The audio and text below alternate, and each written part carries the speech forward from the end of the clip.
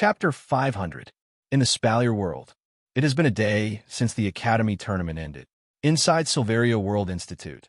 Whenever you meet someone you know, or don't know, you will unconsciously bring up the topic of yesterday's competition. Whenever you talk about yesterday's competition, your face would be filled with excitement, and saliva would fly everywhere. You can't help but want to say that you were the one who was at the competition yesterday. You can't help but want to say that you were the one who was at the competition yesterday. Gradually, the Academy event that had just ended for a day had become a hot topic among the students. Amongst them, the most attention-grabbing ones were the top 10 in the Academy's ranking. In other words, they were the newly ranked top 10 experts. Undoubtedly, this Academy tournament is a milestone for the students of the Spalier World Academy and the Spalier World Academy. Two things happened during the Academy tournament that could set off a huge wave in the Academy. First of all, among the top 10 students in the Academy competition, 5 of them were new students who had only been in the Academy for a month.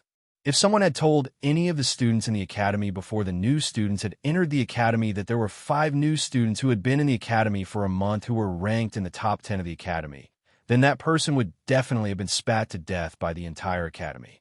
In the entire Spalier world, the Spalier World Academy is the only academy in the Spalier world. It is a super academy jointly run by 3 empires. In other words, this is the only place where the real geniuses in the Spalier world can grow quickly. It is not an exaggeration to say that the Spalier World Academy has gathered all the super geniuses in the world. In the Spalier World Academy, the top 10 powerhouses are called the top 10 geniuses in the world. No one would object to that. Therefore, the Academy rankings are very valuable. Now, among the top 5 students, there were actually 5 new students. If it wasn't for the series of events that these new students had caused in a short span of a month, which had made their names known, it was likely that the nearly 10 million students in the Academy would have directly found a brick and tried to knock themselves awake. What was even more inconceivable was that these 5 top 10 newcomers were from the same group. In the Academy, there are 12 top forces. Everyone knows about them. These 12 top forces represent the 12 top forces in the Spalier world. Their positions are unshakable. However, among these 12 top forces, the strongest person in the weaker 2 forces couldn't even make it into the top 10. As for the other 10 top forces, only one of them could make it into the rankings. But now, 5 of the top 10 students are from the same group. How can people not look at each other in dismay? Ever since the end of yesterday's Academy competition and the new rankings were released, countless people began to make guesses. They were guessing whether the 5 top 10 new students were from the same faction or not. After this news spread, it became a laughingstock. In the entire Spalier world, if there's a group that can cultivate these 5 super geniuses, it is impossible for them to be unknown. It wasn't that no one tried to investigate the background of these new students. Almost every force tried to investigate, but no one was able to find out their origins, including the 3 empires and the 9 great clans. If even the 3 empires and the 9 great clans couldn't find out the origins of these new students, then there is no need to talk about the other forces. Suddenly, the 10 special students who entered the Spalier World Academy a month ago became the most mysterious existence. Just when the upper echelons of the 3 empires and the 9 great clans were planning to use other methods to obtain information from the new students, the 12-stage 9 powerhouses of the Academy Council spoke up at the same time. The 12-stage 9 powerhouses of the Academy Council gave the order to their respective forces to stop investigating the new students. In terms of their attitude towards the new students, they could try to be friendly, but they are not allowed to use extreme methods. The 12-stage 9 powerhouses of the Council were the highest existences in the 3 empires and the 9 great clans. Naturally, no one would object to their words. Thus, the investigation of this matter came to an end. Since the 3 empires and the 9 great clans had stopped their investigations, the other forces, after receiving the limelight, also gave up their investigations even though they were baffled. They were afraid of stirring up trouble. In a short time, the news of the new students other than the Spalier World Academy also became a hot topic among the other forces in the Spalier world. As for Silverio World Institute, The other thing that caused a lot of commotion was the champion of the school tournament, the new strongest student of the institute. No one expected Princess Sylph, who was once the strongest student in the academy for a long time, to be pulled down by someone during the academy's competition. Astrea, this new strongest student, almost flipped the sky of the academy upside down. Of course, this is because Astrea is also a new student. A new student who entered the Spalier World Academy for a month defeated the strongest student in the academy. This is no different from an alien coming to Earth and pulling down the head of state of a country. As a result, the entire Spalier World Academy is no different from a large food market. The name Astrea could be heard everywhere in the academy. In addition, among the new students, there were 5 who occupied the top 10 rankings. The 12 top powers of the academy began to panic. They were afraid that these Chung Yaojin who came out of nowhere would establish their own powers. At that time, with the title of the top 10 in the academy, it would definitely attract a lot of geniuses. It was even possible that there would be students who would jump ship among their own powers. If that happens, the power structure of the academy will be reshuffled. The water in the academy will be as muddy as a swamp. Fortunately, under the indirect or direct questioning of these factions, they finally received some good news. The new students had no intention of forming their own factions. This undoubtedly caused the leaders of the top factions to heave a sigh of relief. Of course, the reason why this news is not bad is because the new students didn't intend to form their own factions. However, there is one person who already formed her own faction before the tournament started. Shokuho Misaki, the leader of the new faction, Starlight Queen.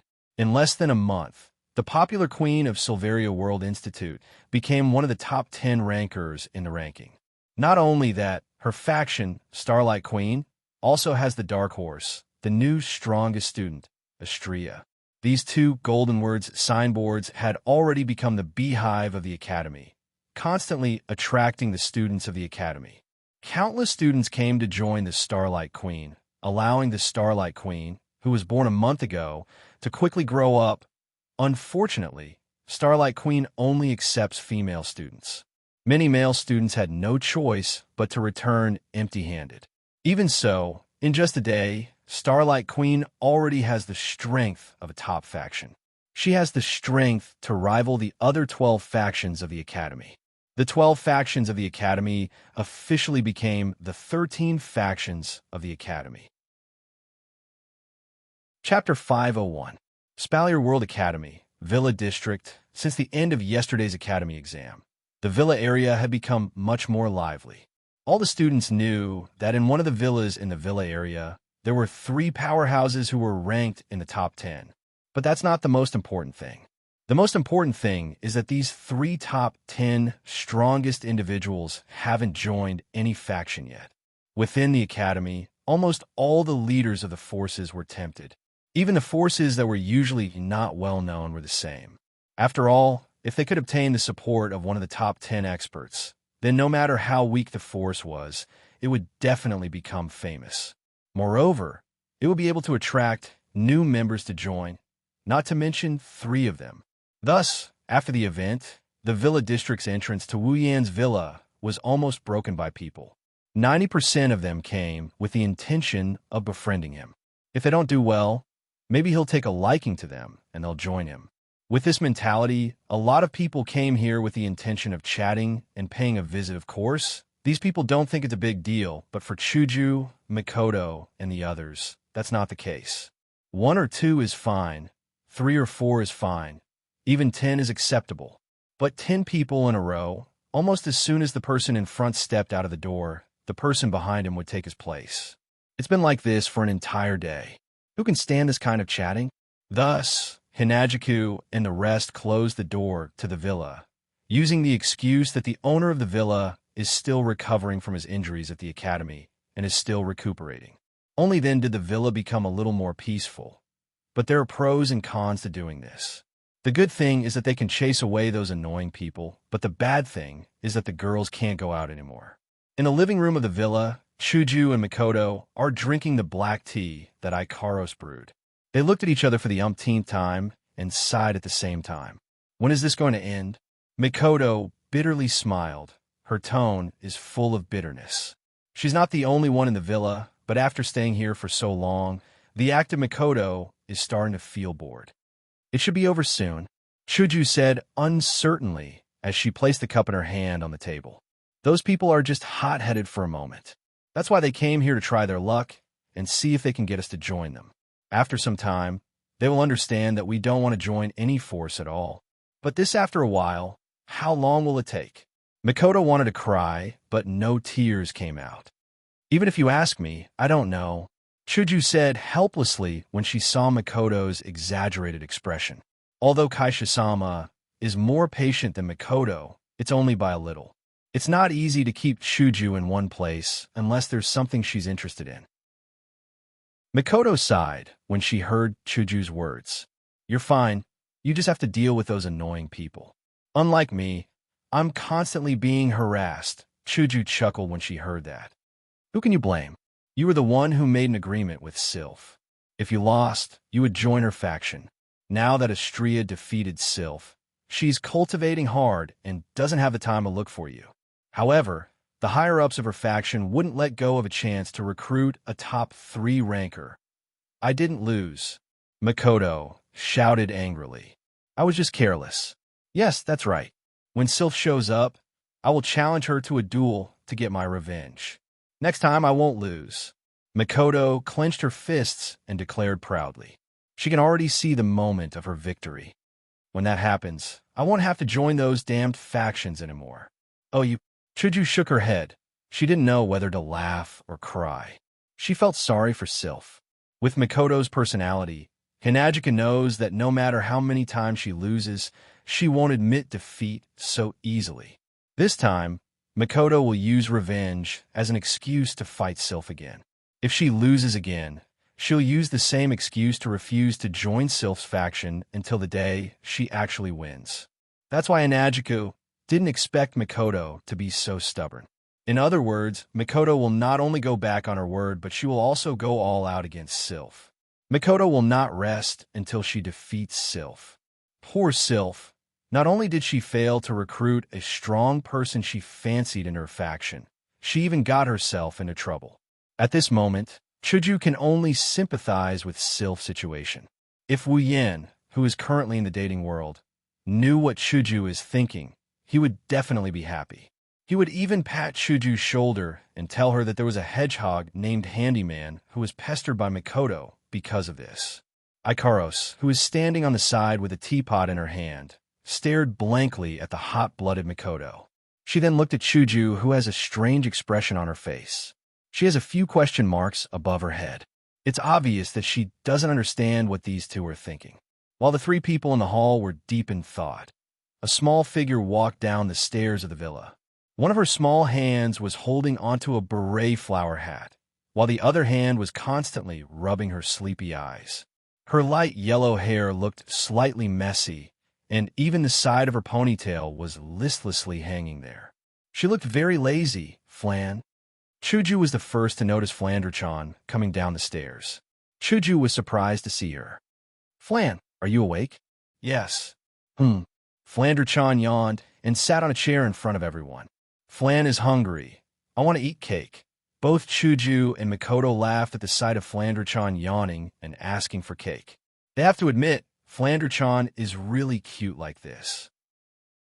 Chuju, who is closest to Flandre-chan, quickly helped her tidy up her messy hair before turning to Ikaros.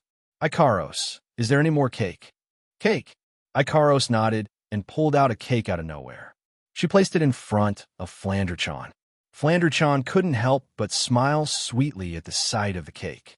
Flandre-chan took a bite of the cake, and the sweet taste flooded her taste buds, causing her to blush a little. But in the next moment, that trace of satisfaction on her face turned into depression. I really want Oni-chan to feed Flandre-chan cake. The moment she said that, the living room went silent. Hinagiku and Mikoto seemed to be lost in their thoughts. Ikaros's indigo eyes lit up. Ripples were forming in her eyes. After a while, Mikoto snorted and said with a sour tone, "That guy is having fun in the dungeon world. Who knows how many girls he's messing around with? Chuju rubbed her forehead and sighed. Then why didn't you go with him? Who knew that Sylph would suddenly go into seclusion? Makoto said discontentedly. She opened her mouth as if she wanted to say something, but suddenly she froze. This feeling. Makoto's forehead flashed with lightning. It's my sister. Why is she here? Almost at the same time, a voice came from the entrance. Is Wani-sama in? Misaka knocked on the door and said politely. Chapter 502. Mikoto, Hinajiku, Mikoto, Flandre-chan, and Ikaros were all startled when they heard Misaka's sister's voice. Even Mikoto, who had a guess as to what was going on when she sensed Misaka's sister's electromagnetic field, was no exception. Misaka-chan. Hinajika looked at the door in surprise and tilted her head in confusion. Didn't Shokuhon Misaki send them to the behemoth forest to farm experience for us? Why are they here? Mikoto didn't know how to react, so she nodded. When she did, she quickly ran to the door and opened it. In the next moment, a figure that looked exactly like Mikoto with a pair of military goggles on her head entered everyone's sight. Huh. Flandre-chan's jaw dropped. She pointed her finger at Misaka's sister. She looked at Mikoto, then back at Mikoto. It's to Mikoto-ne-san. Mikoto-ne-san. Mikoto was overjoyed. It's really you. Yes, Wanisa. Mikoto-ne-san is here to see you. Mikoto-ne-san is very happy to see Wani-sama. The smile on Mikoto's face froze. She looked at Misaka's sister, who said she was happy to see her, but didn't show any emotion on her face. A sense of helplessness crept into Mikoto's heart. She pulled herself together and said to Mikoto-ne-san, "Anyways, come in." Mikoto was just about to turn her body to let Mikoto-ne-san in when a sweet voice came from behind her. Mikoto's expression froze for the second time. Mikoto-ne-san, I'm standing right here, and you didn't even notice me. How sad." Mikoto's mouth twitched. She closed her tea-colored eyes as if she didn't want to witness the cruel reality. She started sobbing as she mumbled. It's an illusion. It's an illusion. It must be an illusion. Oh? Looks like Misaka-san doesn't like me at all. To think that I brought my sister here to meet you. Perhaps Mikoto's mumbling was too loud. The owner of the voice heard it and spoke in the same voice with a hint of dissatisfaction. All right. Chuju walked out and said helplessly, "Since you're all here, come in. It'll be troublesome if those annoying bastards see you." Hee hee, Chuju, you're the best. Shokuho Misaki giggled behind Misaka's sister. She was wearing a white uniform with golden edges. Her long golden hair made her look even more elegant. Her golden eyes twinkled with a hint of a smile. Behind Shokuho Misaki, Astria, Kinuhita, Sai, Frenda, and Takitsubu Riku stood facing each other. Their bodies were of different sizes and sizes under the sunlight. It was quite a sight to behold. Chuju, Mikoto, it looks like you guys didn't have a good time. Even the door is closed. Kinuhita Sai greeted Chuju and the others with a smile. She sounded like she's taking pleasure in their misfortune. It's hard to tell if she's actually making fun of them. Hinajika rolled her eyes at Kinuhita Sai and ignored her as she walked into the villa. Mikoto pulled Misaka Meijin into the villa as well, making Kinuhita Sai feel bored. Thus, the five girls also walked into the villa. Mikoto-ne-san, are you doing well in the behemoth forest? How about the other sisters? Are they doing well as well? Mikoto said with concern. She glared at Shokuho Misaki. She was the one who arranged for the Misaka sisters to stay in the giant beast forest.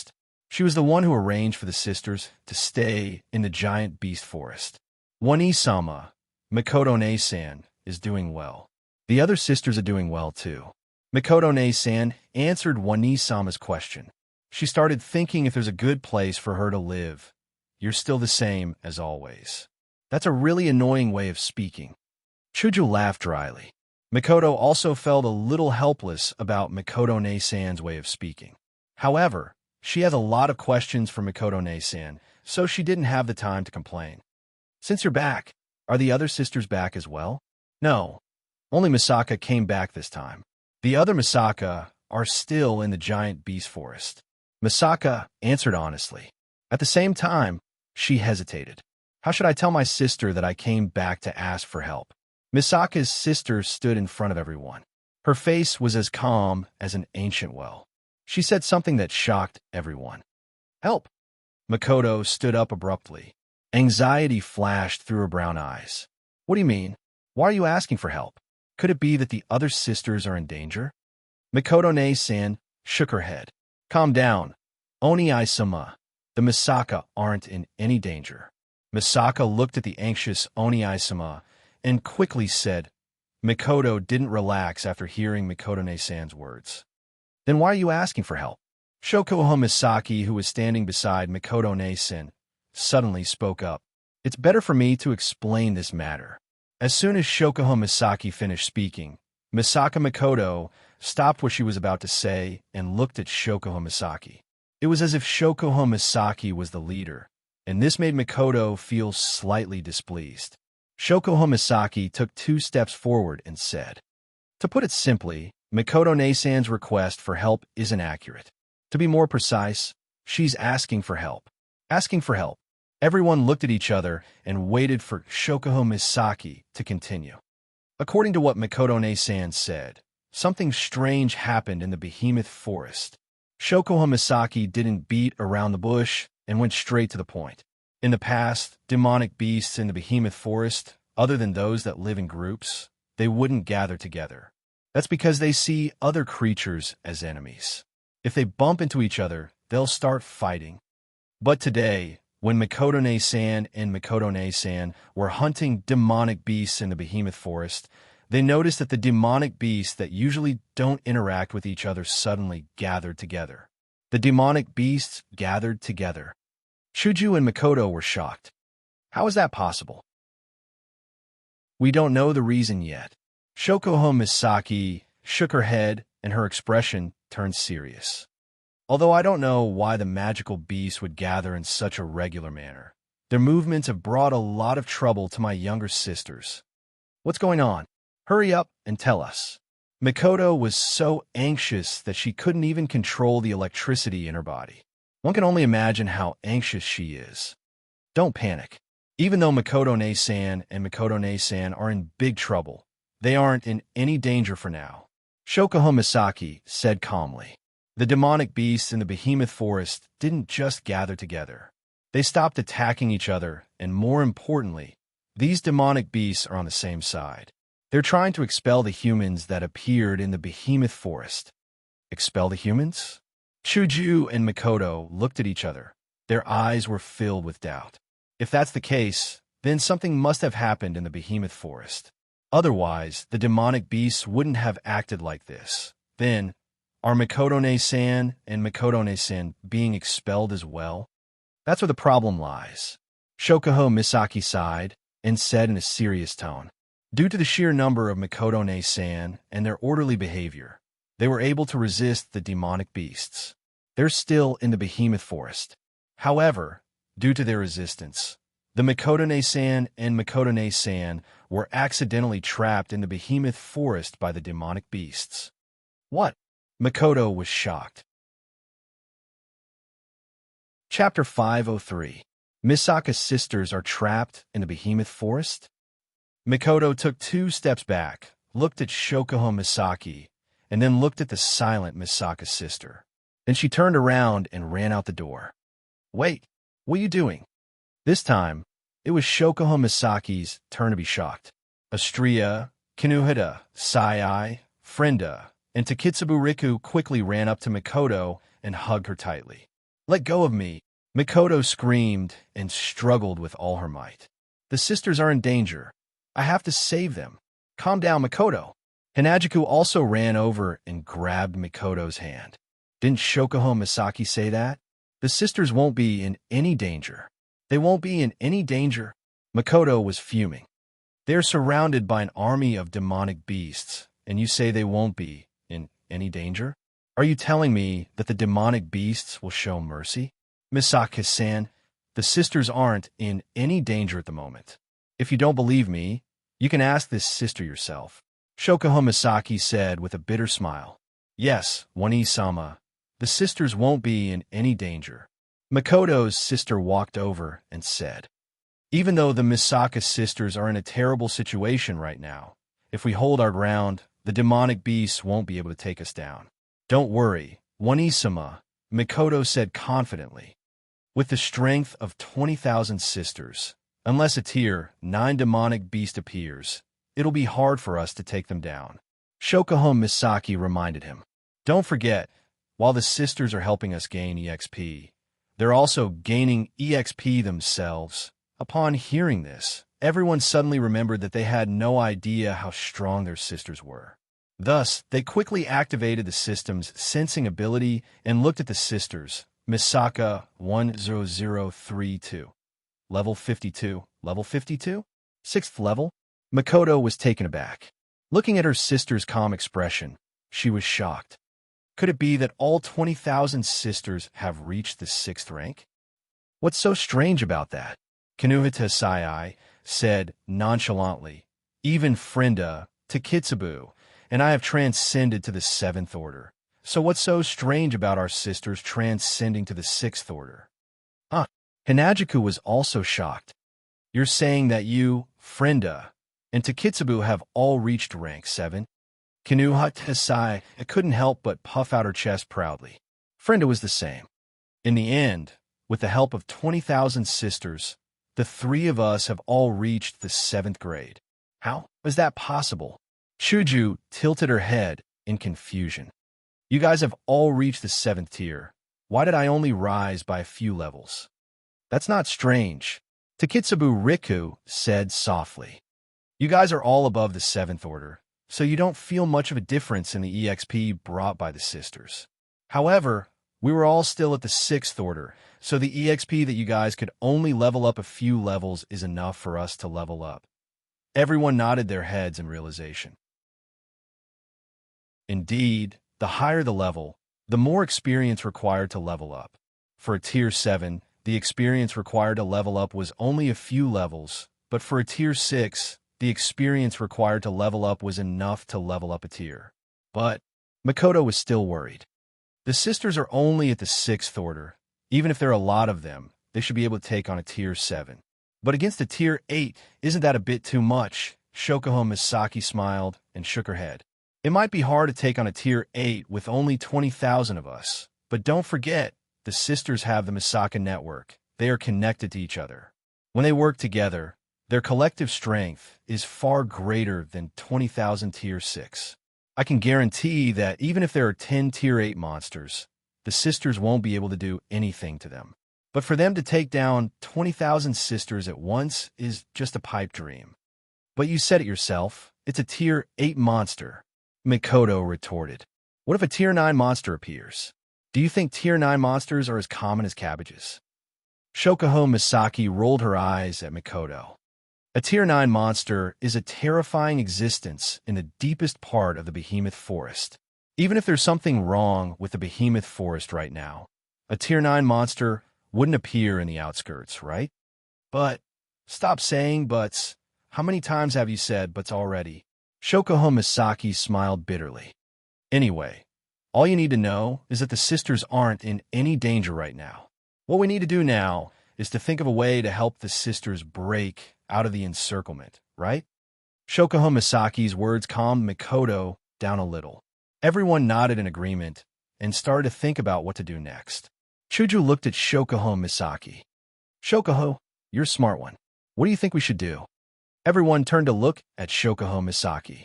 It's obvious that they agree with Hinajiku, Mikoto too. Even though Mikoto doesn't care about Shokuho Misaki on the surface, she has always acknowledged Shokuho Misaki's intellect and intelligence. Seeing everyone's attention on her, Shokuho Misaki straightened her back and nodded. "Actually, there's no need for a complicated method. Since the enemy is a monster, we'll use the most violent method." "The most violent method?" "That's right." Shokuho Misaki stroked her long blonde hair and smiled. "According to the information my sister brought back, there's only one demonic beast leader in the demonic beast army, a tier 8 demonic beast. On our side, we have Ikaros, Astria, and you, Misaka, 3 tier 8 demonic beasts. Why we have to think of a way to deal with them?" We'll just use brute force to break through the encirclement. We'll save the sisters. Everyone was stunned when they heard Shokuho Misaki's words. Wow. When Kinuhata Sai finally reacted, she jumped up and clenched her fists tightly. With a face full of excitement, she exclaimed, "I really like this explanation." Mikoto and Astria smiled as well. Their brown and crimson eyes flashed with eagerness. It's obvious they like this idea as well. If that's the case, what are we waiting for? Let's go to the behemoth forest, Mikoto said impatiently. Everyone nodded in agreement. Everyone knows that their lives are fused with Wu Yan's. As long as Wu Yan doesn't die, no matter how many times they die, Wu Yan will be able to summon them back to life. It's the same for the sisters. The wisest course of action would be to ignore the sisters and wait for Wu Yan to return before reviving them. That would be the safest and most effective way to deal with this situation. However, if they do that, they won't be the sisters they are anymore. It's one thing to be wise, it's another thing to be rational. The most important thing is that the price of life can't be measured by the scale of the world. That's why Shokuho Misaki sincerely hopes that they will be the ones to save the sisters. Shokuho Misaki looked at the girls and turned to Hinajiku. Hinajiku, you shouldn't go. If Yin suddenly comes back and can't find him, he'll tear down the academy. So, stay here and wait for him. Take Flandre-chan with you, I understand. Chuju nodded reluctantly. She also wants to save the sisters. Under Chuju and Flandre-chan's watchful eyes, Mikoto, Shokuho Misaki, Ikaros, Astria, Kinuhata Sai, Frenda, Takitsubariku, and the Misaka sisters disappeared from the mansion. Flandre-chan, who was in Chuju's embrace, bit her finger and mumbled. Flandre-chan also wants to save the sisters. Chuju chuckled and shook her head. She looked at the direction the girls disappeared. Yen, when will you be back? Chapter 504. Spalier World, Supply Town, Floating Plaza. Airships of all sizes and distances are flying around the plaza. Airships are the main means of transportation in the Spalier world, so there will always be a constant flow of people. The noise of the airships and the sound of their engines intertwined together and filled every corner of the plaza. The floating plaza is as lively as ever. On the surface, the floating square didn't seem any different from usual. However, if one were to observe carefully, they would discover that the number of floating airships that came and went was much more than the number that left. Some observant people also began to discover that the floating square today was much livelier compared to the usual floating square. Most of the airships that arrived at the floating plaza are equipped with weapons, and they emit a faint aura of presence. It's obvious that they aren't ordinary people. Groups of people would disembark from the airships, and after organizing themselves, they would head towards the same direction. In the distant horizon, an airship slowly descended and landed on the floating plaza. It became one of the many airships parked on the floating plaza. The moment it landed, a group of beautiful girls disembarked from the airship. For a split second, the entire floating plaza went silent for a moment before returning to normal. It was as if nothing happened. If you ignore the gazes that were directed towards the same direction, it's Mikoto and the girls who are here to help the sisters. Mikoto, Shokuho Misaki, Ikaros, Astria, Kinuhata Sai, Frenda, Takitsubariku, and the Misaka sisters. 8 girls of different sizes disembarked from the airships. They waited until everyone else disembarked before they gathered together.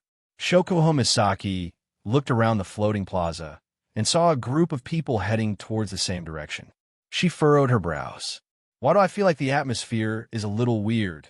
The girls were startled and also looked around the floating square.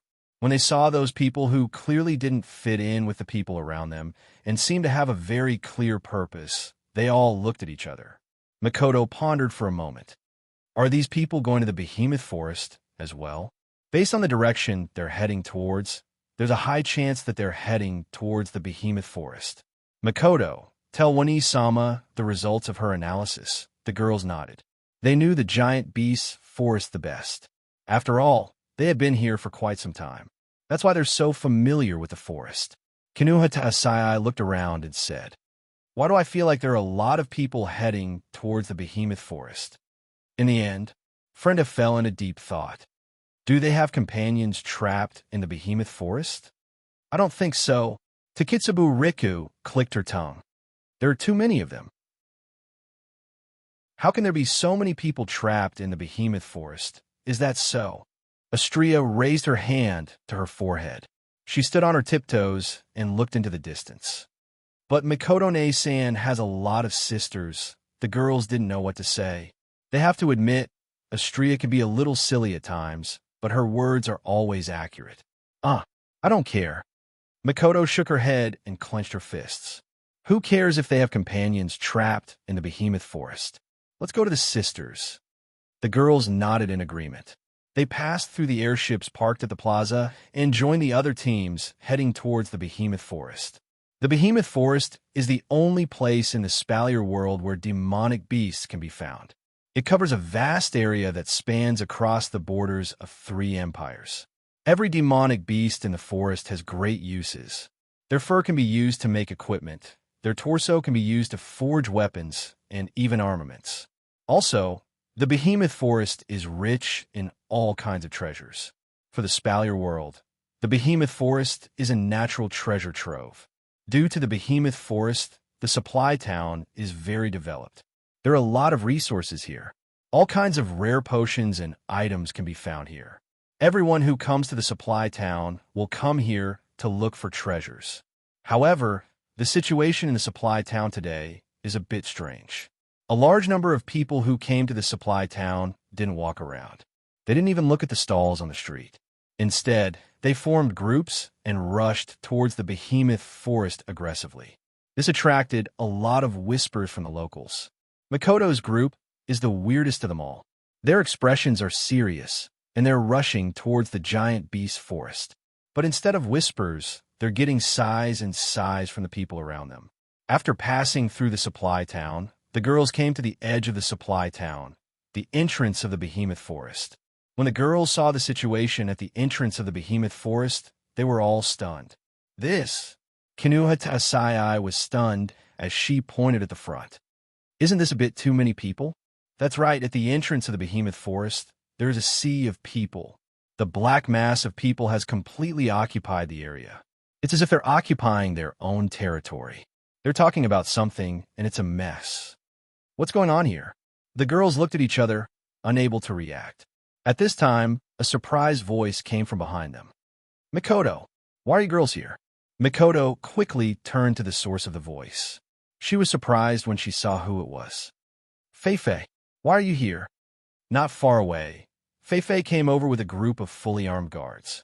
She smiled bitterly and said, I should be the one asking you this question.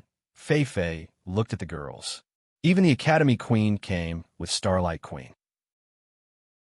It seems like you girls are also here because of the abnormality in the behemoth forest. Shokoho Misaki looked at Feifei. So you're saying that you're also here for the behemoth forest? Yeah. Feifei helplessly shook her head. The giant beast forest is very important to Silveria. Without this natural treasure, the impact on Silveria would be unimaginable. Without the magical beasts and the natural treasures, Silveria's strength would plummet to a terrifying level. Feifei shook her head helplessly. That's right. The giant beast forest is very important to Silveria. Without the magical beasts and natural treasures, Silveria's strength would plummet to a terrifying level. As the #1 family in the Ailu Empire, the Lori family has benefited a lot from the behemoth forest. Without the resources from the behemoth forest, the Lori family's power would be greatly reduced. Now that the demonic beasts in the behemoth forest are being ostracized, all the gold farming groups in the behemoth forest have been forced out. This is no small matter.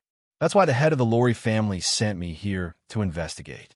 Feifei's explanation enlightened the girls. Shokoho Misaki crossed her arms and said, So that's how it is. It seems like the people here are the same. They're all sent by the big families to investigate the behemoth forest. Yes. Feifei nodded. What about you girls? Are you here for the same reason? No. Mikoto shook her head. Our comrades are trapped in the behemoth forest. We're here to help. I see. Then let's go in together. Everyone nodded in agreement. They gathered together and walked towards the behemoth forest. However, the girls here didn't know that they're involved in something big. Chapter 505. Wu Yin, who is currently in the date battle world, didn't know what was happening in the Spalier world. Even if he did, he probably wouldn't be able to do anything about it, because he was currently in an abyss of suffering. Wu Yin walked down the hallway of Duli Lichon High School with a smile on his face. He looked like a youthful and sunny teenager, causing the atmosphere around him to brighten up a bit. However, that cheerful smile on his face looked awkward no matter how you looked at it. His wine-red eyes glanced at Kurumi, who was hugging her left arm and leaning her head on it with a happy expression. Then he glanced at Toka, who was hugging her right arm tightly and glaring at Kurumi. On the surface, Wu Yan's face was already covered in tears. Wu Yan's smile didn't change as he received the hostile stares from the surrounding students. His forehead was already covered in sweat. Shirji, who was walking behind Wu Yan, Kurumi, and Toka, couldn't help but cover her face when she saw this scene. Even though she didn't see Wu Yan's face and didn't see his current expression, Shirji could guess that Wu Yan was about to tear his face into a hard object. If she was in his shoes, she probably wouldn't feel happy being sandwiched by two such beautiful girls. After all, the gazes of those envious and jealous people made it hard for her to stay calm. At this moment, Shirori was incomparably thankful that she was not a man and did not have good luck with women. Otherwise, she was afraid that every day rumors would be spread and she would be pointed at by others. Shirji didn't say this thought out loud. If she did, Wu Yin would have burst out laughing because he was certain that if Shirji was a guy, she would have thought the same thing. Along the way, Wu Yin walked through the long road under the strange gazes of the surrounding students. Looking at the Class 2 to 4 notice board in front of him, Wu Yin heaved a sigh of relief in his heart. Logically speaking, Wu Yin had experienced such envious and jealous gazes in the past when he was in Academy City. He was even used to it. However, he didn't know if it was because the world was different, but Wu Yin felt that these gazes were much sharper than before with a smile on his face. Wu Yin said to Kurumi and Toka with difficulty, we're in the classroom, it's about time. Sherdao, are you shy? Before Wu Yin could finish, Kwang San interrupted him with a smile. What's wrong with letting everyone know about our relationship? Wu Yin was sweating his heart. He didn't want everyone to know the relationship between them. It didn't matter if it was exposed or not. But the most important thing was that he wasn't the only one. What? What do you want everyone to know?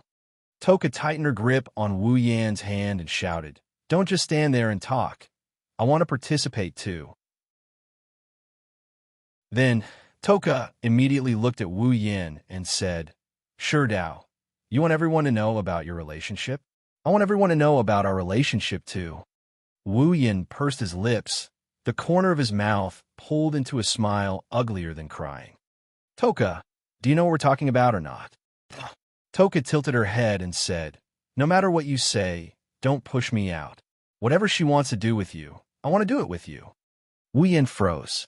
Not only him, even Shirori, who was walking behind the trio with an I don't know them look on her face, is the same. The entire corridor turned silent. Only Toka's last sentence, I want to do it with you, echoed throughout the entire space. The silence lasted for 10 seconds. Then in the corridor, all the classrooms suddenly burst with a strange sound. After the sound, countless heads poked out from the classroom windows and doors, looking at Wu Yin and the others under the gaze of countless pairs of eyes. Kurumi blinked her eyes, covered her mouth, and laughed secretly. Toka looked in front of her in surprise.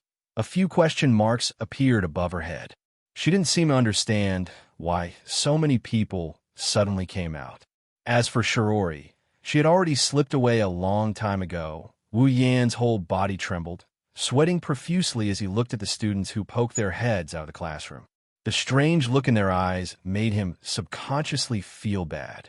At that moment, his heart came up with the idea of running away. But before Wu Yin could make a move, a huge uproar sounded from the students who poked their heads out of the classroom. How dare you talk about doing things in the school? How bold, wow. Who is that boy? Don't stop me, I'm gonna burn him. I'm so envious.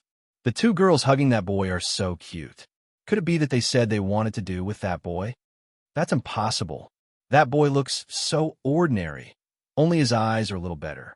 How could he win the hearts of two cute girls? That's not the most important thing. The most important thing is that they want to do with him. No, burn him. Cut him. For a moment, the whole corridor was noisy. Although the sound was noisy, it echoed in the space and into Wu Yan's ears. Listening to those deceptive and dangerous words, Wu Yan completely lost his calm. Two kelp-like tears flowed down from Wu Yan's eyes, covering his face full of tragedy. Wu Yan screamed. With an incredible arc, he pulled his hand out of Kurumi and Toka's body and then ran into the classroom. Unfortunately, the classroom isn't a safe place. Those so-called classmates of his are also looking at him like he's some kind of scum. Wu Yan's heart kept getting hammered, and the kelp-like tears on his face started flowing even more violently. Wu Yan finally understood how much pressure Itoka Shido and Toka Origami felt when they were showing off their love in the classroom in the original work. He seems to have gotten his hands on Tokasaki-san and Tokasaki-san. In other words, Itsuka has a foot in two boats. This is unbearable.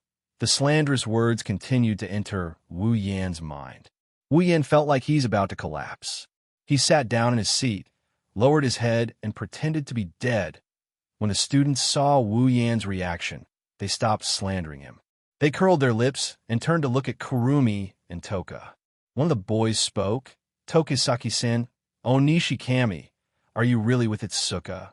The boy didn't finish his sentence, but everyone knew what he meant, except for Toka. Allah. Kurumi tilted her head and tapped on her lips. Her eyes suddenly turned, and she laughed. Yes, Shido is my boyfriend. The moment Kurumi finished her sentence, Wu Yan, who was playing dead on the table, heard the sound of arrows piercing through his heart. He also heard the howls and howls of wolves coming from the other side. The next moment, Wu Yan heard the howls of the wolves, the sound of teeth grinding and the sound of countless sharp gazes piercing through his body. Kurumi, you're killing me. Wu Yan coughed up a mouthful of blood in his heart, and he started screaming hysterically. However, Toka's voice came from behind, and this time, the one mouthful of blood he coughed up turned into two mouthfuls. Toka pouted and yelled at Kurumi. Shido isn't your boyfriend. Shido is my boyfriend. You're just his fiancé. What? Everyone was stunned. What? Toka frowned. Did I say something wrong? Indeed, Toka was just stating the truth. Chapter 506. Heavenly Palace City, Itsuka's house. In the hall, at the entrance to the main door, the sound of the door being pushed open rang out. Then, a sweet voice saying, I'm back, spread throughout the hall, echoing in the hall that was incomparably silent just a second ago. Wu Yan wobbled his way to the entrance of the hall. His body swayed left and right, his eyes turned into two whirlpools. He looked like a walking corpse as he slowly floated towards a sofa. When he reached the sofa, he turned around and laid down on the sofa.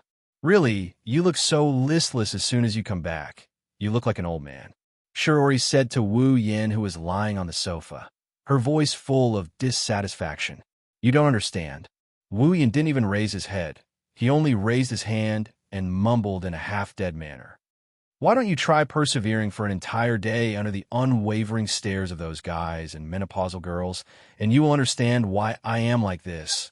Kurumi and Kotori couldn't help but laugh.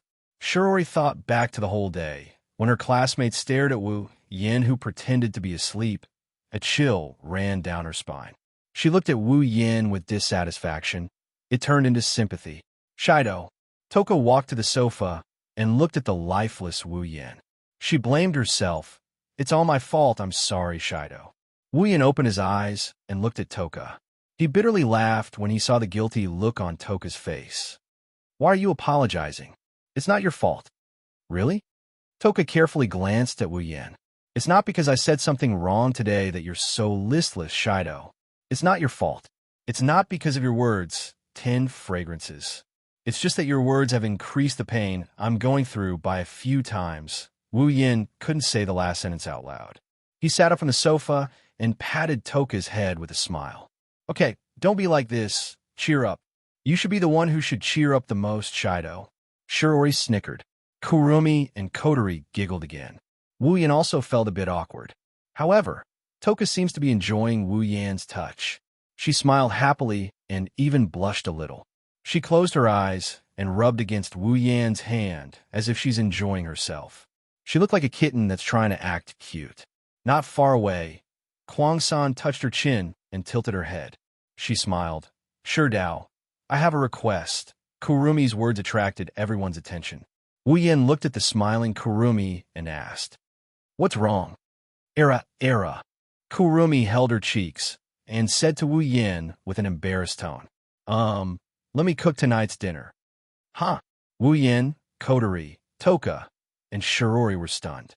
Wu Yan stood up from the sofa. Kurumi, can you cook? A little. Kurumi blinked her eyes mischievously. I used to live alone. If I didn't know how to cook, I'd starve to death. Didn't you treat people like food in the past? Wu Yan and Kotori, who knew about Kurumi's dark past, couldn't help but ridicule her. They exchanged a look, and they couldn't help but laugh when they saw the strange looks in each other's eyes. Kurumi narrowed her wine-red eye. She glanced at Wu Yan and Kotori, who were laughing out of the blue. Why do I feel like you're all thinking about something very rude? Wu Yan and Kotori turned pale with fright. They quickly shook their heads. No, absolutely not. How could it be? Is that so?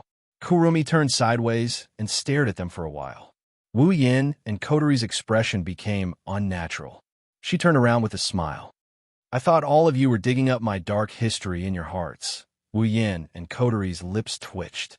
They looked at each other, and they started suspecting that Kurumi's ability isn't time manipulation. Instead, she's using mind reading to cheat the rules.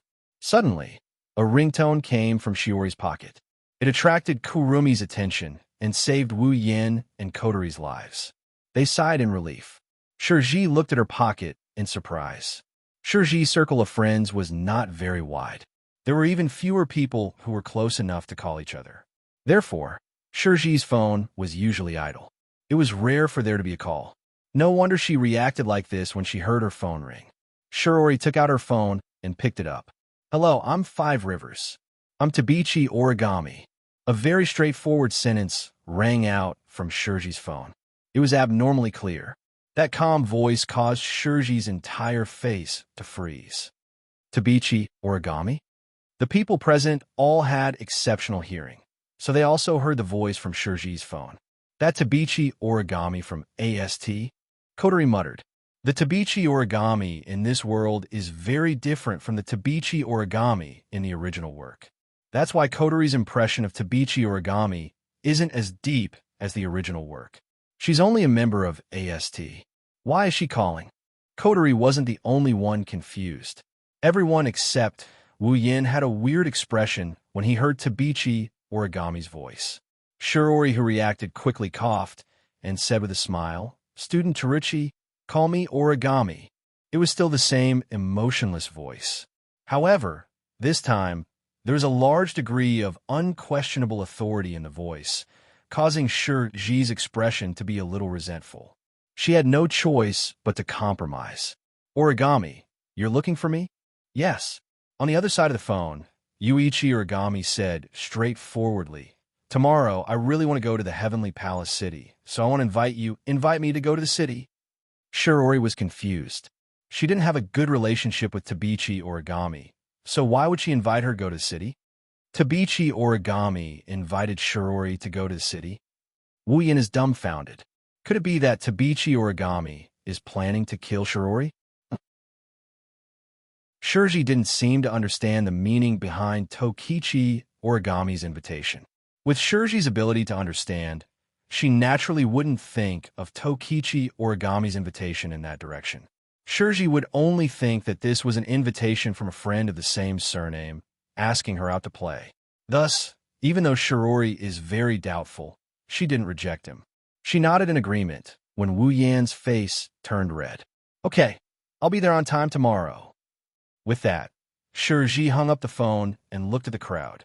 Origami invited me to go to the city. Do you guys want to go together tomorrow? Before Kurumi, Kotori, and Toka could answer, Wu Yin shouted first. No need, no need. Shirori, since she invited you, I'm afraid she won't be happy if we go alone. It's better if you go alone. Is that so? All right then. Shirori didn't suspect anything, but she didn't know what's going on because the way Wu Yin is looking at her right now is a bit weird. It's almost as if he was looking at a pitiful child who was about to step into the road of no return. He was full of pity and gloating. Chapter 507.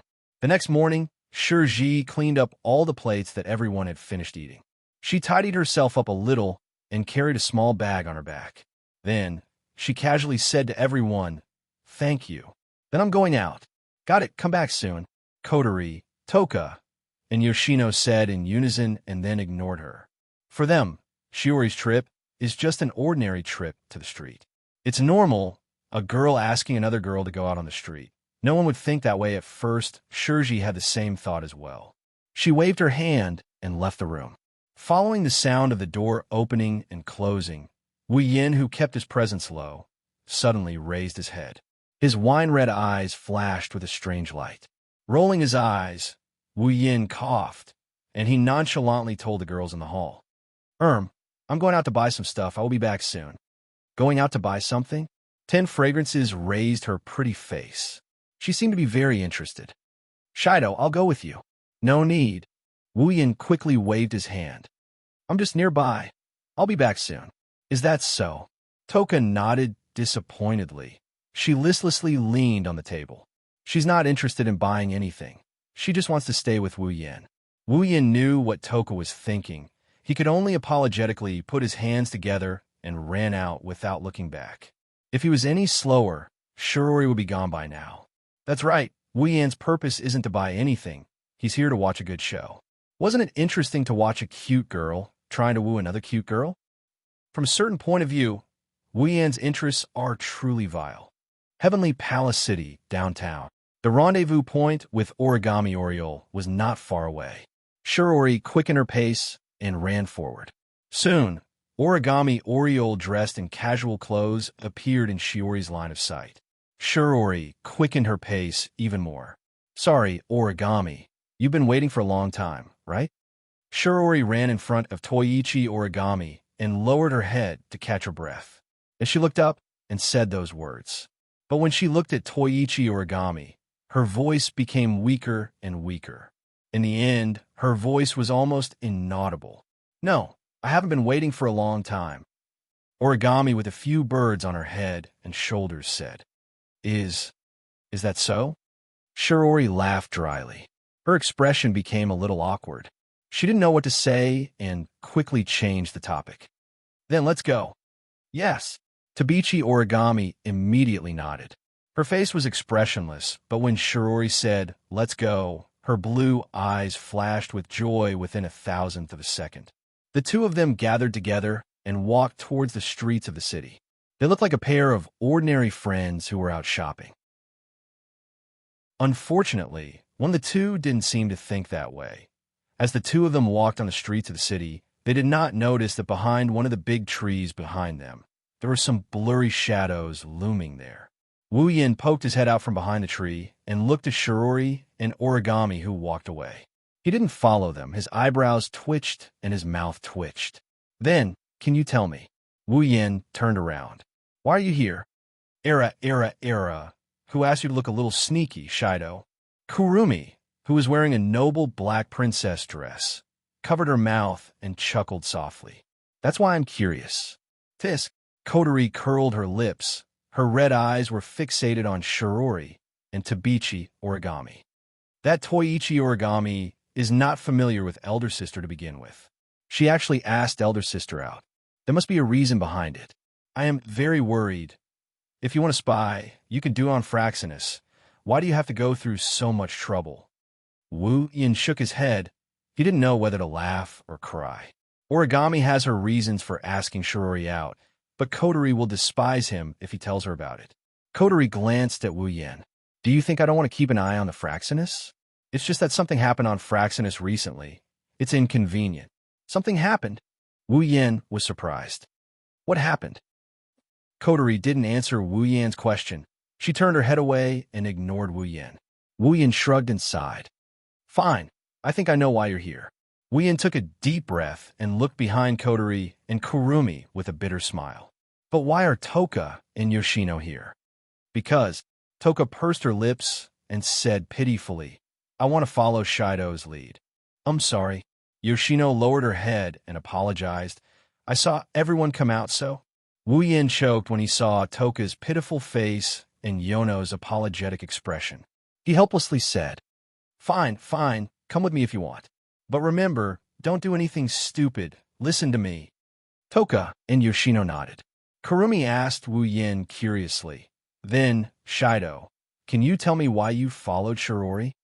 Kotori turned around and narrowed her eyes. You're not hiding something, are you?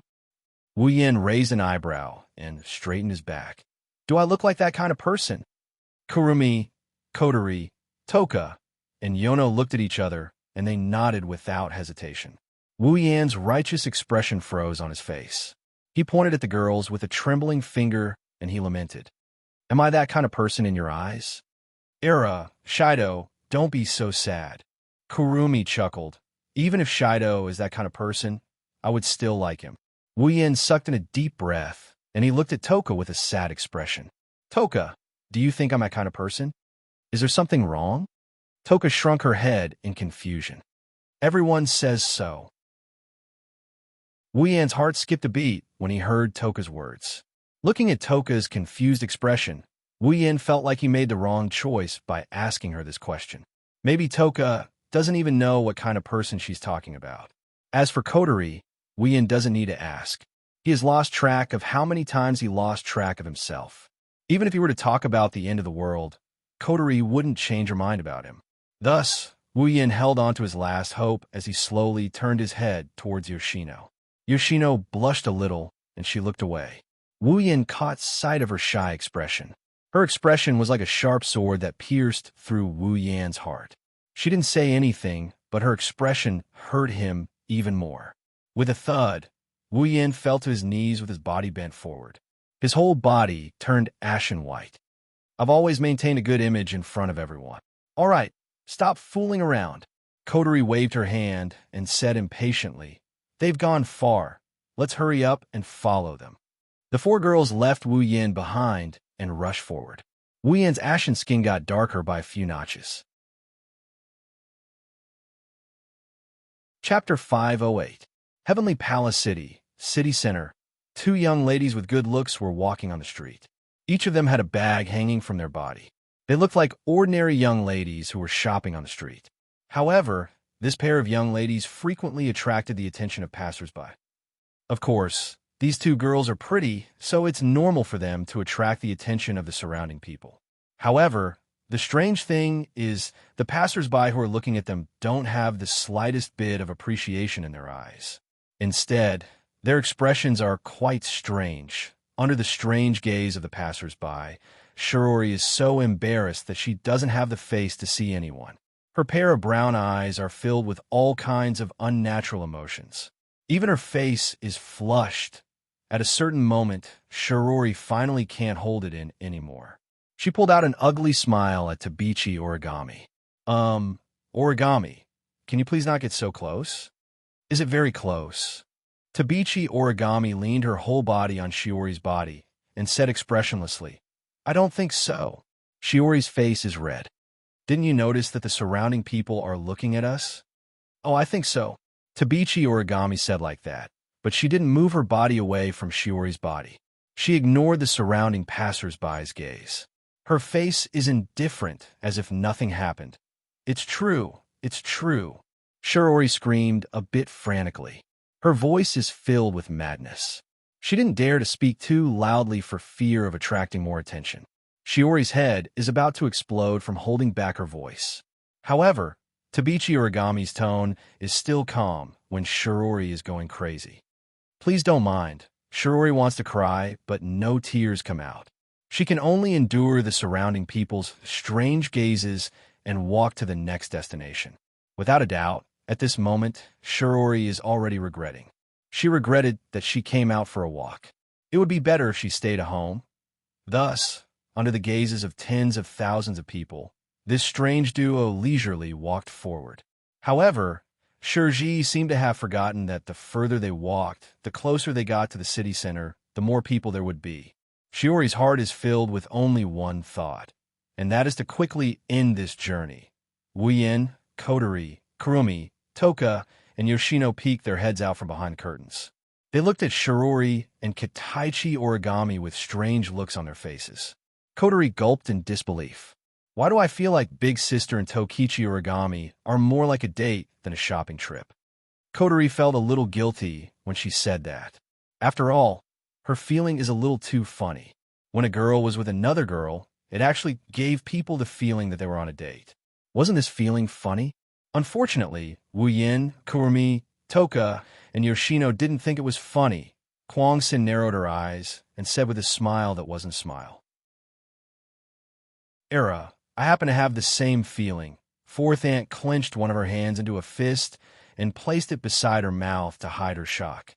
Her pair of large blue eyes had already turned into a pair of water faucets that were turned off. They were suffused with a thick light. Clearly, she also felt disbelief at her own thoughts. As for Wu Yin, he didn't say anything after hearing the girl's words. Kotori, Kurumi, Yoshino, and the others were the first to realize what was going on. They all knew how long ago this was going to take them to the next level of disbelief. Of course, the words spoken by the last one caused the complicated emotions on everyone's faces to turn into embarrassment. What's a date? Toka asked after hearing everyone's words. Everyone turned to look at Toka. When they saw her confused expression, they looked at each other and froze. Only Wu Yin put his hand on his forehead like he has a headache. After sealing Toka's spirit energy, Wu Yin didn't take her on a date like he did in the original work. Instead, he brought her home. Since they lived under the same roof, Wu Yin didn't ask her out on a date. In the original work, Toka was captured because of a date. Now, she doesn't know what a date is. Oh, Toka. Wu Yin pursed his lips. He wanted to explain what a date is. But he thought about it. With Toka's comprehension ability, even if he explained it to her, she would still be confused. So, Wu Yin chose his words carefully and said, "A date is to go out with the person you like to eat and drink. Go out with the person you like to eat and drink on the streets." 10 fragrances, amethyst-like eyes suddenly lit up with dazzling light. Her cute face rapidly changed. Then, a stream of saliva flowed down from the corner of 10 fragrances' mouth. Kurumi shook her head in amusement. Kotori looked at Wu Yin with disdain, seemingly mocking Wu Yan's explanation. Even Yoshino didn't look at Wu Yin. Wu Yin shrugged. Can't help it. This explanation is the easiest for Toka to understand. Everyone thought for a while. They felt Wu Yan's explanation is reasonable. They didn't know whether to laugh or cry. While Wu Yin and the others are happily complaining, Shiori's side is in deep trouble. Looking up at the building in front of her, Shiori's expression became very interesting. She slowly turned her head and looked at Tabichi Origami, whose eyes were shining with a strange light, and said in disbelief, "Origami classmate, are you going to go there with me?" "Yes." Toka Origami didn't hesitate, as if she didn't see Shiori's expression. Her tone is as calm as usual, but Shiori is going crazy. "Are you kidding me?" The building in front of Shiori and Toka Origami is a very ordinary tea house. People are constantly walking in. It's obvious that this tea house's business is very good. But the problem is, the people who enter this tea house are a man and a woman. They are very close to each other. On the sign above the tea house, there are 3 big words: Couples Tea House Origami Classmate. Shiori said to Toka Origami in a desperate tone, "Do you know where this is?" "This is the couples tea house. It's a tea house specially open for couples. Why are we going in? Is there a problem?" Tokiichi Origami looked at Shirji expressionlessly. That flat tone made Shirji's anger rise wildly, but she had nowhere to vent it. She was so stifled that her whole body trembled. "This is a big problem, okay?" Shiori felt like she was going to cry. "Only couples can enter here. We're going in? Are we a couple?" Hearing this, Kita Origami's blue eyes suddenly lit up. Good idea. What did you say? Shiori felt like her ears had problems. Maybe I misheard. Can you say it again? Good idea. Yuichi Origami was very obedient and repeated it again, and he even analyzed it from beginning to end. If couples can enter this tea house, then we can naturally enter as a couple. Shiori's expression changed rapidly. Although Shiori didn't know what her expression was like, she could guess that it wouldn't be any good. Origami classmate. Shiori took a deep breath, then hysterically shouted. But we are all girls in the face of Shiori's outburst. Kenichi Origami was calm as an ancient well. Very powerfully, he once again repeated the words he had just said. Is there a problem? Shiori cried as she raised her head and cried out loudly. So say, there's a big problem. Chapter 509. She raised her head and looked at the signboard with the words Couples Tea Restaurant on the building in front of her. She angrily turned her head and walked to the other side. I'm going back. Just as Shiori finished her sentence and raised her foot, a pair of strong hands grabbed her and pulled her back. When Shiori turned around, Toyo Origami's expressionless face appeared in front of her. The corners of Yuichi Origami's mouth curled up into a rare arc that was so faint that if one did not observe carefully, one would not be able to see it. He smiled at Shiori, and this scene that was rarely seen in 10,000 years caused Shiori's heart to feel a slight chill. What do you want to do? Shiori's heart thumped. An ominous premonition rose in her heart, causing her to subconsciously swallow a mouthful of saliva. Looking at the extremely calm smile on Tokichi Origami's face, Shiori could not help but tremble with fear. Shiori didn't know that Tabichi Origami's smile is called a black-bellied smile. Let's go in. After saying something that Shiori couldn't accept in a flat tone, Tabichi Origami turned to the couple's tea restaurant and pulled Shiori in with an unquestionable attitude. Don't. Let me go. Shiori struggled with all her might in an attempt to break free from the demon's control.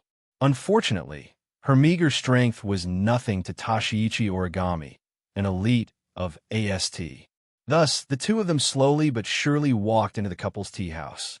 Wuyin, Kotori, Kurumi, Toka, and Yoshino watched the two of them walk into the couple's tea restaurant.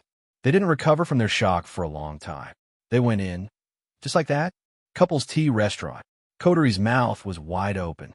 She pointed at the entrance of the couple's tea restaurant. She looked like she just discovered a new continent. She was speechless. Kurumi blinked her wine-red eyes. A wicked light flashed in her eyes, and she smiled. Oh, things are getting interesting. This is truly unbelievable.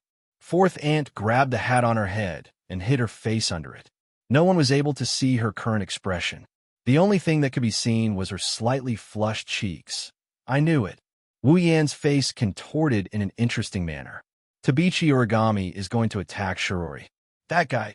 Kotori clenched her fists and said with hatred, I didn't expect that Tokichi Origami would have such a hobby, even though she looks so smart on the surface.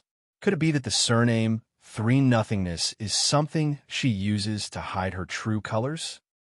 Kotori's eyes flashed. After a long time, she shouted, No, I can't let Tabichi Origami influence my sister. Kotori was about to walk towards the tea restaurant when Wu Yin pulled her back. Kotori, what are you doing? Of course. Kotori rolled her eyes at Wu Yin and raised her hand. I'm going to save my sister. I don't. Wu Yin blurted out what's on his mind without hesitation. If we stop them, there won't be a good show to watch. Huh? Kotori looked at Wu Yin in shock. She didn't expect Wu Yin to say something like that. Her face turned gloomy. So, from the beginning to the end, you came here with the intention of watching a good show. Wu Yin regretted at the moment he spoke his mind. Kotori's tone is like a volcano that's about to erupt. This made Wu Yin even more regretful. Could it be? Kotori's red eyes stared at Wu Yin. From the very beginning, you already knew that Yuichi Origami had that kind of interest? How could that be? Wu Yan's gaze wandered. How could Kotori not know the answer? When Kotori was about to bite, Kurumi said with a wicked smile, Kotori, It's immoral to ruin someone's date. You call that a date? Kotori grumbled. If that's a date, then I have no qualms about ruining it. Kurumi stared at Kotori's face. After confirming that Kotori really wanted to mess with Shiori's date, Kurumi sighed in disappointment. Era, that's a pity. I wanted to see what Shiori would do. Kotori's eyebrows twitched. Her spiritual tea table was blown away by her. She wasn't the only one who wanted to watch a good show. Toka, who was standing behind Wu Yin, and Ko asked Yono. Kotori seems like she's going to mess with Shiori's date, eating and drinking. Should we help Shiori? Yoshino opened his mouth, but before he could say anything, Yoshino's sharp voice rang out. With a sneaky smile, Yoshino said, Isn't this good? Yoshino wants to see how Kotori-chan is going to ruin it. It sounds interesting. All right, let me correct it now. There are not 2 people watching the show. There are 3 of them. Kotori grabbed Wu Yin and she whispered to him. Remove the seal. Huh? Wu Yin was shocked. What are you doing? Don't make a big deal out of this. Kotori sneered. Kotori doesn't look like someone who would give up easily. If I don't make a big deal out of this, how can I make her give up on this damn date? Kotori's dangerous words made Wu Yin lose his cool. You're not thinking of. That's right. Kotori looked at the restaurant and yelled. I'm going to burn down that restaurant. Don't you dare do anything stupid. Wu Yin and his friends were shocked. Kotori didn't care at all. Wu Yin's heart almost jumped out of his chest. Don't forget, you can easily lose control of your Reiki. Of course I know, but that's the consequence of overusing my Reiki. I'm just setting it on fire. It won't affect me. Kotori turned around and said, Don't talk nonsense. I know what I'm doing. I won't hurt the civilians. But that's not the problem. Wu Yin couldn't voice his concerns. He's worried that Kotori might accidentally reveal her identity by using her power of spirits. That would be troublesome if that were to happen. After all, Koichi Origami had always thought that his parents had died at the hands of the fire spirit, the Efreet. In other words, Kotori was Koichi Origami's enemy who had killed his parents. Although it wasn't the truth, Koichi Origami didn't know about it. Once Kotori's identity was exposed, Koichi Origami would go crazy. Hurry up and undo it for me, Kotori said in exasperation.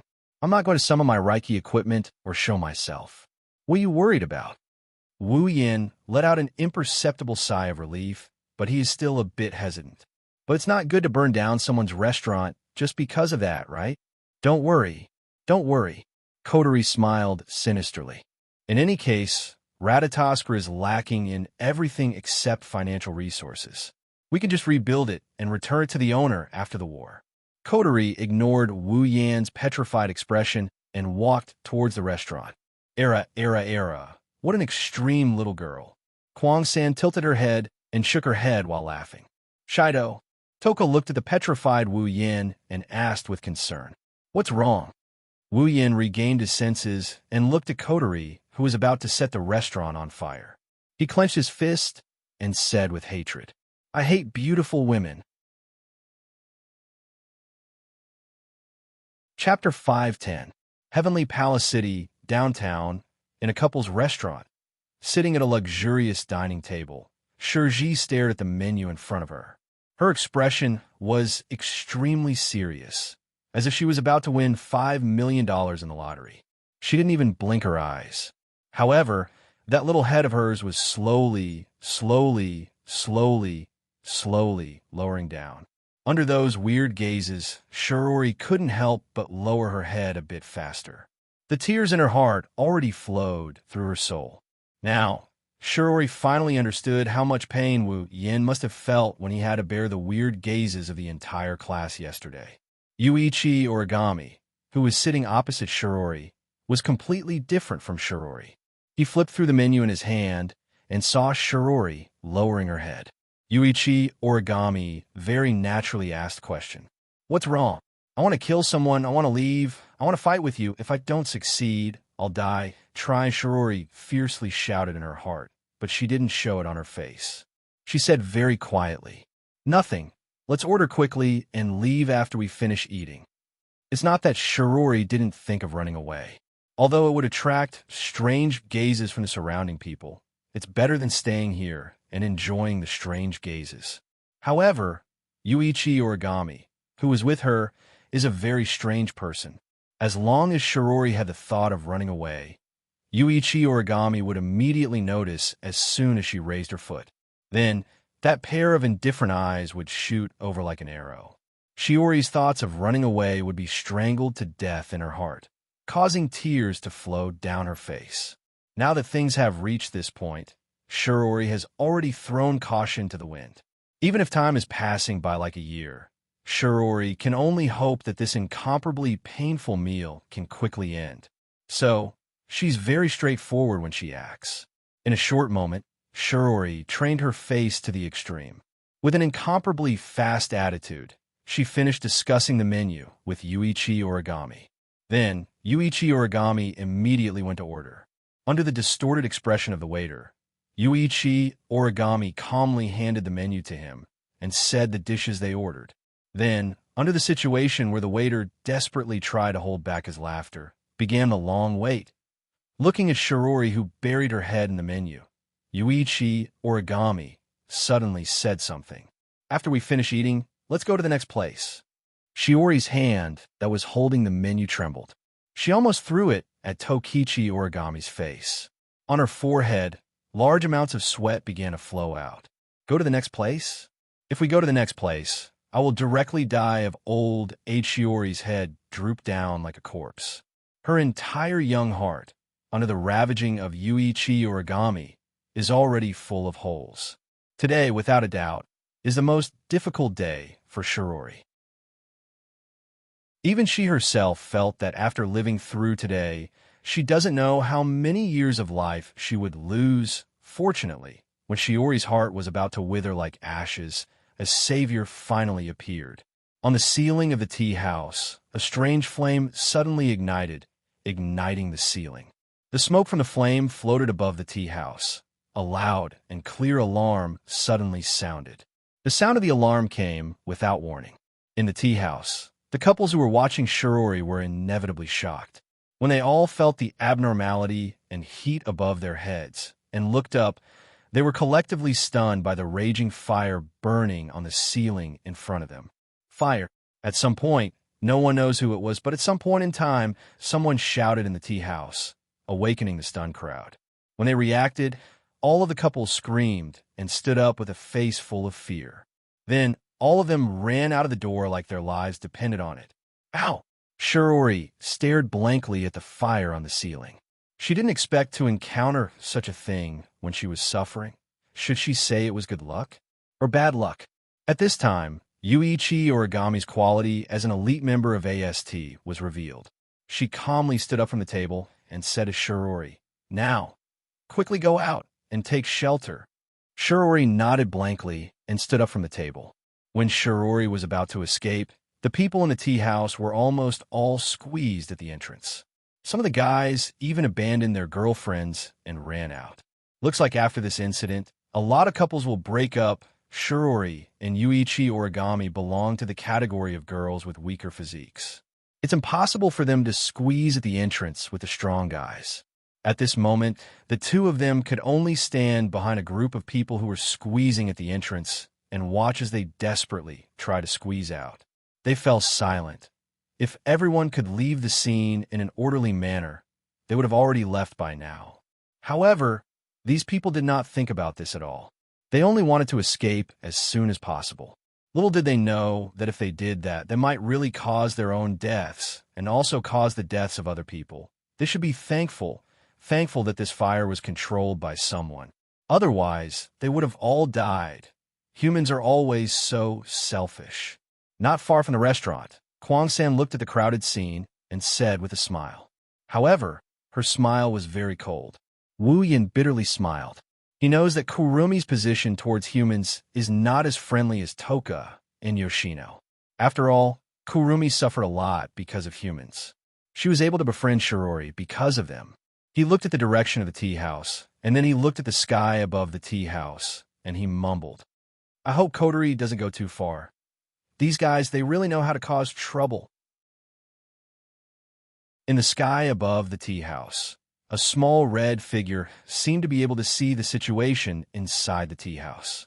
She could not help but curse as she waved her hand in the air and shouted angrily, "You made me consume extra energy to control the direction of the flame.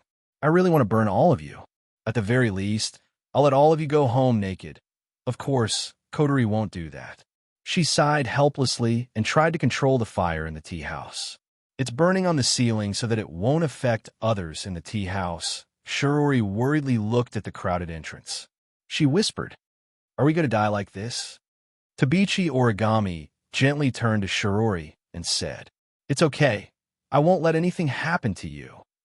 Tabichi Origami looked at the ceiling, looking at the slowly burning fire. Her tone was indescribably firm. "I won't let the important people die in the fire again." Again? Shirori looked at Tabichi Origami, but didn't say anything. She also looked at the fire on the ceiling. After a while, Shirori felt a bit strange. "Origami classmate, did you notice that the fire doesn't seem to be spreading?" Hearing that, Yuichi Origami was also confused. "It seems so." Shirori rolled her eyes and pulled Tabichi Origami's sleeve. She said something that made Tabichi Origami uneasy. "Why don't we go put out the fire? Put it out, and we'll be fine." Chapter 511. I am back. Shirori pushed open the door of her house and groggily called out in a breathless tone. Then her head drooped down tiredly. Her toes touched the ground, and she floated into the living room like a ghost. "Welcome back." In the living room, Wu Yin, Kotori, Kurumi, Toka, and Shirori stood in a straight line with smiles on their faces. They greeted Shirori warmly. It was hard to tell that they had just opened the door a minute ago. Normally, Shirori would have figured something out from their weird behavior. But now, Shirori is pretty much burned out, so she didn't have the energy to think about anything else. She waved her hand helplessly at Wu Yin and company. Then, she maintained her ghostly form and floated towards the sofa. She turned around, and with a bang, she laid down on top of it. Wu Yin, Kotori, Kurumi, Toka, and Shirori blinked and looked at each other. They didn't know whether to laugh or cry. "I say, Shirori." Wu Yin stepped forward and laughed. "You look exactly like me when I came home yesterday." Two streams of tears flowed down Shiori's cheeks. She stood up from the sofa like a dying flash before her death. She rushed to Wu Yin at the speed of light and grabbed his hands.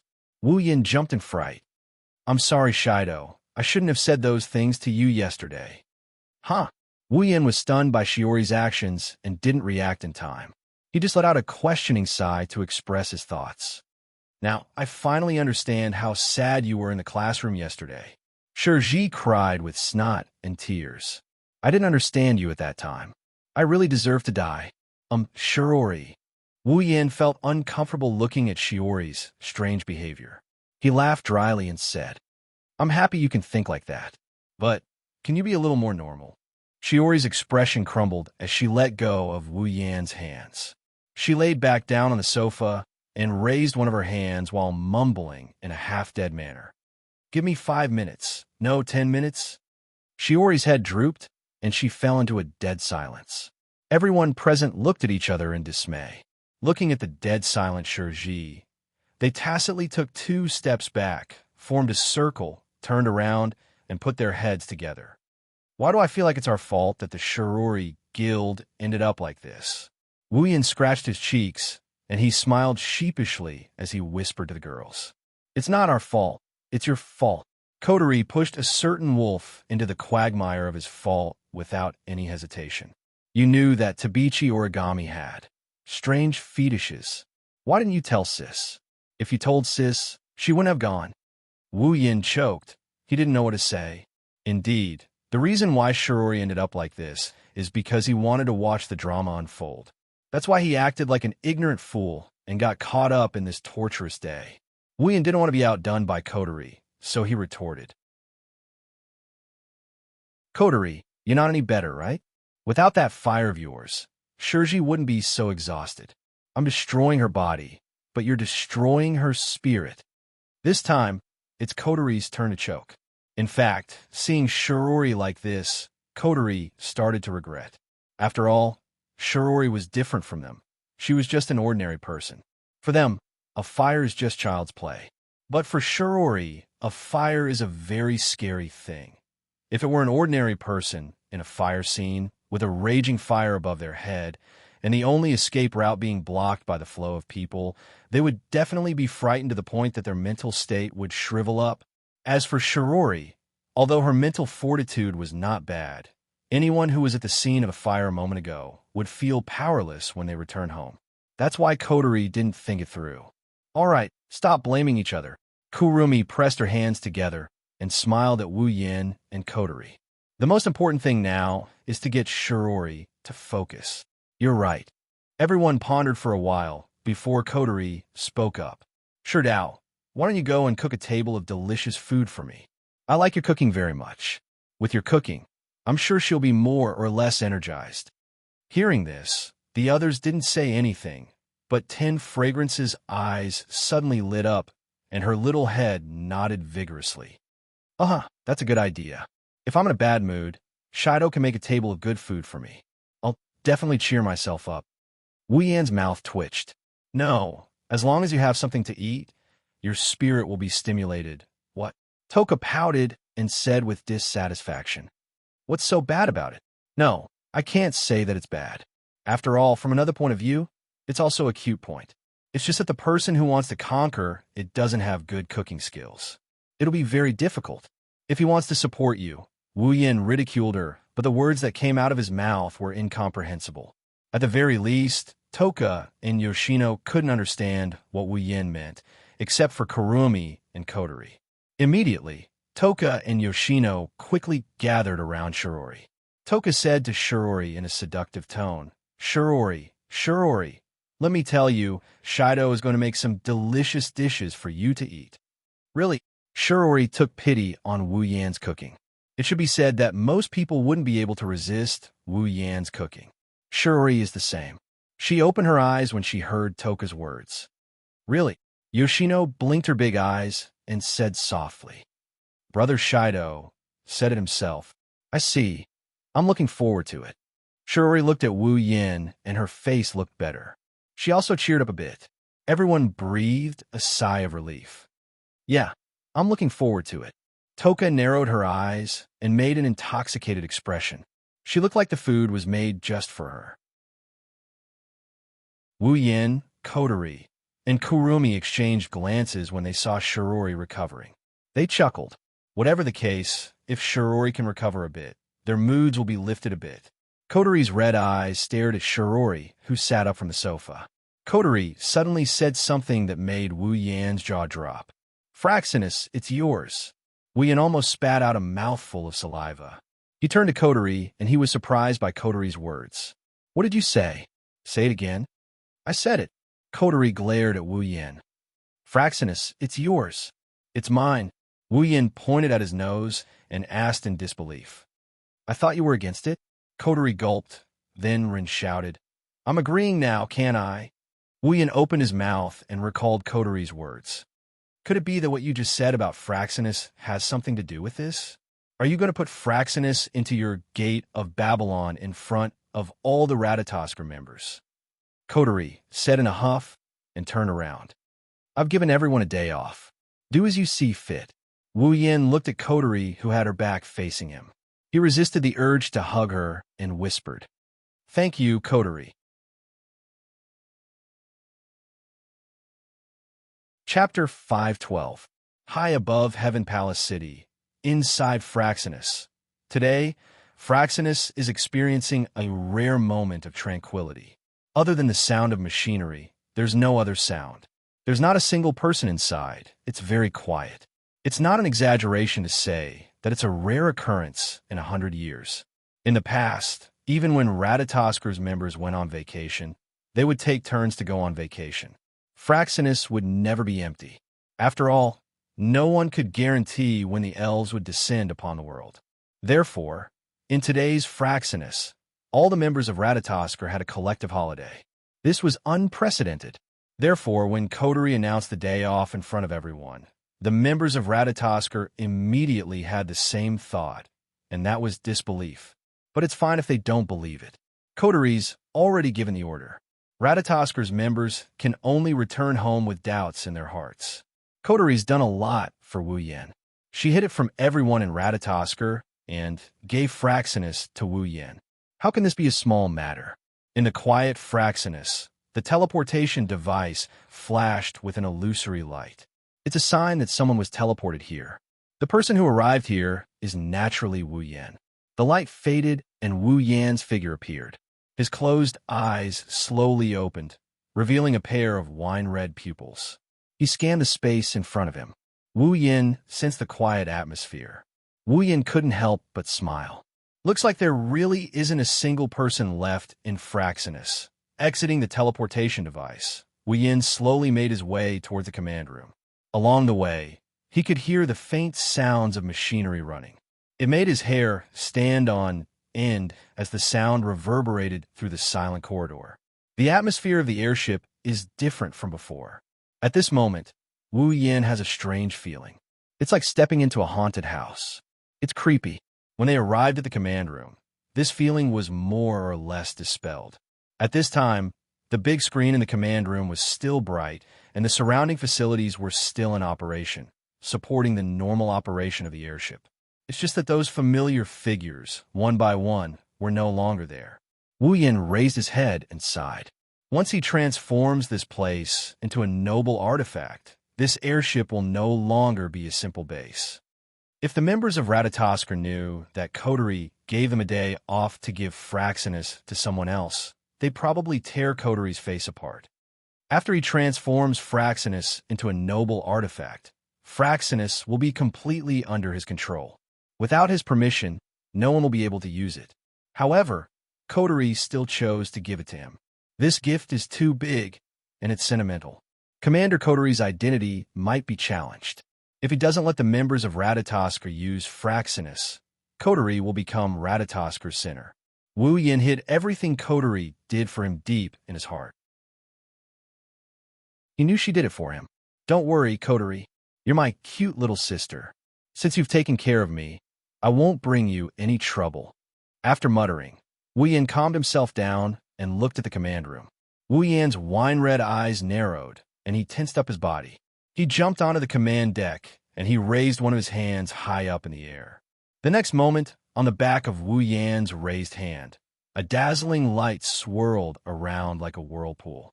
Under the illumination of the dazzling light, a sword mark made of red dots slowly appeared on the back of his hand. Let's begin. Taking a deep breath, Wu Yan waved his hand that had a sword mark on the back of his hand, and he pressed it on the command platform in front of him. The moment his hand came into contact with the command platform, the circular sword mark on the back of his hand seemed to tremble slightly. Then, a strange power surged from it and flowed into the command platform. The command platform let out a soft hum when it received this power. Suddenly, the airship trembled violently and let out a series of screeches. Like a bird that knows it's about to fall into someone's hand, it started to cry and struggle. For a moment, Fraxinus seemed to have come alive. However, after 2 to 3 seconds, Fraxinus stopped shaking and returned to its deathly silence. The chirping also disappeared as if nothing happened. Of course, that's just on the surface. Wu Yan's hand that was in contact with the command room flashed and illuminated the entire command room. At the same time, countless red veins crawled out from his hand and wrapped around the command room. The red veins spread from the command room and crawled towards the floor. The steel floor is now covered in red veins. It looks extremely strange. Unfortunately, the red veins didn't seem satisfied with just occupying the floor. Soon, they started to crawl towards the walls in all directions. In just a moment, the entire command room is covered in red veins. Even the operating facilities and the very eye-catching big screen are covered in red veins. If someone were to enter the command room, they would definitely feel like they've entered an organ in a person's body. That's because these red veins are like blood vessels, moving up and down. Under Wu Yan's gaze, after the red veins took over the command room, they started to flow towards the outside of the command room. At a speed visible to the naked eye, They took over the surrounding area and continued to spread towards the rest of Fraxinus. After an unknown amount of time, Wu Yin, who was standing on the command room with one hand on the command room, raised his head and a smile appeared on his face. Wu Yin can sense that the red veins have already covered the entire Fraxinus. At this time, Wu Yan's mood was a little excited. His last mission in this world is about to be completed. That's not the most important thing. Once this mission is completed, he will be able to advance by a rank and become a true rank 8 powerhouse. When he was rank 7, he was able to challenge those of a higher rank. He was able to tie with Jaffer, who was at the beginning of the rank 8. He even fought with Kurumi, who was at the middle of the rank 8. Once he reaches the rank 8, his strength will definitely increase by leaps and bounds. The difference between ranks and ranks is completely incomparable. Otherwise, the students wouldn't have been so shocked when Wu Yin succeeded in challenging those of a higher rank. Plus, his gate of Babylon and Shana of the Nipponese temple had successfully upgraded to the gold armament level. How strong was he now? Wu Yin is looking forward to it. With this thought in mind, Wu Yin exerted more force on his hand. The red veins that covered Fraxinus responded to his command, and they disappeared into the interior of Fraxinus. Chapter 5:13. Ding! Fraxinus has been successfully transformed into a noble relic. Wu Yin heard the system notification when the red veins were absorbed into Fraxinus. It told Wu Yin that he had successfully transformed the airship into a noble relic. However, the next notification surprised Wu Yin. Ding! Obtained a B-grade equipment, Fraxinus. A B-grade equipment? A gold armament? Wu Yin was stunned. He quickly retracted his hand from the command center. His wine-red eyes looked at the command center in front of him. His expression was full of surprise. What's going on? Shouldn't it be a D-grade equipment after transforming into a noble relic? Wu Yin mumbled in shock. The system thought that Wu Yin is asking it a question, and thus, the mechanical voice rang in the depths of Wu Yan's mind again. Fraxinus' basic abilities are too high. After transforming into a noble relic, its abilities have been greatly enhanced. Its power is far beyond that of a D-grade equipment. The system has adjusted the grade of the equipment according to its power after transforming into a noble relic. The most suitable grade for the equipment is B-grade. Before Fraxinus was turned into a relic, it was considered a fortress. Not only were there all kinds of advanced facilities with strange abilities, such as teleportation devices and invisibility systems, but there were also some of the most advanced weapons in the world. Fraxinus was the headquarters of Ratatoskr. It was impossible for such an important place to not have a weapon system. Although Ratatoskr's main goal was to save the elves, it was still necessary to have a weapon system. Otherwise, how could they compete with the powerful AST? Besides, Ratatoskr was not only an organization against the elves, but it was also a military enterprise similar to Deus Ex Machina. It was a military enterprise that provided military equipment to soldiers and police all over the world. It was only natural for them to have advanced equipment in their headquarters. Now, the powerful airship equipment was transformed into a noble relic by Wu Yin along with Fraxinus. Of course, Fraxinus would not only be a D-grade equipment. Don't forget that the ability of Knight's Undying Knight not only turned normal weapons into D-grade equipment, it also had another effect. If the equipment was D-grade or above, it would retain its original grade and be under the user's control after transforming it into a noble relic. The equipment of the AST could bestow upon the commoners the strength to fight against the elves. Judging from the equipment of the AST members, the equipment was definitely not just D-grade. Ratatoskr, which was of the same nature as the AST but had a different purpose, would not be inferior to the AST either. That's why the Fraxinus HQ is equipped with a series of weapons of high quality. Plus, it's equipped with a whole fleet of airships. After it's turned into a noble relic, its power has increased by a lot. The system gave Fraxinus a B-grade equipment, a gold armament. In other words, Wu Yin got a battle fortress that is on par with the Gate of Babylon. Oh my God! Wu Yin was speechless. After the initial shock, he was filled with excitement. Is this the real reward of the third dungeon mission? Since when did the system become so black-hearted? It's a good thing the system doesn't have a consciousness of its own. Otherwise, Wu Yin, who said that would probably enjoy the days to come. Wu Yin touched the command deck in front of him. He could feel that after Fraxinus was transformed into a noble relic, there's an inexplicable connection between him and the airship. The connection is very strong. It seems like Fraxinus will respond to him with just a thought. Closing his eyes, all the information about Fraxinus surged into his mind, and he slowly digested it. After he digested all the information, he finally understood why the system rated Fraxinus as a B-tier equipment. In a real battle, a large fortress like this might not be useful at all. However, if it is used in a war, Fraxinus alone can definitely destroy Academy City in the world of magic. Of course, this doesn't take into account Alistair and Iowa's personal strength into account. What a pleasant surprise, Coterie. Wu Yin shook his head with a smile. His gratitude towards Coterie grew even stronger. He resisted the urge to go back and kiss Coterie like a wolf. Wu Yin jumped off the command deck and walked outside. Now, this is the real show. Outside of Fraxinus, in the sky where no one can see him, a figure suddenly appeared. He floated in front of the invisible Fraxinus and stood there as if he was standing on flat ground. Wu Yin could vaguely see a layer of rainbow light around the invisible Fraxinus.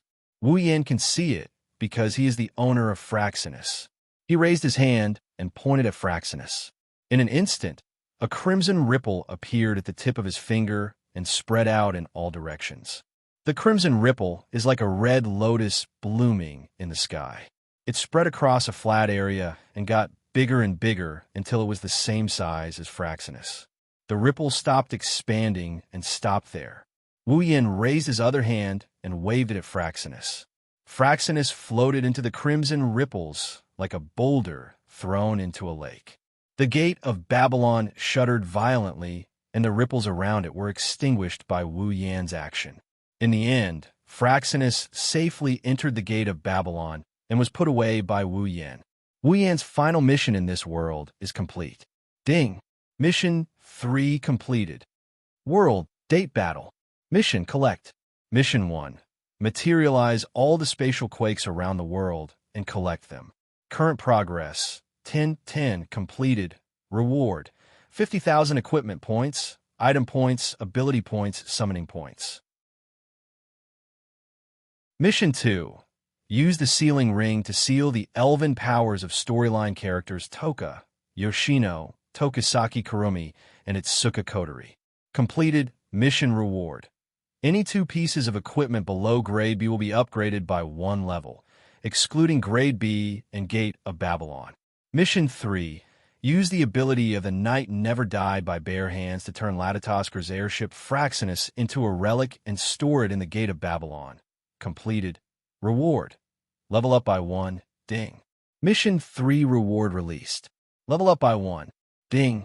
Congratulations to the user for leveling up. Current level, 70.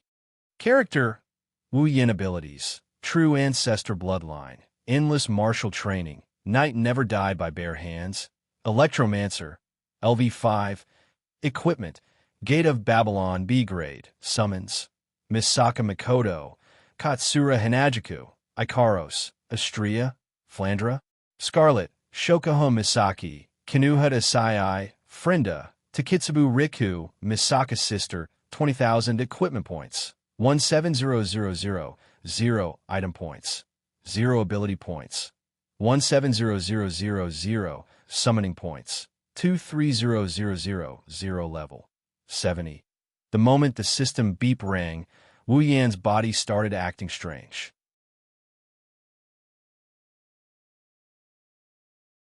Chapter 514. Wu Yan, who was standing in the air, suddenly trembled. A surge of pressure burst out from Wu Yan's body, blowing away the surrounding atmosphere.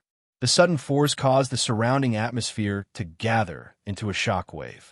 After a muffled sound, the shockwave spread in all directions. At the same time, the sound of bones breaking came from Wu Yan's body. It was unusually loud in the air, where there was only the sound of the wind. The sound grew louder and louder. Towards the end, there was even a bang-bang sound similar to that of a drum.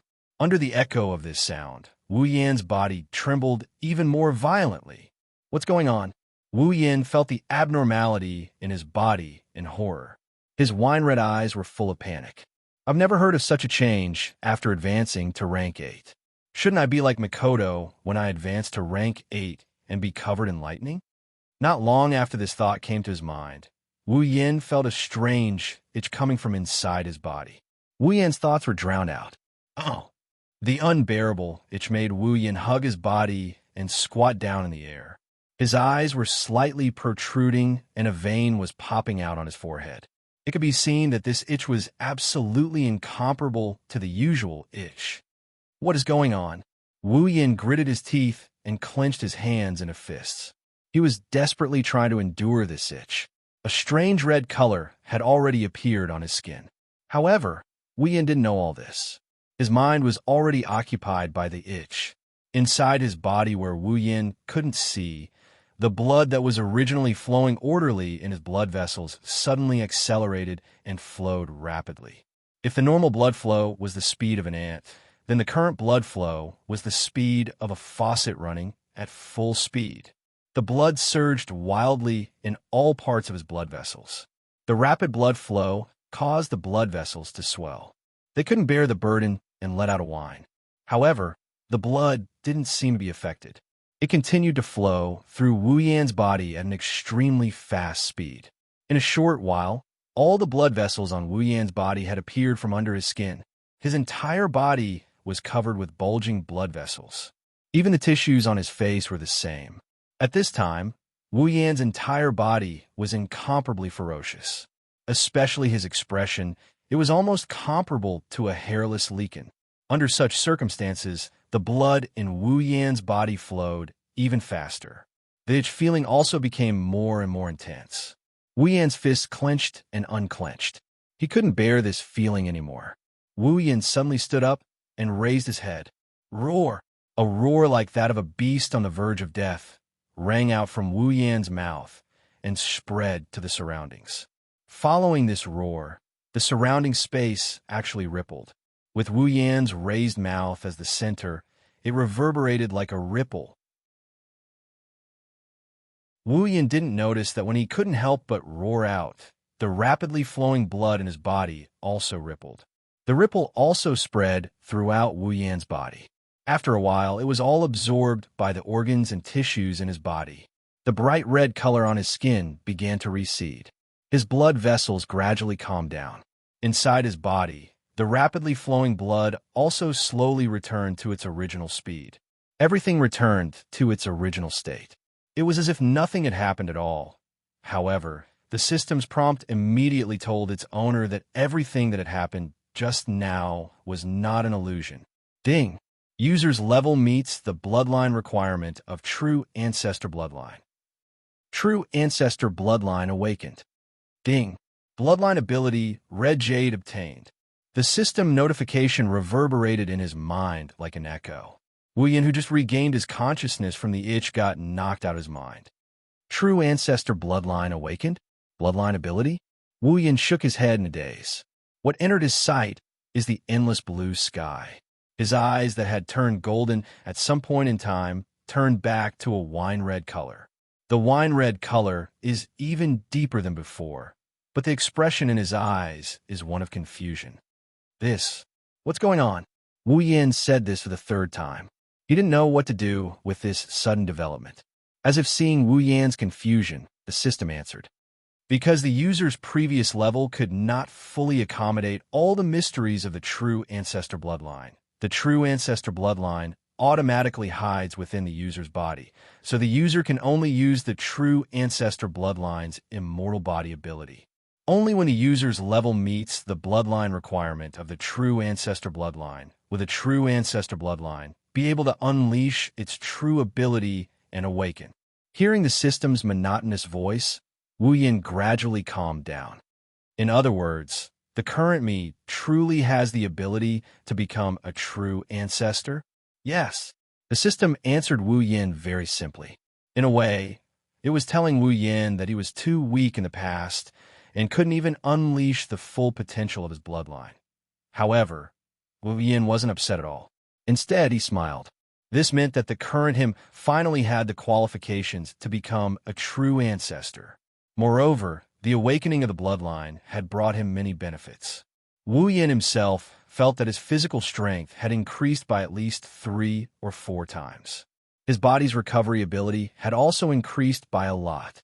This didn't even include the part of the increase from the advancement. It was all because of the bloodline. Also, that bloodline ability, Red Jade, exclusive ability of the true ancestor bloodline, cannot be exchanged. Turn the blood of a living creature into a piece of Red Jade and fuse it into the user's body. When a user activates the Red Jade in the user's body, for a certain period of time, the user will obtain the same ability as the Blood Master that formed the Red Jade, including the level. Even if the Blood Master's ability and level increase, the Red Jade in the user's body will also grow and obtain the same ability as the Blood Master that formed the Red Jade. The greater the difference in ability between the Blood Master and the user, the shorter the activation period of the Red Jade will be. Conversely, the longer the activation period of the Red Jade will be. After activation, the Red Jade will not be activated again within 24 hours. Note, the user can fuse up to 3 pieces of Red Jade. The Red Jade can be discarded. It can't be. Staring at the bloodline ability in the system list, Wu Yan's mouth gradually opened and his mind went blank. There was only one thought left in his mind, that is, this is awesome. The ability to obtain the full strength of the Blood Master. If this is Flandre-chan's blood. Wu Yin swallowed his saliva and his heart started to pound. However, Wu Yin didn't notice it at all. His wine-red eyes were still staring at the description of the Red Jade, afraid that he was mistaken. Am I dreaming? Wu Yin pinched himself stupidly. When the pain entered his senses, Wu Yin knew that all of this was real. I'm going to defy the heavens. Wu Yan's face, which had gained a lot of charm due to the awakening of the bloodline, became extremely distorted and destroyed the charm completely. He was so excited that his whole body trembled. It's impossible not to be excited. Obtaining the full strength of the Blood Master that made up the Red Jade. What does this mean? It means that when Wu Yin returns to the Spalier world and obtains a drop of blood from Flandre-chan's body and transforms it into the Red Jade, after activating the Red Jade, Wu Yin will have the same level and ability as Flandre-chan. In other words, when the Red Jade is activated, Wu Yin will become a Tier 9 powerhouse. Moreover, he was a powerhouse of the 9th stage who could use the ability.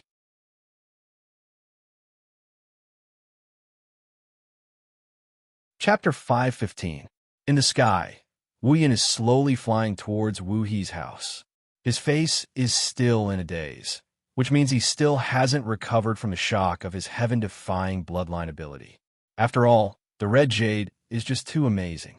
As long as you get a drop of blood, you can copy the strength of the owner of the blood. This ability is not only heaven-defying, it's also cheating. Think about it. If an opponent is several times stronger than you and can kill you in the blink of an eye, you'll suddenly have the same ability and rank as your opponent. How depressing would that be? And if, in such a situation, a character that could be easily squashed to death suddenly became stronger than him and became an existence that could squash him to death, then it would be even more depressing, to the extent that he would vomit blood. Not only that, the Red Jade's ability can also be upgraded according to the strength of the owner of the blood. In other words, as long as you get a drop of blood and turn it into a Red Jade, even if that person is only a rank 1, you'll be able to obtain the strength of a Celestial when that person becomes a Celestial. Perhaps that's why the Red Jade's ability has a time limit. The Red Jade's ability is powerful, but the greater the difference in strength between the owner and yourself, the shorter the duration of the ability. It's normal for there to be a time limit. Otherwise, Wu Yin wouldn't need to level up. He could just sit at home and wait for a fight to break out. He could just drive Flandre-chan's Red Jade and crush everyone to death. If only the Red Jade's ability doesn't have a time limit. That's someone's whimsical and greedy thoughts. Wu Yin bitterly smiled and shook his head. The Red Jade's ability is already heaven-defying. I should be content with getting such a heaven-defying ability. It's better not to think about such unrealistic things. Wu Yin lowered his head and looked at the buildings that were moving behind him as he flew. He mused for a bit. Since it's the state after activating Red Jade, I'll call it Red Jade mode. When I activate Red Jade, seemingly satisfied with the name he came up with, Wu Yin nodded and chuckled. His body tensed up a bit, and he quickly flew towards Wu He's house. At this time, the sky had already darkened, falling into the night. In the buildings of Heavenly Palace City, lights were constantly coming out. Looking down from the sky, the entire Heavenly Palace City was colorful. Under the rendering of the night, it looked very quiet and serene. When Wu Yin left Wu He's house and went to Fraxinus, it's still early, but it's almost dusk. By the time Wu Yin finished everything, the sky hasn't turned yellow yet. Now that it's completely dark, Wu Yin can't help but sigh. Autumn's night comes so quickly. Not long after, Wu Yan's house appeared in front of him. Wu Yin stopped and floated in the air. Looking down at the building, Wu Yan's expression changed. He's hesitating, wondering if he should go and say goodbye to everyone. Now, his main goal in this world, which was to obtain the item to unlock the mysterious crystal, had been achieved. Moreover, he had also unexpectedly obtained other rewards. The level of his equipment had all increased to gold rank, and he had even obtained a gold rank airship. His level had also increased to a whole new level, and even his bloodline had been awakened. It could be said that the current him, compared to the him from an hour ago, could not be compared at all. With such great rewards, this trip to this world was worth it. Now that he's achieved his goal, it's time to leave. To be honest, Wu Yin is a bit reluctant to leave this world. In this world, his rewards aren't just in terms of strength. He's also unknowingly built a lot of bonds. Kotori, Kurumi, Toka, Yoshino, and Shirori. These 5 girls are living under the same roof as him. Wu Yin has deep feelings for them, especially for Kotori, Kurumi, and Toka. It's already at the level of love. Wu Yin is reluctant to leave this world. He's reluctant to leave Kotori, Kurumi, Toka, Yoshino, and Shirori. These 2 are like little sisters to him. Although he can summon Kotori, Kurumi, Toka, and Yoshino when he returns to the Spalier world, he has limited summoning points. At most, he can only summon 2 of them. Who should he choose? In the end, he's going to have to worry about alone. As for Shirori, forget about it. Based on his understanding of Shirori, she won't like living in another world. It's better for her to stay in this world. Since he was going to leave, he didn't know if he should summon them in a short period of time. In that case, he might as well not disturb them and just leave. After all, after he left this world, the time of this world would also freeze. The next time he came back would also be at this time. Why should he stir up the sadness of parting? That's what he thinks, but Wu Yin can't make up his mind. After a while, Wu Yin sighed and looked down. Kurumi, Toka, and the others are fine, but Kotori already knows about me. It's not good to just leave like this. I'll just go say goodbye to Kotori. After making up his mind, Wu Yin felt a lot more relaxed. He spun in the air and flew towards Kotori's window. When Wu Yin arrived outside Kotori's window, he took a closer look. Kotori is sitting on her bed in her room. She's looking forward, but her eyes are out of focus. Her body is curled up into a ball. She's hugging her chest and staring forward without blinking. She seems to be thinking about something. Wu Yin felt a pang in his heart when he saw Kotori like this. Whether it was the cheerful and naive Kotori in sister mode or the cold and vicious Kotori in commander mode, Wu Yin has never seen Kotori in such a state. Wu Yin couldn't help but feel sad when he saw her like this. Affected by this, Wu Yin didn't enter Kotori's room. Instead, he floated outside Kotori's window and quietly looked at her. After a long time, at a certain moment, Kotori finally moved. She let go of her hands and lay down on her bed. She looked at the ceiling and muttered softly. I wonder if Oni-chan left or came back. How could Wu Yin not know that Kotori's reaction was all because of him? An indescribable feeling welled up in his heart. Wu Yin couldn't help but open the window in front of him, and he flew in. Oni-chan. Kotori turned around instinctively when she heard her window open. When she saw the figure that floated in through the window, Coterie was stunned. Then, she cried out in joy. However, the joy froze on her face in the next moment. Wu Yin floated in through the window. Without saying a word, he flashed in front of Coterie and held her down. Then, he lowered his head and kissed her on the lips. Ugh! Coterie widened her eyes in disbelief.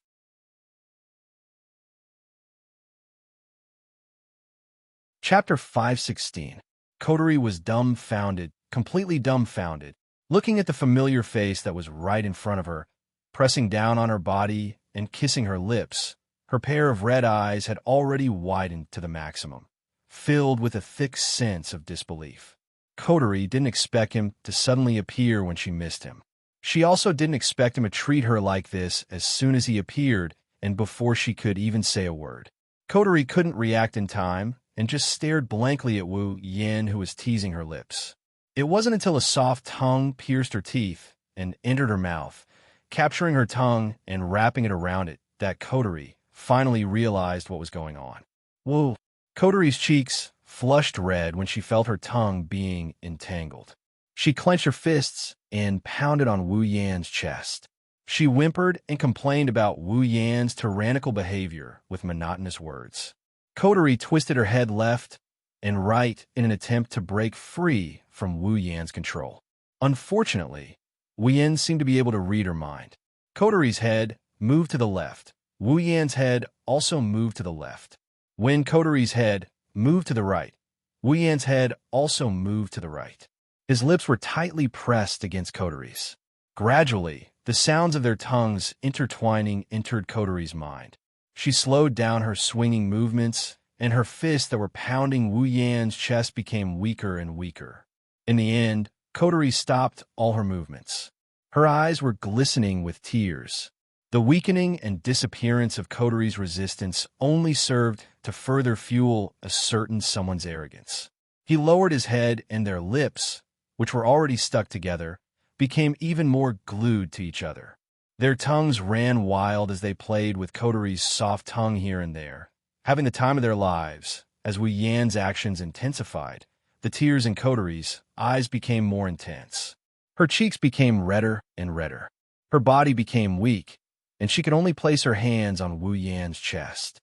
She helplessly accepted Wu Yan's invasion and occupation of her lips. After an unknown amount of time, Coterie found it difficult to breathe. When she was about to suffocate, Wu Yan finally moved away from her lips. However, he didn't get up from her body. The two faces, one big and one small, were panting slightly while the other was panting heavily. Their red and wine-red pupils were looking at each other. Their eyes were flickering with a strange emotion. The two of them looked at each other, and time seemed to have stopped at this moment. When Coterie's breathing calmed down, she realized she was bullied by Wu Yan again.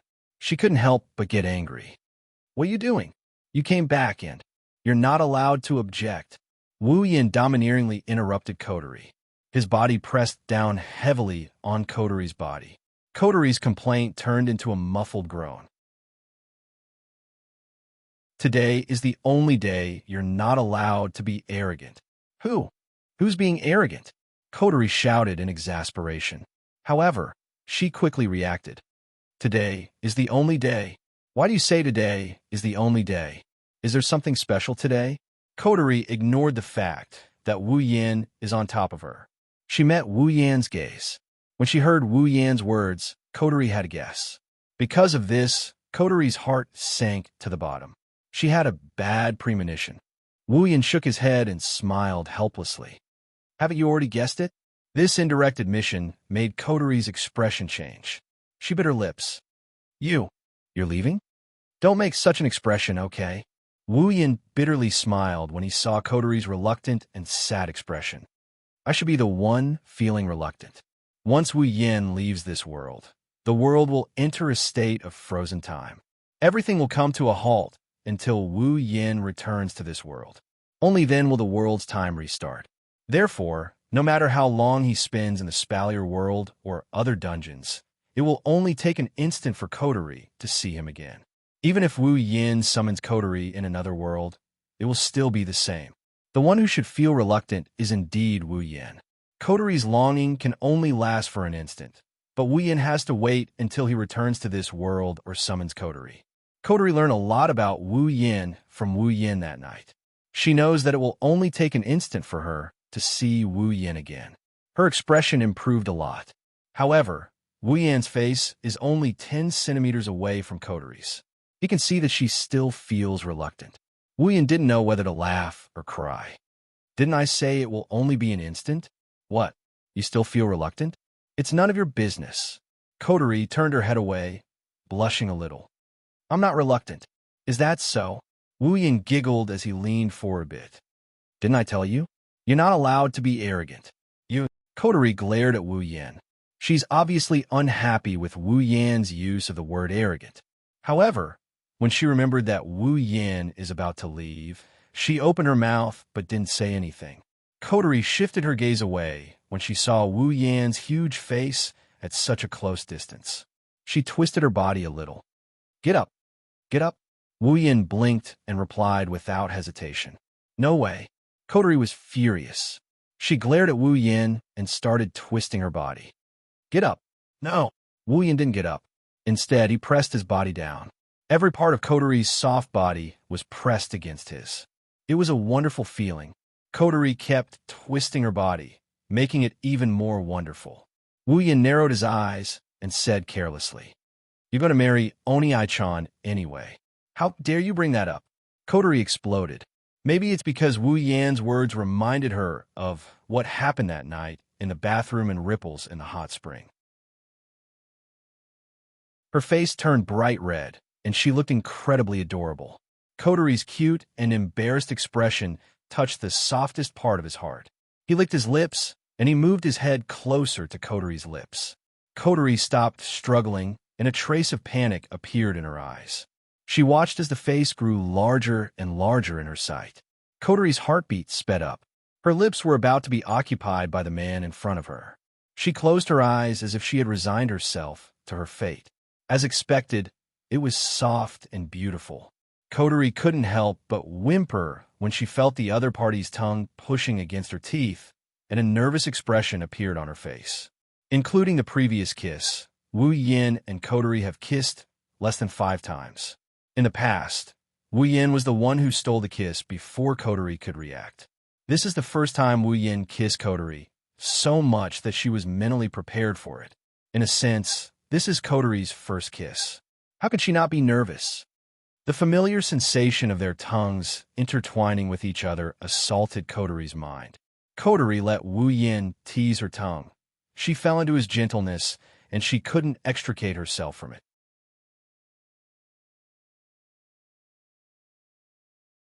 Chapter 517. Spalier World Academy, Villa District. Inside a villa that's a lot bigger and more luxurious than the other villas, a beautiful girl with long pink hair is sitting in front of a table in the living room.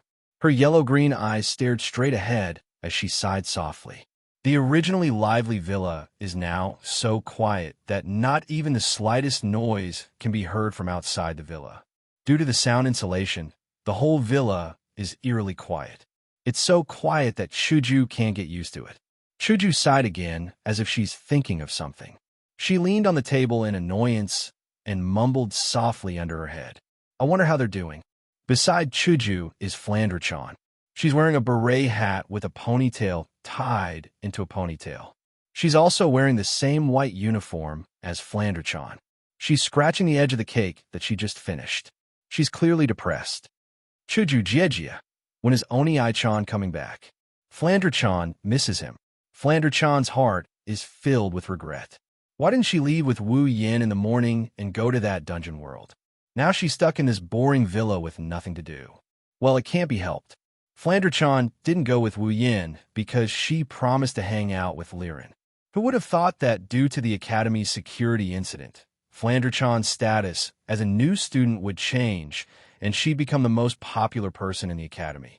Flandre-chan can't go out to avoid attracting unnecessary attention. It's also because of this that Liren couldn't come here to find Flandre-chan. That's how things ended up like this.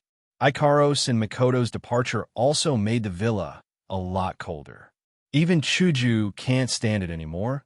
let alone the lively Flandre-chan. However, Flandre-chan's question to Chuju was obviously directed at the wrong person. How would I know? Chuju said gloomily. If possible, I want him to come back as soon as possible. Then we can go find Makoto and the others. Ugh, Flandre-chan said dejectedly. Flandre-chan regrets not being with Oni-chan this morning. Hinajuku smiled bitterly, but she could more or less understand Flandre-chan's feelings. After all, isn't she starting to miss that hateful bastard as well? Flandre-chan pursed her lips and laid on the table. Oni-chan, come back soon. Perhaps the heavens heard Flandre-chan's voice and decided to grant her wish. The moment Flandre-chan's voice fell, a figure appeared in the villa's living room without any warning. He floated half a foot above the ground before landing his feet on the ground. HM, why is it so quiet? A surprised voice echoed throughout the quiet villa, clearly reaching the ears of Hinajuku and Flandre-chan, who were lying on the table. When they heard that dreamy voice, the two of them shuddered. Their faces that were buried under the table revealed a surprised smile, and they looked up abruptly. The one who appeared out of nowhere is naturally Wu Yin, who just returned from the date battle world. Yin. Hinajuku stood up with a swoosh, her face full of joy as she called out. Her voice was trembling for a moment, but no one noticed it. Oni-chan. Flandre-chan stood on her chair, and she cheered. She flapped her crystal-like wings, and she floated up into the air. She landed on the table in front of her, and she pounced at Wu Yin with great enthusiasm. Flandre-chan's welcome was as bold as ever. As usual, it gave Wu Yin a scare. He quickly ran forward and pulled Flandre-chan into his arms. He sighed in relief and scolded her. Flandre-chan, why are you so reckless? What if I didn't catch you and you fell to the ground? Flan isn't scared, Flandre-chan said proudly. She buried her head in Wu Yin's chest and rubbed it against his chest. Oni-chan will catch me. What if you don't catch me? Wu Yin shook his head and laughed. He didn't blame Flandre-chan this time. No matter what, Flandre-chan's actions are a sign of intimacy. Flan isn't scared. A big cute smile appeared on Fran's face. She waved the broken wings on her back with crystals hanging on them. Flan has wings. I won't fall. Oh, you. Wu Yin pinched Flandre-chan's nose and laughed. He tightened his embrace and looked at Chuju. Chuju, since Flandre-chan gave me such a warm welcome, shouldn't you give me a warm hug as well? In your dreams. Chuju rolled her eyes at Wu Yin. She suppressed the emotions she felt when she saw Wu Yin. Her beautiful eyes were fixed on Wu Yin. Hinajuku noticed something strange. Looking at the giggling Wu Yin in front of her, she felt something different about Wu Yin compared to before. She was surprised. Why do I feel like you've changed a little? Chuju looked at Wu Yin. She couldn't find anything different about Wu Yin. However, she noticed something different about Wu Yin. She was surprised and happy. Yin, you broke through? Oh, you noticed? Wu Yin nodded. I gained a lot this time. That's great.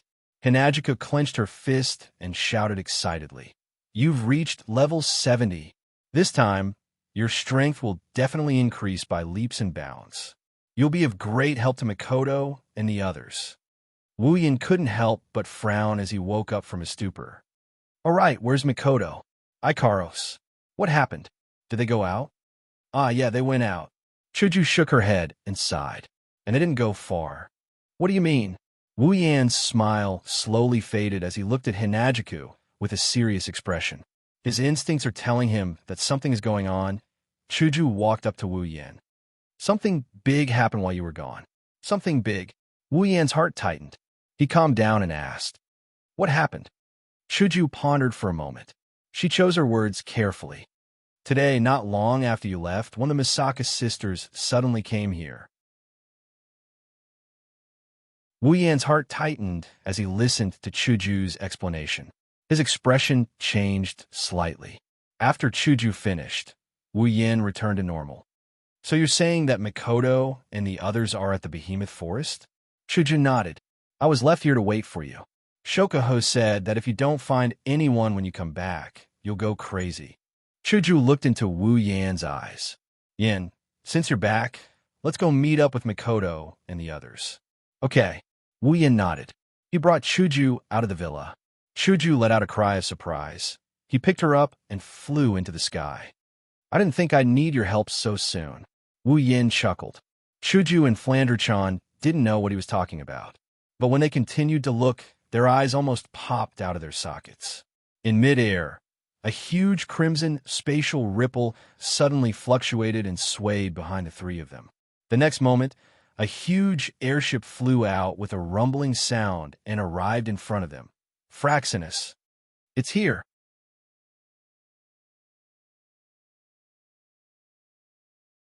Chapter 518. There were no clouds in the distant sky. Sunlight shone on the ground, but there was no trace of the sun. The sunlight that should have been full of warmth seemed to have lost its warmth. It looked a little listless. Azure blue became the only color in the sky. At a certain moment, a soft sound of something breaking through the air rang out in the silent sky. It pierced through the vast sky and rushed into the distance. If one were to observe carefully, one would discover that wherever the sound of something breaking through the air passed by, all the wind and waves would be blown to the sides, as if something had forcefully pushed them apart. The reason for this situation was because there was a giant airship that was invisible to the naked eye. It was flying through the sky at a speed faster than the airship itself. Inside the invisible airship, which is the command room of Fraxinus, the ship's ship, wow, so fast, so cool, so handsome. Flander-chan's excited cheers resounded throughout the command room. She ran around the various facilities in the command room, touching and looking at them from time to time. Her face was filled with curiosity and excitement. Wu Yin is sitting on the command deck with his eyes closed. He looks like he's asleep, but in his mind, he's giving orders to Fraxinus. They're heading towards the behemoth forest in an orderly manner. This is one of the benefits of using Fraxinus as a noble phantasm. He doesn't have to do anything himself. He only has to do it in his mind. Chuju stood on the side of the command platform and looked at the corner of the sky that was moving backward on the big screen. She then looked at Wu Yin, who was sitting on the command platform, and spoke in a strange tone. Where did you steal this from? Wu Yin, who was controlling Fraxinus to fly towards the behemoth forest, almost trembled and let Fraxinus crash into the ground. Wu Yin opened his eyes and rolled his eyes at Chuju. Why are you talking about stealing? If this isn't stolen, could it be snatched? Chuju curled her lips and said, could it be given by someone else? Wu Yin bitterly laughed as he rubbed his chest. His voice was so soft that it was almost undetectable. Yeah, someone gave it to me, someone very important, in a place that no one could see, hidden under Wu Yan's clothes on his chest. There was something that hadn't been there before. 2 red Magatama seals. The 2 red Magatama marks were the result of Wu Yan's true ancestor bloodline ability, Red Jade. Before leaving the date battle world, Wu Yan asked for a drop of blood from Kotori and Kurumi. He used his bloodline ability to turn it into 2 pieces of red jade and fuse them into his body. After all, his red jade had all the abilities and levels of the blood that made up the red jade. If he didn't make good use of it, wouldn't he be burying this heaven-defying bloodline ability? Kotori's ability is the ability to control fire, and Kurumi's ability is the ability to control time. Both of these abilities are very powerful, especially Kurumi's ability to control time. With these 2 powerful abilities, plus the elven, angel, and spiritual equipment, and Kotori and Kurumi's levels, Wu Yin wouldn't be able to forgive himself if he didn't take them for himself. If it weren't for the fact that most of Ikaros' abilities are based on the equipment, and the fact that the Red Jade can possess all the abilities and levels of the original owner of the blood, but can't copy the equipment, Wu Yin would rather get Ikaros' Red Jade. Thus, he settled for the next best thing and chose the Red Jade of the elves. Even though the Red Jade can't replicate the owner's equipment, the angel and spiritual equipment are an exception. The elves' angel and spiritual equipment are nurtured by their own spiritual energy. Strictly speaking, they're more like equipment abilities than equipment. That's why Wu Yin chose Kotori and Kurumi. With the angel and spiritual equipment, the elves can unleash 100% of their abilities. Without the angel and spiritual equipment, the elves' abilities will drop until they can't even unleash a tenth of their full power. Wu Yin originally wanted to extract Toka's blood. In terms of abilities, Toka's melee combat abilities are no match for Kotori and Kurumi, who can manipulate fire and time. He might not even be a match for Yoshino, who can manipulate ice. However, in terms of combat power, Toka might be the strongest among the elves. Other than Kotori, no one else in the group can match Toka's combat power. Unfortunately, he can only have 3 red jades at most.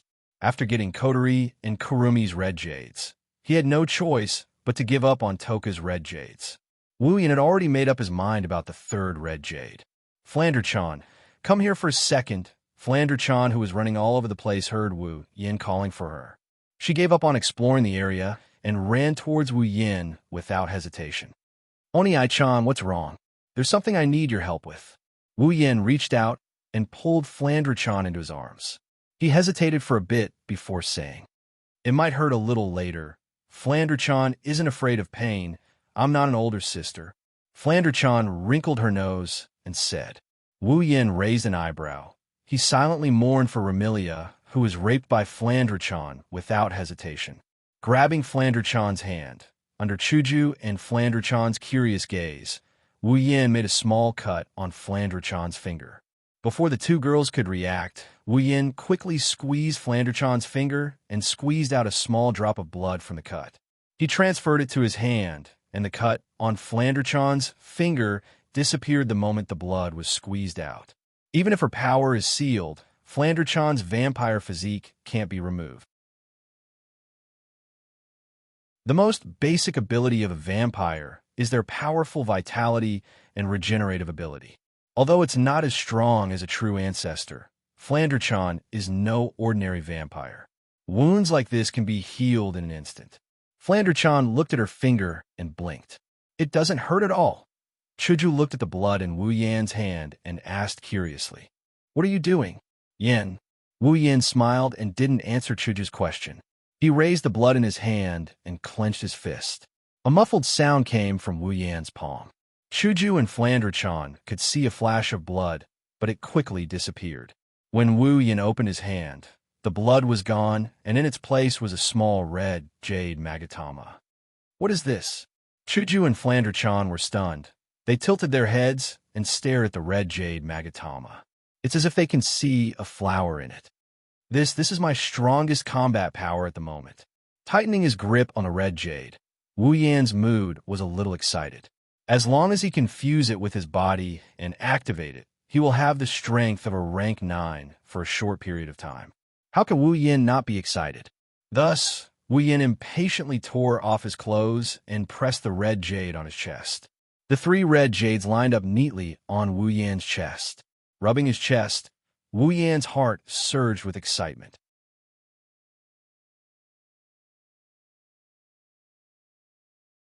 Chapter 519. While Fraxinus is flying towards the Behemoth Forest, something unexpected is happening in the Behemoth Forest. Outside the Behemoth Forest, about 100 meters away from the Behemoth Forest, a sea of people is surrounding the supply town. They are blocking the path between the supply town and the Behemoth Forest, forming an arc. They're standing in the middle of the road, forming a human wall. In the supply town, some people who are going to the Behemoth Forest to hunt magical beasts or train themselves would come here from time to time. When they saw the wall of people blocking the path to the Behemoth Forest, they were all stunned. Some people felt that the giant beast forest was a bit strange today, so they decided to leave. There were also some who wanted to enter the giant beast forest. However, after talking to the people surrounding the giant beast forest, they decided to leave as well. Only a few chose to stay behind, but they didn't enter the giant beast forest. Instead, they joined the people surrounding the forest. This situation continued for a long time.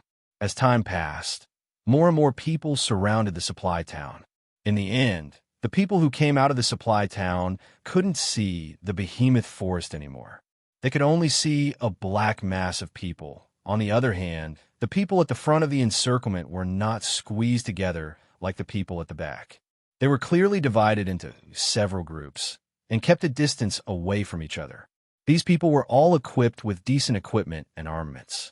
Compared to the people at the back, they were more like a proper elite organization. These groups were undoubtedly the most eye-catching existences in this sea of people. Among them, there was even a group that the surrounding groups involuntarily shifted their gazes and cast their gazes on them. This group was very special. Their numbers were not inferior to other groups. There were about 10 to 20,000 people, and all of them were young girls. Even their clothes and weapons were the same. However, this was not the most important thing. The most important thing was that these young girls, even their appearance, were exactly the same. That's right. They look exactly the same. This group was none other than the Misaka sisters. Mikoto, Shokoho Misaki, Ikaros, Astria, Kinohata Sai, Frenda, and Takitsubariku were standing at the front of the Misaka sisters. They were the 7 girls who came to help the sisters. From the looks of it, Mikoto and the rest must have already rescued the sisters from the magical beast forest. Moreover, it seems like they had something else to do, so they stayed here with the sisters. If one were to observe carefully, they would notice that other than the Misaka sisters who had no emotions, the rest of them were more or less nervous. They were all holding weapons in their hands as they stared into the distant behemoth forest, as if they were about to face a great enemy. The frontmost groups are the same. Even the leaders of these groups have a heavy expression on their faces, including Mikoto's group. Something must have happened since Mikoto and the rest left Silverio World Institute. Something else must have happened. They're here. Suddenly, a voice filled with shock echoed in the air. Everyone's nerves were stretched taut. They all looked towards the direction of the giant beast forest. Everyone's heart skipped a beat as they looked towards the direction of the giant beast forest. It didn't take long for the people at the front to see that at the edge of the giant beast forest, a cloud of dust was slowly rolling up. It covered the trees of the giant beast forest. Then, a series of rumbling sounds could be heard. It sounded like the rumbling of a cavalry troop. After the continuous rumbling sound, everyone present felt the ground tremble. Among the crowd, many people instinctively tightened their grip on their weapons and stared at the direction of the smoke and dust, swallowing mouthfuls of saliva. The frequency of the ground shaking increased, and the rumbling of footsteps became louder and louder. The smoke and dust also came closer and closer to the crowd, slowly sweeping over. Finally, in the next moment, the source of the ground shaking appeared in everyone's line of sight. It's a group of demonic beasts. Roar, Elo, Woo. As the terrifying magical beast army appeared in front of the crowd, the cries that belonged to the magical beasts also rang out. The magical beast army at the front dashed towards them as they raised their heads and roared towards the sky. Just the chaotic roars of the magical beasts alone had already caused some of the people in the crowd to retreat in fear. They are finally here. Shokoho Misaki stared at the terrifying demonic beast army from the front of the Misaka sisters. Her expression turned serious. These demonic beasts have lost their way of life. In the past, demonic beasts only lived in the behemoth forest. They never left the behemoth forest. Even though demonic beasts have low intelligence, their instincts are much higher than humans. They know that if they leave the behemoth forest, they will be dissected by humans. That's why no demonic beast has ever left the behemoth forest. Due to their low intelligence and the fact that the demonic beasts live in a world where the strong preys on the weak, it's impossible for 2 demonic beasts to gather together. That's unless they're breeding partners or offspring. But now, not only did the demonic beasts leave the behemoth forest, they even gathered together. They didn't attack each other and stood on the same side. Saying that they've lost their way of life is the most accurate assessment. Shokoho Misaki, I think you should stand at the back. Mikoto lowered her head. Lightning flashed across her forehead as she looked at the demonic beast army charging towards them. Mikoto had seen the demonic beast army in the Whirlwind Butler's world and the Stone Spider army in the Land of Treasure. She was unusually calm. Your ability isn't suited for direct combat with demonic beasts. Mind control is an ability that uses one's mind and soul. Against this demonic beast army, it's not suitable for her to stand at the front. Shoko Misaki didn't argue with Mikoto. She simply nodded and retreated to the back. Of course, she understood her own situation. She also knew that Mikoto wasn't looking down on her, because those who know her well know that she's the most useful person in this place. That's because Shoko Misaki's opponents are demonic beasts. Shoko Misaki has the ability to control the mind and soul of the demonic beasts. Small animals like demonic beasts are like little dogs that only know how to bite and wag their tails in front of Shoko Misaki. If there weren't so many demonic beasts, Shoko Misaki alone would be more than enough to deal with the demonic beasts. Seeing that Shoko Misaki retreated, Kinuhata Sai, Frenda, and Takitsubu Riku also retreated. Then, Kinuhata Sai and Frenda stood in front of Shoko Misaki and Takitsubu Riku to protect the two girls who weren't suited for direct combat. This was the tacit understanding between the four girls after they came to Silveria and became part of the same faction. That's why the Misaka sisters' front line was reduced from 7 to 3. Of course, no one would underestimate these three girls. Mikoto waited until Shoko Misaki, Kinuhata Sai, Frenda, and Takitsubu Riku retreated to the back and were protected by the Misaka sisters. Ikaros and Astria followed behind her. Beep, beep, beep, blue and white lightning flashed from Mikoto's body and illuminated the entire battlefield. I definitely won't let you charge into the town. A delicate reprimand that was filled with heroic spirit resounded in everyone's ears, causing the blood in everyone's hearts to begin to boil. After all, this was the reason why they had gathered together.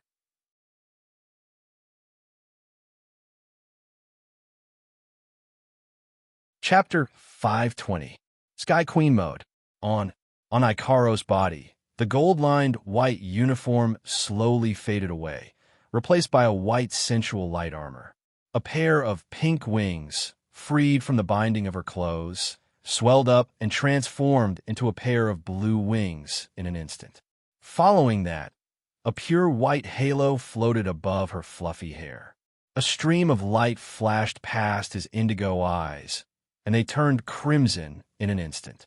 Data-like frames were inverted in his crimson eyes, and a magical beast army, galloping over from afar, was reflected in them. At the same time, Astria's uniform faded away and was replaced by a set of blue light armor. A round shield appeared on her left wrist, and a blue vibrating lightsaber. With the support of a pair of blue and white wings, the two angels flew into the air and floated above Mikoto. Mikoto took 2 steps forward and formed a triangle with Ikaros and Astria. Facing the front, the endless amount of iron sand was stirring behind them. Everyone was stunned when they saw the wings on Ikaros and Astria's back. They stared blankly at the two holy angels. Their brains short-circuited for a second. However, they didn't have the time to think about why Ikaros and Astria have wings. Roar. A magical beast that seemed to be of the agile type was the first to charge out of the magical beast army. It came to the front of the encirclement and pounced on a person in front of it. Only then did the person react. He hurriedly waved the weapon in his hand and forced the magical beast back. What welcomed him was another pounce. The battle between the demonic beast and the human was like a drum that signaled the start of the war. Countless demonic beasts finally arrived in front of the crowd and clashed with the front line. Kill! Roar! The human army and the magical beast army roared at the same time, firing the first shot in this battle. Amidst the continuous shouts and roars of the magical beasts, the two armies suddenly clashed. Following the start of this battle, countless waves of battle aura and magic started to fluctuate. The radiance of magic and battle techniques started to flicker as they charged towards the magical beast army. Under the powerful attacks of magic and battle techniques, some of the magical beasts started to suffer casualties. On the spot, some of the magic and battle skills were used on very powerful magic beasts. So when these magic and battle skills hit the magic beasts, they didn't cause much damage. Instead, they aroused the ferocity of these magic beasts, and they charged into the crowd with all their might. The human army used magic and battle techniques, But the magical beast army was not to be outdone. Some of the magical beasts that were obviously weaker in terms of physical strength did not choose to charge at the front lines, nor did they choose to use their teeth and claws to attack the enemy. Instead, they opened their mouths and roared at the sky. In the next second, the magic and skills that belonged to these magical beasts began to bombard the human army. This time, it was the human army's turn to suffer casualties. At a corner of the battlefield, there was a place that was different from the other chaotic battlefields. 20,000 Misaka sisters gathered together and formed a fortress guarding this corner of the battlefield. The demonic beasts that charged into this corner of the battlefield suffered the most tragic fate. A large number of demonic beasts charged towards the Misaka sisters. However, they were only halfway through their charge when they were struck by lightning bolts that fell from the sky and became one of the many corpses on the ground. As the demonic beasts continued to charge forward, more and more demonic beasts were killed. Gradually, the demonic beasts stacked on top of each other in front of the Misaka sisters, forming a line of death. Some of the demonic beasts who were lucky enough to avoid the lightning strikes managed to reach the Misaka sisters. Without exception, these demonic beasts were struck by countless iron sand whips before they could even attack. Then, they were struck by countless iron sand swords. These demonic beasts either became porcupines or were dismembered into dozens of pieces and thrown to the ground. In this battlefield where blood and death are everywhere, the Misaka sisters became the place with the least casualties. These so-called casualties are from the demonic beasts. As for the Misaka sisters, due to their teamwork, they didn't even suffer a single casualty. Based on the combat power of the sisters, even if they were to split up, each Misaka sister is at least tier 6. Some of them are even tier 7. However, these tier 7 demonic beasts aren't actually level 60. The only reason they are able to exhibit tier 7 strength is because of a figure in the middle of the sisters. Takitsubu Riku raised her head and looked in front of her. Her pupils were trembling slightly as a strange light flashed in her eyes. She clenched her fists and took a few deep breaths. She muttered to herself, "I can still get stronger. I can still make my sisters stronger." Aside from the Misaka sisters, Shokuho Misaki, Kinuhata Asai, and Frenda's team were also safe and sound. Not far away from the Misaka sisters, Shokuho Misaki, Kinuhata Asai, and Frenda also occupied a small corner. They didn't charge out like the others. Instead, they stayed here and faced off against the demonic beast army. If the Misaka sisters' battle is a one-sided group battle, then Shokuho Misaki, Kinuhata Asai, and Frenda's battle is even weirder. Countless demonic beasts that were charging towards Shokuho Misaki, Kinuhata Asai, and Frenda started to lose focus as soon as they got close enough. Their beastly eyes were replaced by starry eyes, and their charging bodies stopped in place, not daring to move at all. As a result, the magical beasts closest to the three of them were either smashed into pieces by a small fist or engulfed by a blast of wind that came out of nowhere and lost all ability to move. Some of the demonic beasts whose eyes were replaced by starry eyes weren't killed by Kinuhata Asai and Frenda. Instead, they turned around and pounced on the demonic beasts behind them. The demonic beast army was on the same side a moment ago, but now that they're here, it's like they're on the same side. Once they encounter each other, it's either you die or I die. If it wasn't for the fact that the demonic beasts around them didn't attack each other, they would have thought that the demonic beasts have returned to normal. Who knows? Standing at the back, Shoko Misaki held a remote control in her hand. She watched as the demonic beasts around her turned around and attacked her comrades. She couldn't help but smirk. Takitsubu's ability sure is convenient. Originally, she could only control a dozen units at most, but with her ability, she can increase the number of units she can control to more than 100. If she returns to Academy City, Takitsubu will probably become the queen of Academy City. How enviable. Kinuhata Asai punched a demonic beast that was under Shokuho Misaki's control and said without turning around, "I feel the same way. Takitsubu's ability is super strong." Why didn't my ability become super strong after it was upgraded to LV5? In the end, you're surprised? Frenda giggled and casually tossed a bomb under one of the magical beasts. If it wasn't for the fact that Takitsubu has too many sisters, we might have been able to experience what it's like to be a multi-ability user.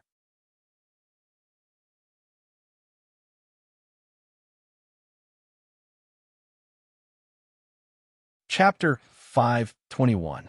While Shokoho Misaki, Kinohara Sai, Frenda, Takitsubu, Riku, and Misaka's sisters occupied a territory and defended it like a fortress, Mikoto, Ikaros, and Astria were the vanguard of the battlefield.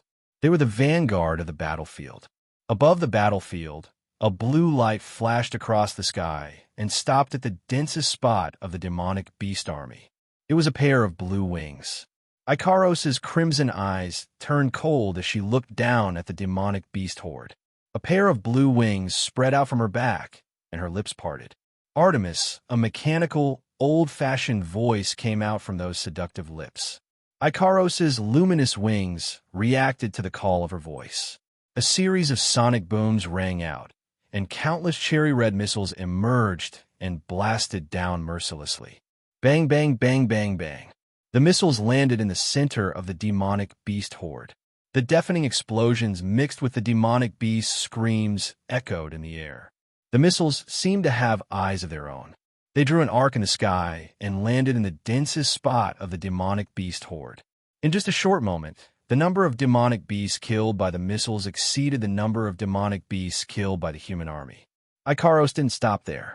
She once again used Artemis, and a large number of cherry-colored missiles appeared behind her. She waved them around, and they all landed on the magical beast horde, causing huge casualties to the magical beast army. Perhaps it's because Ikaros' killing power is too high, or maybe it's because Ikaros is too conspicuous in the sky. Thus, flying-type demonic beasts that haven't been seen before began to appear on the battlefield. Noticing the appearance of the flying magical beasts, everyone raised their heads and looked at the sky. When the locust-like army of flying magical beasts appeared in front of their eyes, everyone's face was dripping with sweat. Some of them were so unbearable that even their faces turned pale, and their scalps couldn't help but feel numb. The appearance of the flying demonic beasts brought unimaginable pressure to the human army. As long as the difference in strength isn't too great, they will find flying demonic beasts troublesome or even dangerous. The sky is no longer boundless. Countless flying demonic beasts appeared and attacked the human army. The human army had no choice but to brace themselves. Under the leadership of the elite squads, they started fighting the demonic beast horde on the ground and in the air. Under the attack of the magical beast army in the air, the human army was already at a disadvantage. Compared to the magical beasts that could run and jump, the magical beasts that could fly were much more effective than an ordinary person could imagine.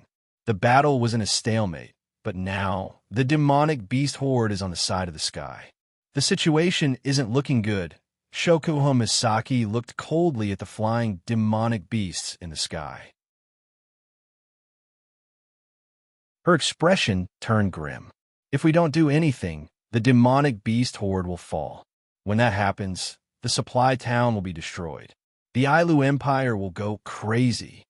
Kinuhata Sai and Frenda's expression turned grim when they heard Shokuho Misaki's words. They gritted their teeth and looked at the demonic beasts in the sky. They felt helpless.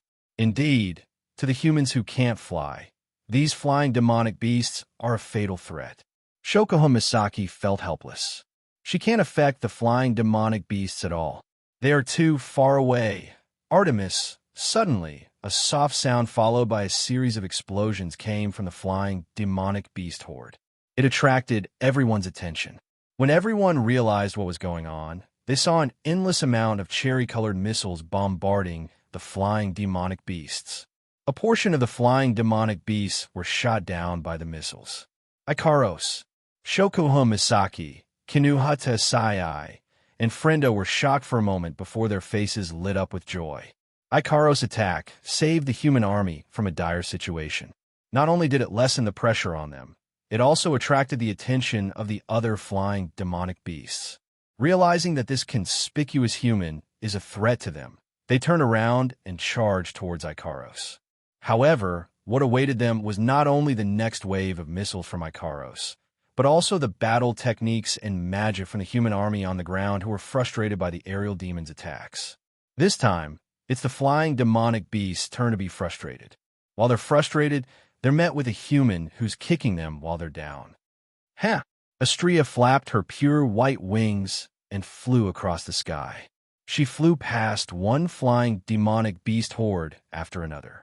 She swung her Chrysor, and every time she swung it, a demonic beast would fall. Astrea's attack isn't as powerful as Ikaros Artemis, but it's much more efficient. She also has the fastest wings among the first generation of angeloids. She managed to clear a path for the flying demonic beast horde. The battle results brought about by the two omnipotent angels stirred up the fighting spirit in the hearts of the human army, who were originally a little timid, and brought about a new round of collisions. The balance of the war was restored once again. Under the assault of the two armies of magical beasts by land and air, the human army should have been defeated. But now, with the participation of just two people, the situation of the battle had become a draw. It must be said that the omnipotent angels were indeed worthy of being called war weapons. Ikaros and Astrea dominated the sky. They're holding back the demonic beast horde in the sky. This situation made the humans on the ground feel their blood boiling. There's jealousy and fear in their eyes, but more than that, there's envy. This caused some of them to be unwilling to be outdone. I can't be weak either. Mikoto, who had been controlling the iron sand sword to cut down the demonic beasts, saw the battle in the sky and couldn't help but feel a fire burning in her heart. She raised her hand toward the sky. Blue and white lightning violently surged from Mikoto's body. The clear sky suddenly turned into a gust of wind. Dark clouds floated from afar and gathered in the sky. The sky was suddenly covered by dark clouds. The dark clouds became denser and denser. The area was enough to cover the entire battlefield. Countless lightning flashed in the dark clouds, creating a thunderous sound. "Watch me," Mikoto scolded and waved her hand downwards.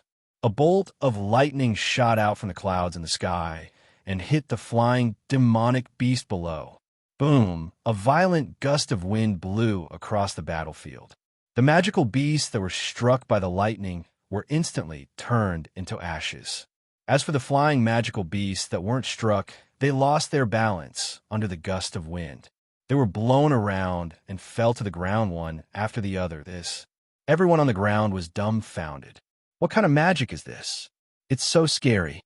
Shock, extreme shock. Everyone's face was filled with shock. However, after the shock, uncontrollable ecstasy also appeared on their faces.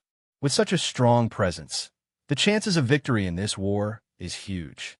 However, the next scene that appeared once again turned this ecstasy into shock. That's because a new demonic beast horde has appeared in the Behemoth Forest, and it's bigger than the previous one.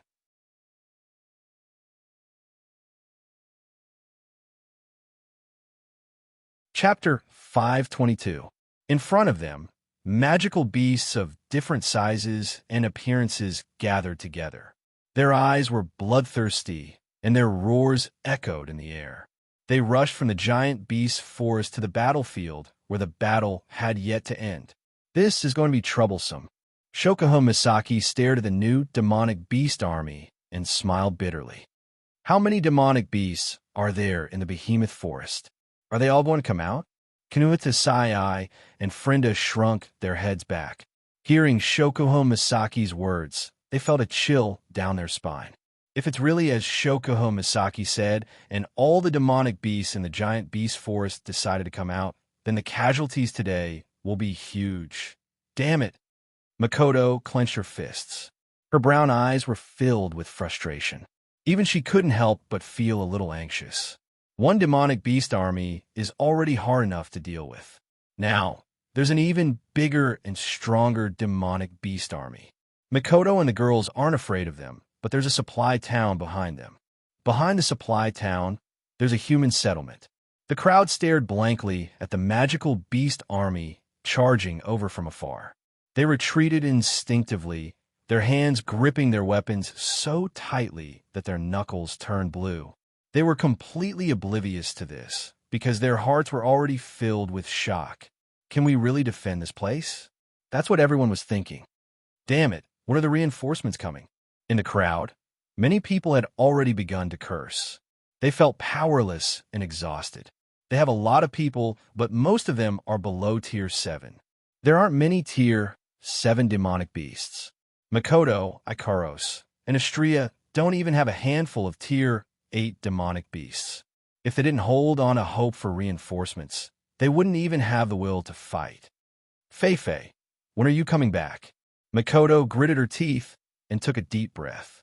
The lightning around her body lit up again. She looked into the distance with a determined expression. No matter what, I have to hold on until Feifei comes with reinforcements. With this thought in mind, Makoto charged toward the magical beast army with electricity coursing through her body. Bang! Suddenly, in the sky, the flying magical beasts that were flying towards the front seemed to have hit a wall. They were sent flying by the impact, and their bodies were badly mutilated. A loud sound broke through the air, and amidst the screams of the flying magical beasts, it swept across the battlefield, bringing with it wind and waves. Wherever it passed, all the flying magical beasts were sent flying, and some even exploded into a mist of blood. Everyone was stunned, including Makoto, Shokuho Misaki, Ikaros, Astria, Kanuhita Sai, Frenda, and Takitsubu Riku. Before the people on the ground could react, the sound of something breaking through the air came flying back and forth in the sky above the battlefield, knocking those flying magical beasts flying in the sky one after another. During this period of rampaging, by the time the people reacted, the flying magical beasts had already disappeared from the sky. Everyone looked at each other, stunned. At this time, if those magical beasts launched an attack, then they would definitely suffer a fatal blow. However, those magical beasts seemed to have realized something. They raised their heads and roared at the sky, as if there was something above. At this time on the ground, Makoto's eyes widened, and her mouth gradually opened. This electromagnetic field reaction is exactly the same as the electromagnetic field reaction on my sisters and me. Could it be? Could it be? She looked at the sky with joy. She took a deep breath and raised her hands. She shouted at the sky, "You bastard! Since you're here, hurry up and show yourself." Makoto's voice inconceivably drowned out the roars of all the demonic beasts present, echoing in this space. Hearing Makoto's voice, the people who were already stunned were stunned for another 2 to 3 seconds. "You're still as energetic as ever." Following this faint voice, a huge airship slowly appeared in the sky in front of everyone's widened eyes. It showed everyone what exactly it was that smashed those flying magical beasts into a pile of mush. When the full view of the airship entered the field of vision of the people on the ground, a tall and straight figure flew out from inside and stopped in front of the airship. Then, he also entered the field of vision of the people on the ground. Shokuho Misaki, Astria, Kanuhita Sai, Frenda, and Takitsubu Riku were surprised when they saw him. Makoto had a smile on her face, and her eyes were filled with excitement. Ikaros, who was also flying in the sky, was completely stunned. Master," Ikaros mumbled in a daze. Looking at the figure in the distance, an indescribable feeling filled her heart, causing her body to tremble slightly. With the fastest speed possible, she flapped her wings and rushed over to the figure. Ikaros. His eyes followed Ikaros as she flew towards him from afar. When he saw the unconcealable longing in her crimson eyes, he chuckled and rubbed her head. "I'm back." Ikaros only regained her senses when she felt the warmth from the hand on her head. She stared at Wu Yin and lowered her head. Everything she wanted to say was reduced to one sentence. "Welcome back, Master." He's finally back. Makoto, Shokuho Misaki, Kanuhita Sai, Frenda, and Takitsubu Riku sighed in relief. Wu Yin is only top 5 in terms of strength. He's probably the weakest among all of them, except for Astrea. However, his appearance brought them an unimaginable sense of security. Master! Astrea flapped her wings, and she jumped in front of Wu Yin while yelling and jumping around. Master! You're finally back. When Astrea arrived in front of Wu Yin, she saw Fraxinus on Wu Yin's back, and she shrieked in shock. What is that? That's a huge battleship. Wu Yin shook his head and laughed at Astrea's exaggerated actions. He wanted to say something, but he paused, and he turned around to look at the people below. Well, let's talk about the details later. Those guys down there look like they can't wait any longer. Wu Yan's voice was very soft, but everyone heard him. Only now did they remember that this is not the time to be daydreaming. Even though they have been here for quite some time already, well, they couldn't be blamed. The magic that could control the phenomenon of heaven and earth, the terrifying strength of the girl with wings, and the strangely shaped floating ship were all challenging the limits of people's minds. It was to the point that they made the fatal mistake of being stunned on the battlefield. Fortunately, the magical beasts seemed to have been intimidated by this and did not attack for a while. All of the magical beasts raised their heads and roared towards the sky. It was unknown if it was because of the death of their companions that made them angry, or because their beast-like instincts were telling them where the truly fatal thing was. Elo! Roar! Oh! Wu Yin narrowed his eyes when he saw the demonic beast army roaring at him. He took a step forward in midair. I don't know why the demonic beasts are rushing out of the behemoth forest, but I know Fraxinus's flying speed. I don't know about its combat prowess.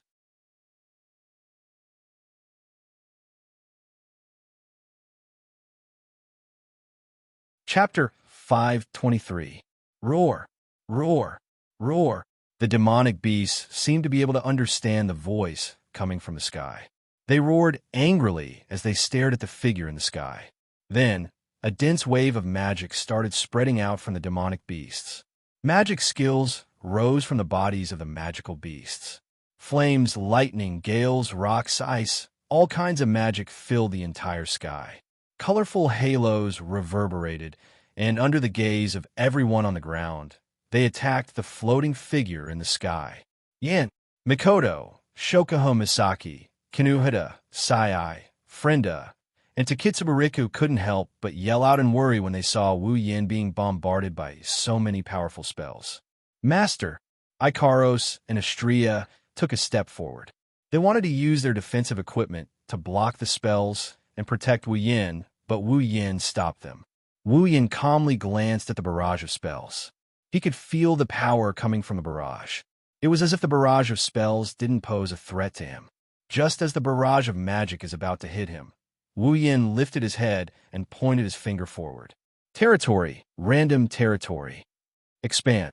The airship shuddered, and it started glowing with green light. It expanded, and a hexagonal green barrier appeared around Fraxinus.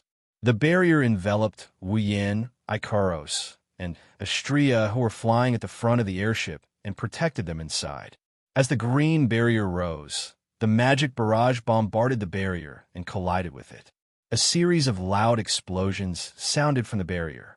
Smoke and dust shrouded the area where the magic barrage and the barrier collided, making it impossible for people to see the specific situation inside. The magic barrage continued to bombard the smoke and dust. The explosions became louder and louder, and the smoke and dust became thicker and thicker. When the magic barrage was exhausted and the smoke and dust dissipated, the intact green barrier reappeared in front of everyone's eyes without a trace of damage. The green barrier slowly retreated and released Wu Yin, Ikaros, and Astrea. The moment they reappeared, Wu Yin pointed forward again. This time, he pointed at the direction of the demonic beast army. After a series of kacha sounds, a series of continuous firing sounds could be heard.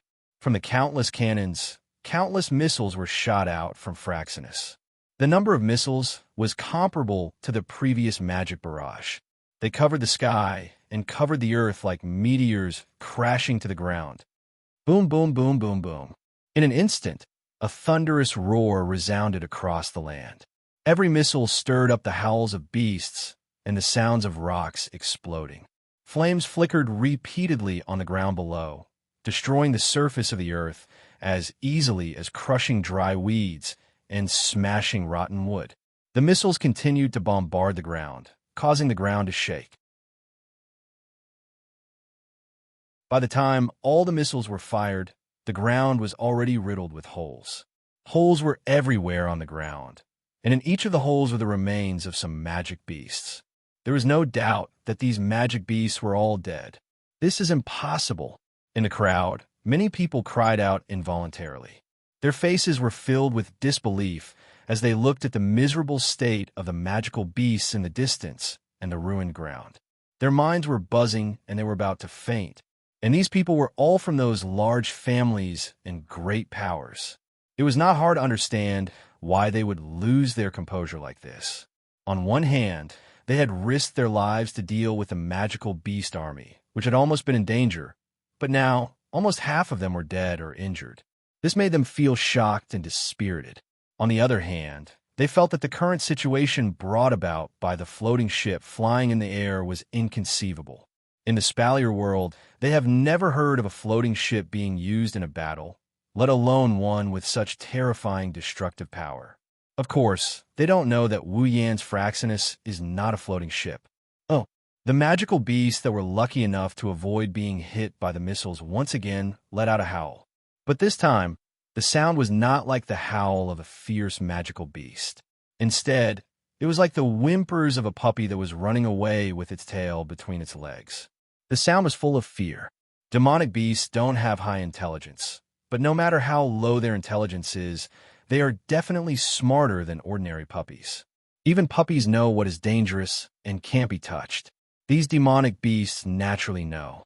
Their wild instincts told them that the huge flying ship in the sky is something that can annihilate them all. Some of the demonic beasts were hit by the missiles and have some wounds on their bodies. These wounds made their bodies twitch in pain, but at the same time, it also made the demonic beasts look even more ferocious. Unfortunately, the culprit that caused them to fall into this state is in the sky where they can't reach. They can't vent their anger on the flying ship, so they can only turn their attention to the humans. Just as these demonic beasts were about to charge at the humans, the Fraxinus in the sky had its cannons retracted back into the body of the flying ship. Instead, they were replaced by small pipes that looked like water pipes. When the entire flying ship was filled with small pipes, a burst of light energy gathered at the pipes. Then, a laser beam that filled everyone's eyes fell from the sky. The demonic beasts on the ground stopped howling. The ferocious look in their eyes dissipated. Only fear remained in their eyes because they all sensed danger at this moment. The demonic beasts let out a wail that isn't any better than a scream. They all turned around, trying to escape from this dangerous place, but it's too late. The laser beam that fell from the sky was like a bunch of arrows, shooting at the demonic beast from afar. When the demonic beasts turned around to escape, the laser beam already arrived in front of them and pierced through their bodies, leaving a bloody hole in their huge and tough bodies. Huff, huff! Fresh blood dripped down from the bodies of the magical beasts that had been pierced through. The heavy blow to their bodies caused the bodies of the magical beasts that were just about to fly away to pause and stiffen on the spot. The eyes of the beasts trembled intensely, and an unknown cry was emitted from their mouths. The blood at the corner of their mouths was like saliva as it flowed down. Together with the blood that flowed out from the bloody holes on their bodies, a small pool of blood formed on the ground after a period of time. The laser beam attack also ended. At the scene, all of the magical beasts had a bloody hole on their bodies. When the laser beam attack ended, these magical beasts slowly fell to the ground, no longer able to move. The sound of magic beasts falling to the ground continued to resound, causing the ground to tremble. These tremors seemed to resonate directly in everyone's hearts, attacking their minds and causing their hearts to tremble as well. Looking at the corpses of the demonic beasts on the ground in a daze, everyone's eyes lost focus. They didn't come back to their senses for a long time. Front and back, 1 defense, 2 attacks, the demonic beast army is dead.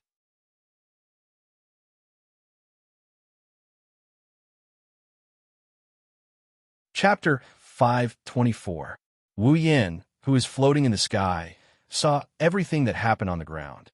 However, he didn't pay any attention to the performance of those who participated in the battle.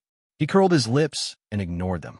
In Wu Yan's opinion, these people's reactions were a bit exaggerated. Indeed, the effect of Fraxinus was shocking, but that was only based on the assumption that these people thought that Fraxinus was an airship. In fact, Fraxinus wasn't an airship at all. To be more precise, it was a large gold armament. We can more or less guess why these people are so shocked. Fraxinus is a weapon that can be used in a large-scale war like this. Anyone with power or influence would want to get their hands on such a weapon. Think about it. When two forces clashed and fought each other to the point where it was either you die or I live, and one side had a weapon that was specially used for war, how terrifying would it be for the enemy?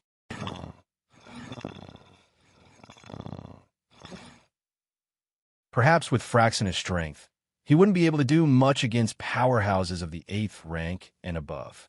However, would a family, a faction, have so many powerhouses of the 8th rank under them? Of course, that's impossible. Most of their subordinates would be the weaker ones. Using Fraxinus to deal with an army made up of weaker people would be much more effective. Not to mention the peak fighting power, it could definitely wipe out an entire faction. If they had such a weapon of war, they'd be invincible in every battle. Plus, they're treating Fraxinus as a special airship. That's why they came up with this idea. Such a weapon of war could be mass-produced. These two reasons added together were the real reason why the members of the major factions were shocked. Wu Yan didn't care too much about what these people were thinking. He didn't care about what these people were thinking. If they were really greedy for Fraxinus, they could just come and take it. As long as someone could take away Fraxinus, Wu Yan wouldn't treat the person as an enemy. Instead, he would ask the person for advice before heading to the world of fate to rob the shiny gate of Babylon. Compared to these people, Wu Yan was more interested in the effects of Fraxinus. Fraxinus didn't disappoint him. No wonder the system rated it as a B-rank gold armament. In a one-on-one fight, Fraxinus couldn't compare to the gate of Babylon. It couldn't even compare to the Shana. But in a war like this, it could be used as a fortress. No other armament can compare to it. At least, Wu Yan hasn't seen one yet. Especially Fraxinus, it even came with a territory defense type equipment. Even in a one-on-one fight, it could still be useful. In terms of defense, territory is on par with Icaros Aegis. It's only slightly weaker than Astria's Aegis. I found a treasure. No, I should say, I found a treasure. Wu Yan smiled and waved at the airship behind him. A door opened on the surface of the airship. Chuju and Flanderchan stood at the entrance. Icaros, Astria, go fetch Chuju and Flanderchan. Yes, master. The two angelic girls flapped their wings and came in front of Hinajiku and Flanderchan, helping them down. Icaros and Astria brought the two girls down. Wu Yan waved his hand, and a crimson spatial ripple appeared behind Fraxinus. The ripple swallowed the entire airship. Everyone on the ground looked at each other in confusion as they watched the powerful floating ship vanish. It seemed like the floating ship had appeared out of thin air when it first appeared, and now it had vanished into thin air. After storing Fraxinus into the gate of Babylon, Wu Yan looked at the dead demonic beasts and licked his lips. Looks like I found a new item and ability point. Wu Yan flew down from the sky.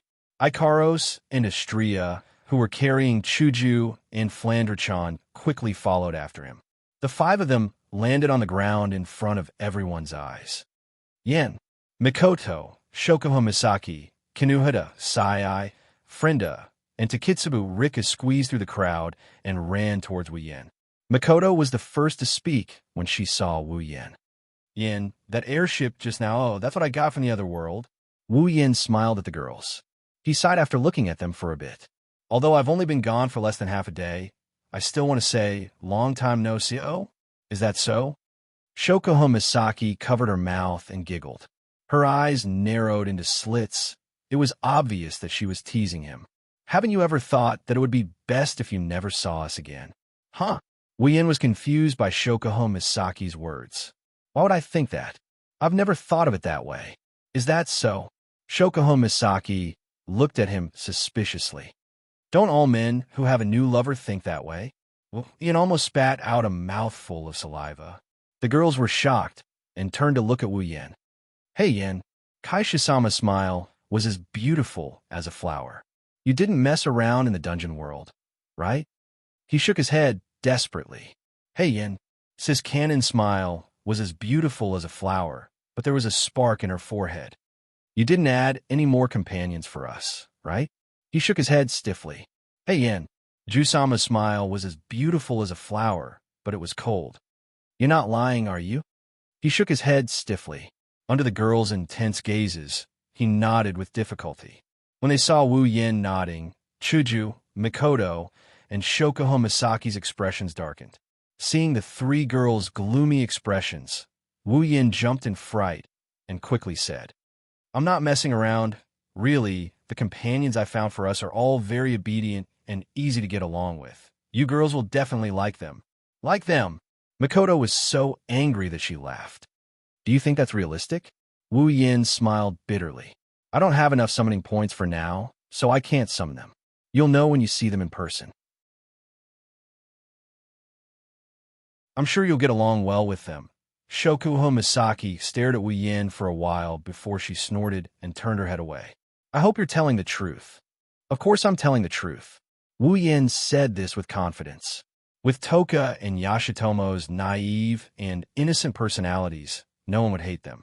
Kotori's personality is a bit of a tsundere, but there's no shortage of tsundere girls here. As for Kurumi, other than the fact that she can go berserk at any moment, what's the difference between her and Jusama?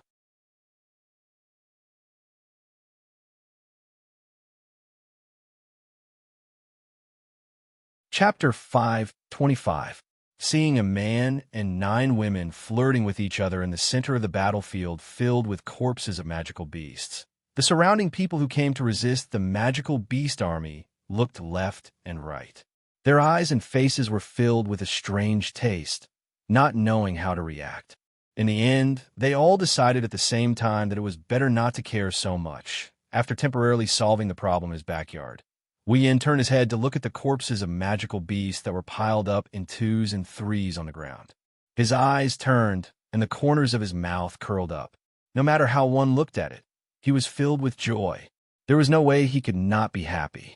The corpses of magical beasts were still very valuable to others, and it was even more so to Wu Yin. The torso of magical beasts could be turned over to the system to obtain item points, and the magic crystals could obtain ability points. The corpses on the ground were full of points. With a thought, Wu Yin lifted his foot in a small arc and quickly stepped down.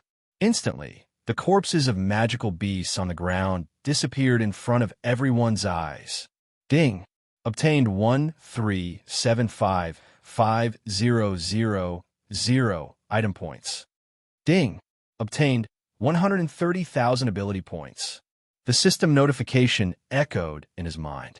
When he heard the numbers of the 2 types of points he had obtained, especially the item points, Wu Yan's face twitched a few times before returning to normal. However, his heart was in a mess, and he could not help but crazily laugh to the sky for 10 minutes. In the blink of an eye, the item points that were originally 0 had now jumped to 10 million.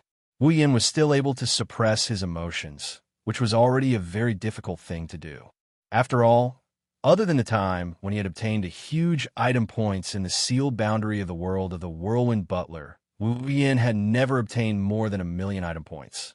Moreover, there were even 130,000 ability points.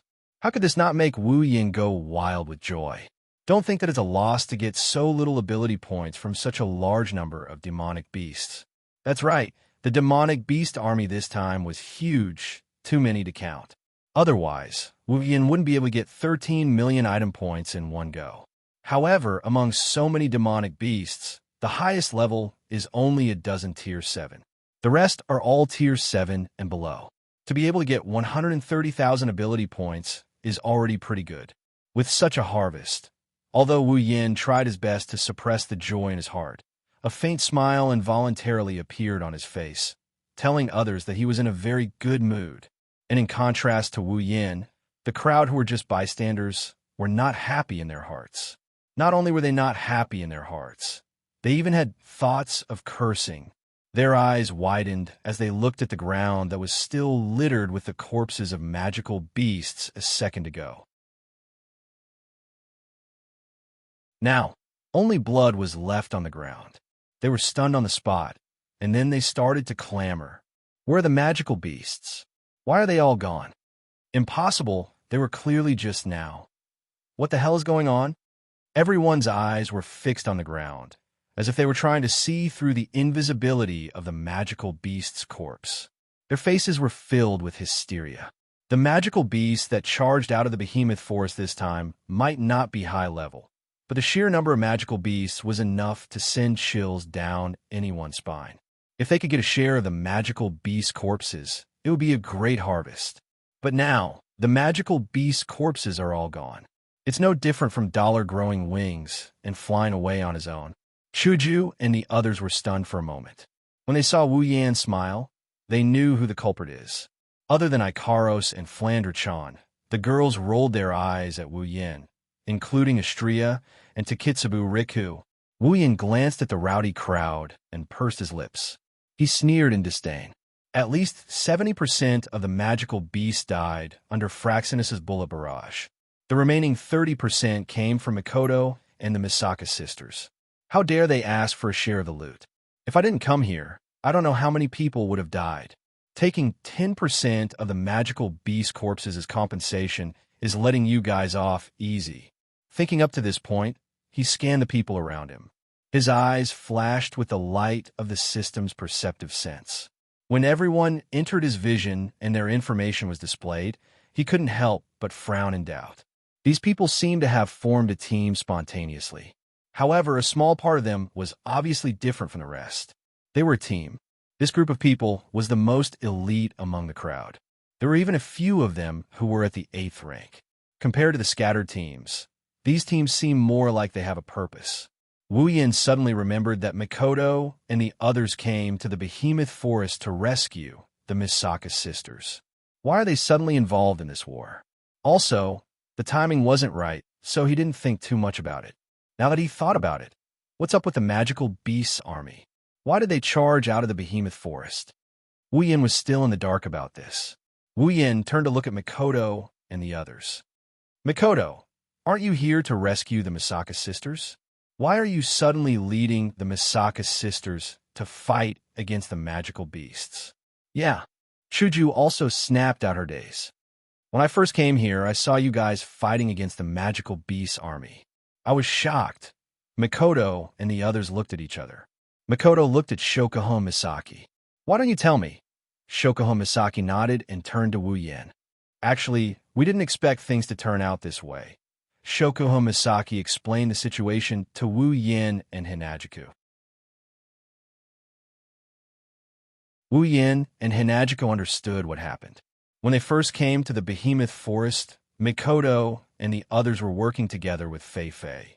Mikoto and the others were there to rescue the sisters, while Fei Fei was there to investigate the reason for the abnormality in the Behemoth Forest. Since they were close friends, they decided to enter the Behemoth Forest together. After all, Mikoto and the others were strong. Fei Fei's strength was also there for everyone to see. It was much better for them to work together.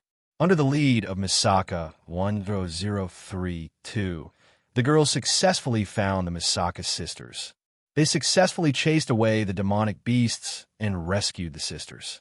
However, after that, something unexpected happened. The abnormality in the Behemoth Forest attracted the attention of the various clans in the Ailu Empire. As a natural treasure trove in the Spalier world, every faction sent their best men to investigate. Fei Fei did the same. Because of this, the Behemoth Forest attracted a large number of people.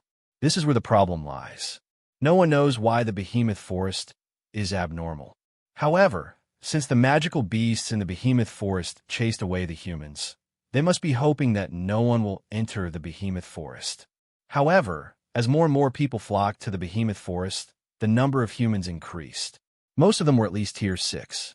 As a result, the magical beasts in the outer perimeter of the behemoth forest couldn't stop the humans from entering, let alone chase them away. Finally, the magical beasts in the behemoth forest went berserk.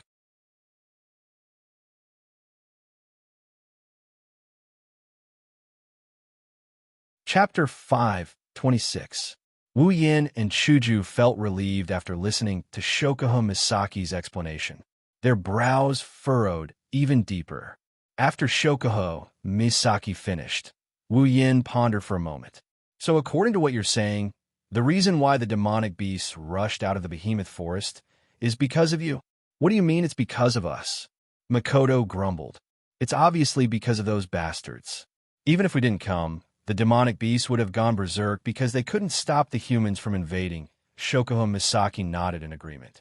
At the end of the day, it's because of those demonic beasts.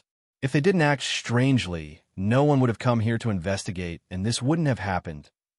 That's true. Wu Yin shrugged helplessly. Then, where did Fei go? Didn't you guys travel together? Why can't you find her? Hearing this, Makoto and Shokuho Misaki bitterly smiled. Fei went back to her family to ask for reinforcements. Not only did Fei go back to her family to ask for reinforcements, many of the powerful families that were here also went back to report the situation. Ask for reinforcements. Wu Yin pulled a long face. Why would they ask for reinforcements? Distant water can't put out a nearby fire. Traveling from the behemoth forest to their family's base to ask for reinforcements. If something goes wrong, the demonic beast will kill everyone here and feed the town. You can't blame them. Shokuho Misaki smiled bitterly.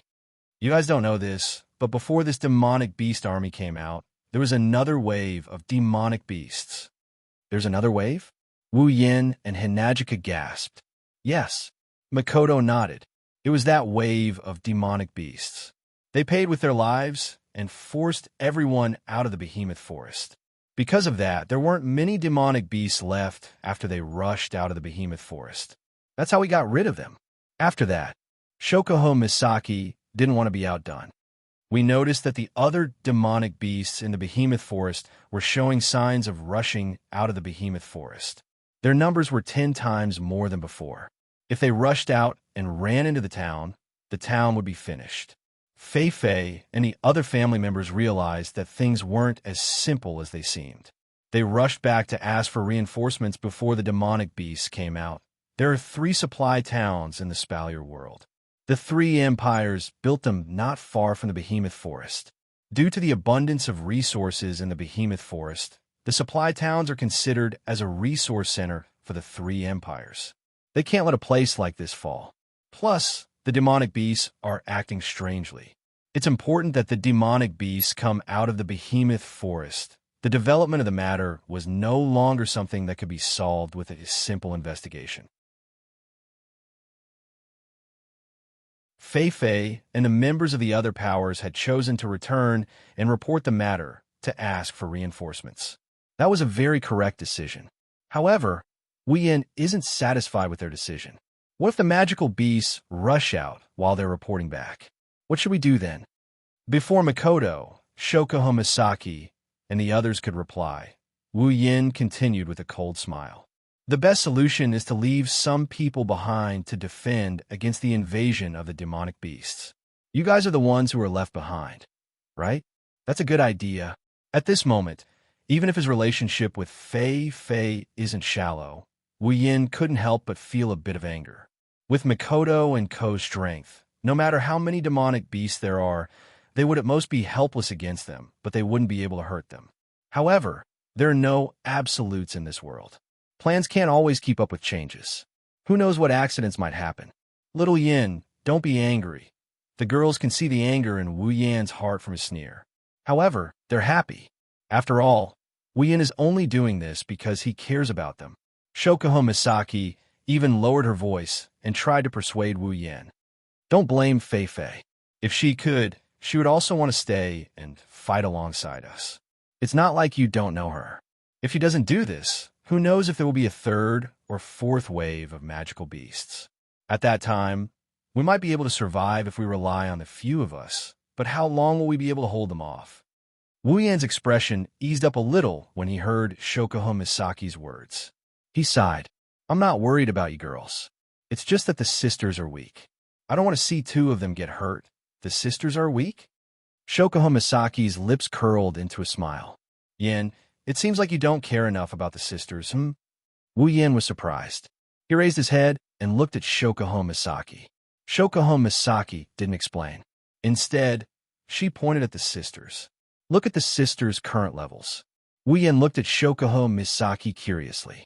He opened his system perception and looked at the sisters. Wu Yin was stunned. His mouth opened into a circle. Wu Yin rubbed his eyes and looked at the sisters again. After confirming that the information he saw was correct, Wu Yin couldn't help but ask, Rank 6? That's so fast. How is it? It's super shocking, isn't it? Kinuhata Sai finally found a chance to attack Wu Yin. She put her hands on her hips and mocked him. You're trying to be a brother-in-law, but you don't even know your sister-in-law. You're so useless. What brother-in-law, sister-in-law? Makoto blushed. In this place, the sisters only have one elder sister, and that's her. If Wu Yin is the sister's brother-in-law, wouldn't that mean that she's his wife? The arrogant cis-canon wouldn't admit it so easily. Hey, results. Don't just focus on the sisters. Frenda looked like a kid who got full marks on a test paper. Look at us too. We're much stronger than before. Wu Yin snapped out his days. He opened his system perception and scanned the sisters. Their levels appeared in front of Wu Yan's eyes. Guei Chiju, level 69, Misaka Mikoto. Level 75, Ikaros. Level 79, Estrella. Level 77, Shokuho Misaki.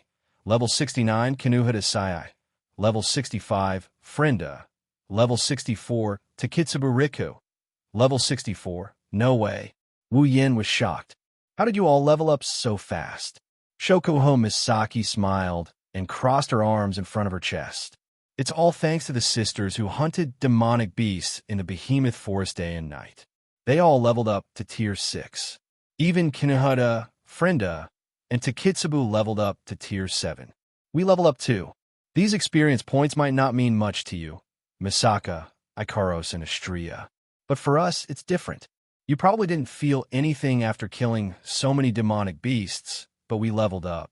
The same goes for the sisters. Do you still think the sisters are weak? Wu Yin gulped and retorted. So what if we're tier 6? More than half of the demonic beasts were tier 6. It's not just in terms of power. Shokuho Misaki giggled. The most important thing is that we have Takitsubu's help. After reaching tier 7, she has also reached level 5. Her ability can actually affect our personal reality and bring us improvement. With her help, almost all of my sisters have reached tier 7 strength. Wu Yin was shocked. He looked at the shy Takitsubu and smiled bitterly. So you're the one who hid the deepest.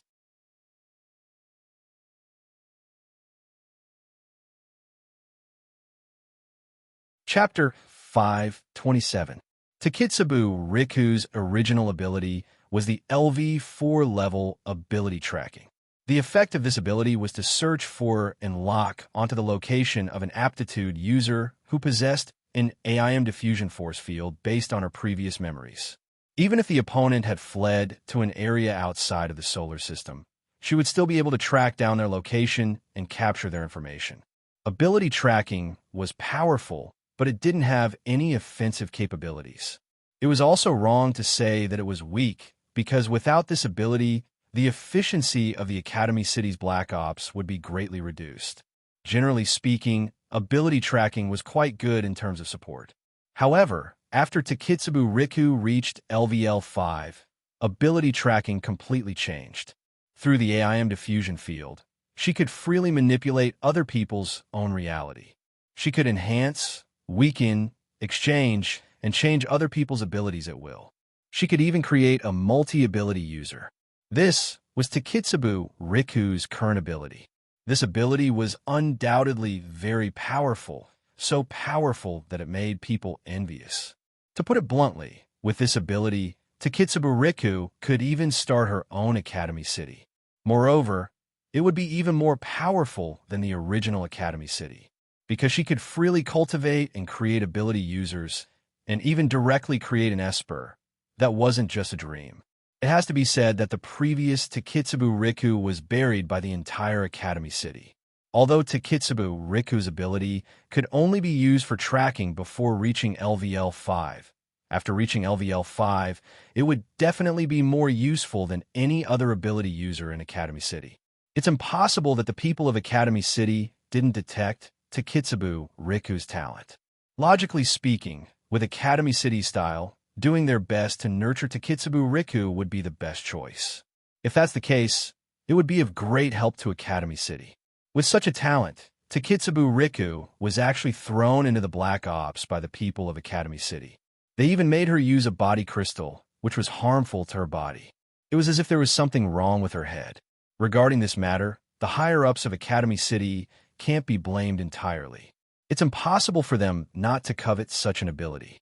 The main reason why Takitsubu Riku was reduced to this state was because it's extremely difficult to raise her ability to LV5. Originally, the higher-ups of Academy City had intended to raise Takitsubu Riku as the 8th person of Academy City. But later, according to the simulation of the tree diagram designer, the chances of Takitsubu Riku reaching level 5 and becoming the 8th person was infinitely close to 0.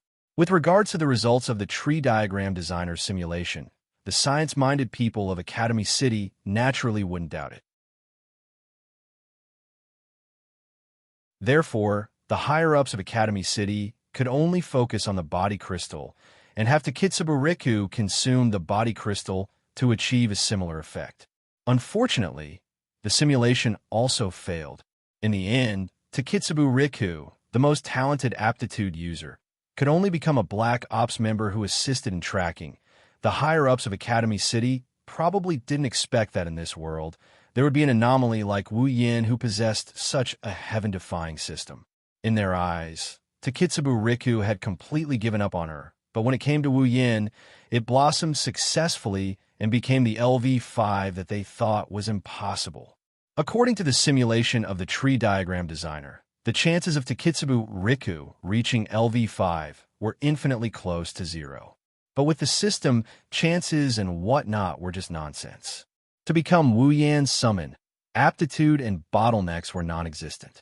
As long as there was experience, it was only a matter of time before one reached the pinnacle, let alone a LV5. In other words, Wu Yan had picked up a great bargain. An aptitude user that everyone coveted was turned into his wife by him. Should I say that he had good taste? No matter what, the result was good.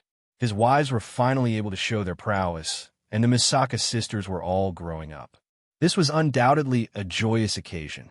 Now, even if Wu Yin wanted to establish his own faction in the Spalier world, it would be more than enough.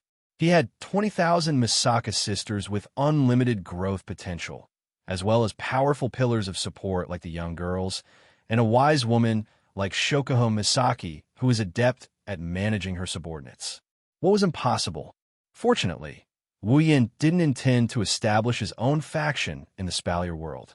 Otherwise, the Spalier world would have gained another thug who would steal their rice bowls, and a very powerful one at that.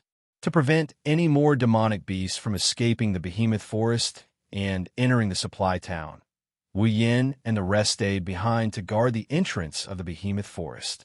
Whether the demonic beasts in the Behemoth Forest would harm the human world or the supply town had nothing to do with them.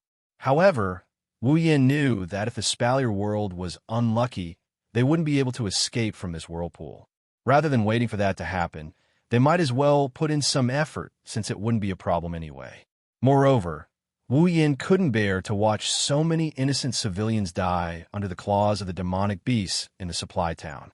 The kind cis canon and the president wouldn't let it happen either. Plus, Fei Fei still had a favor to ask of them, so they could only stay here for the time being. Demonic beasts appeared a few more times as expected. However, there weren't as many of them as before, and none of them were above level 6. Wu Yin couldn't be bothered to do anything, so he let the Misaka sisters practice on their own. Needless to say, the combined strength of the Misaka sisters was off the charts. They killed the demonic beasts in a matter of seconds, leaving Wu Yin stunned. This time, Wu Yin didn't touch the corpses of the demonic beasts. If he ate the meat, he should at least let the others have the soup. Otherwise, what would happen if they ran away? Since there weren't many demonic beasts and their levels were low, they couldn't be exchanged for a lot of points. Wu Yin didn't mind. After waiting for about 3 to 4 hours, finally, another batch of demonic beasts fell under the swords of the human army. Reinforcements finally arrived. A large army that was several times larger than the number of people guarding the supply town. Wearing armor, holding knight's swords, long spears, and other weapons, rushed from the direction of the supply town. They spread out and formed a human wall, protecting the entire supply town behind them. The leader of the army was an old man, one that Wu Yin and the others were familiar with. Lei Wang. Wu Yin and the others looked at the old man from afar and called out his name in shock. That's right, the old man is Lulu's grandfather, the host of the Spalier World Tournament, a member of the Academy Council, the ancestor of the Lori family of Ailu Empire, Lei Wang. Aha! Lei Wang looked towards Wu Yan's direction. When he saw Wu Yin, he couldn't help but laugh. He waved his hand and said, "Little guy, we meet again. Yin, Chuju, Makoto." Beside the Thunder King, Fei Fei, who was holding the Night Elf, ran over. She glanced at everyone before letting out a sigh of relief and said, "That's great. You guys managed to hold on until we arrived. You guys are finally here." Makoto shook her head with a bitter smile. There were signs of relief on her face as well. "I didn't expect you to come personally," Wu Yin said politely to Lei Wang, who also walked towards them. Lei Wang was Lulu's grandfather. Be it in terms of seniority, strength, or experience, Lei Wang was more than a level higher than Wu Yin. It was only natural for Wu Yin to be polite. However, Wu Yin didn't expect a Tier 9 powerhouse like Lei Wang to come personally.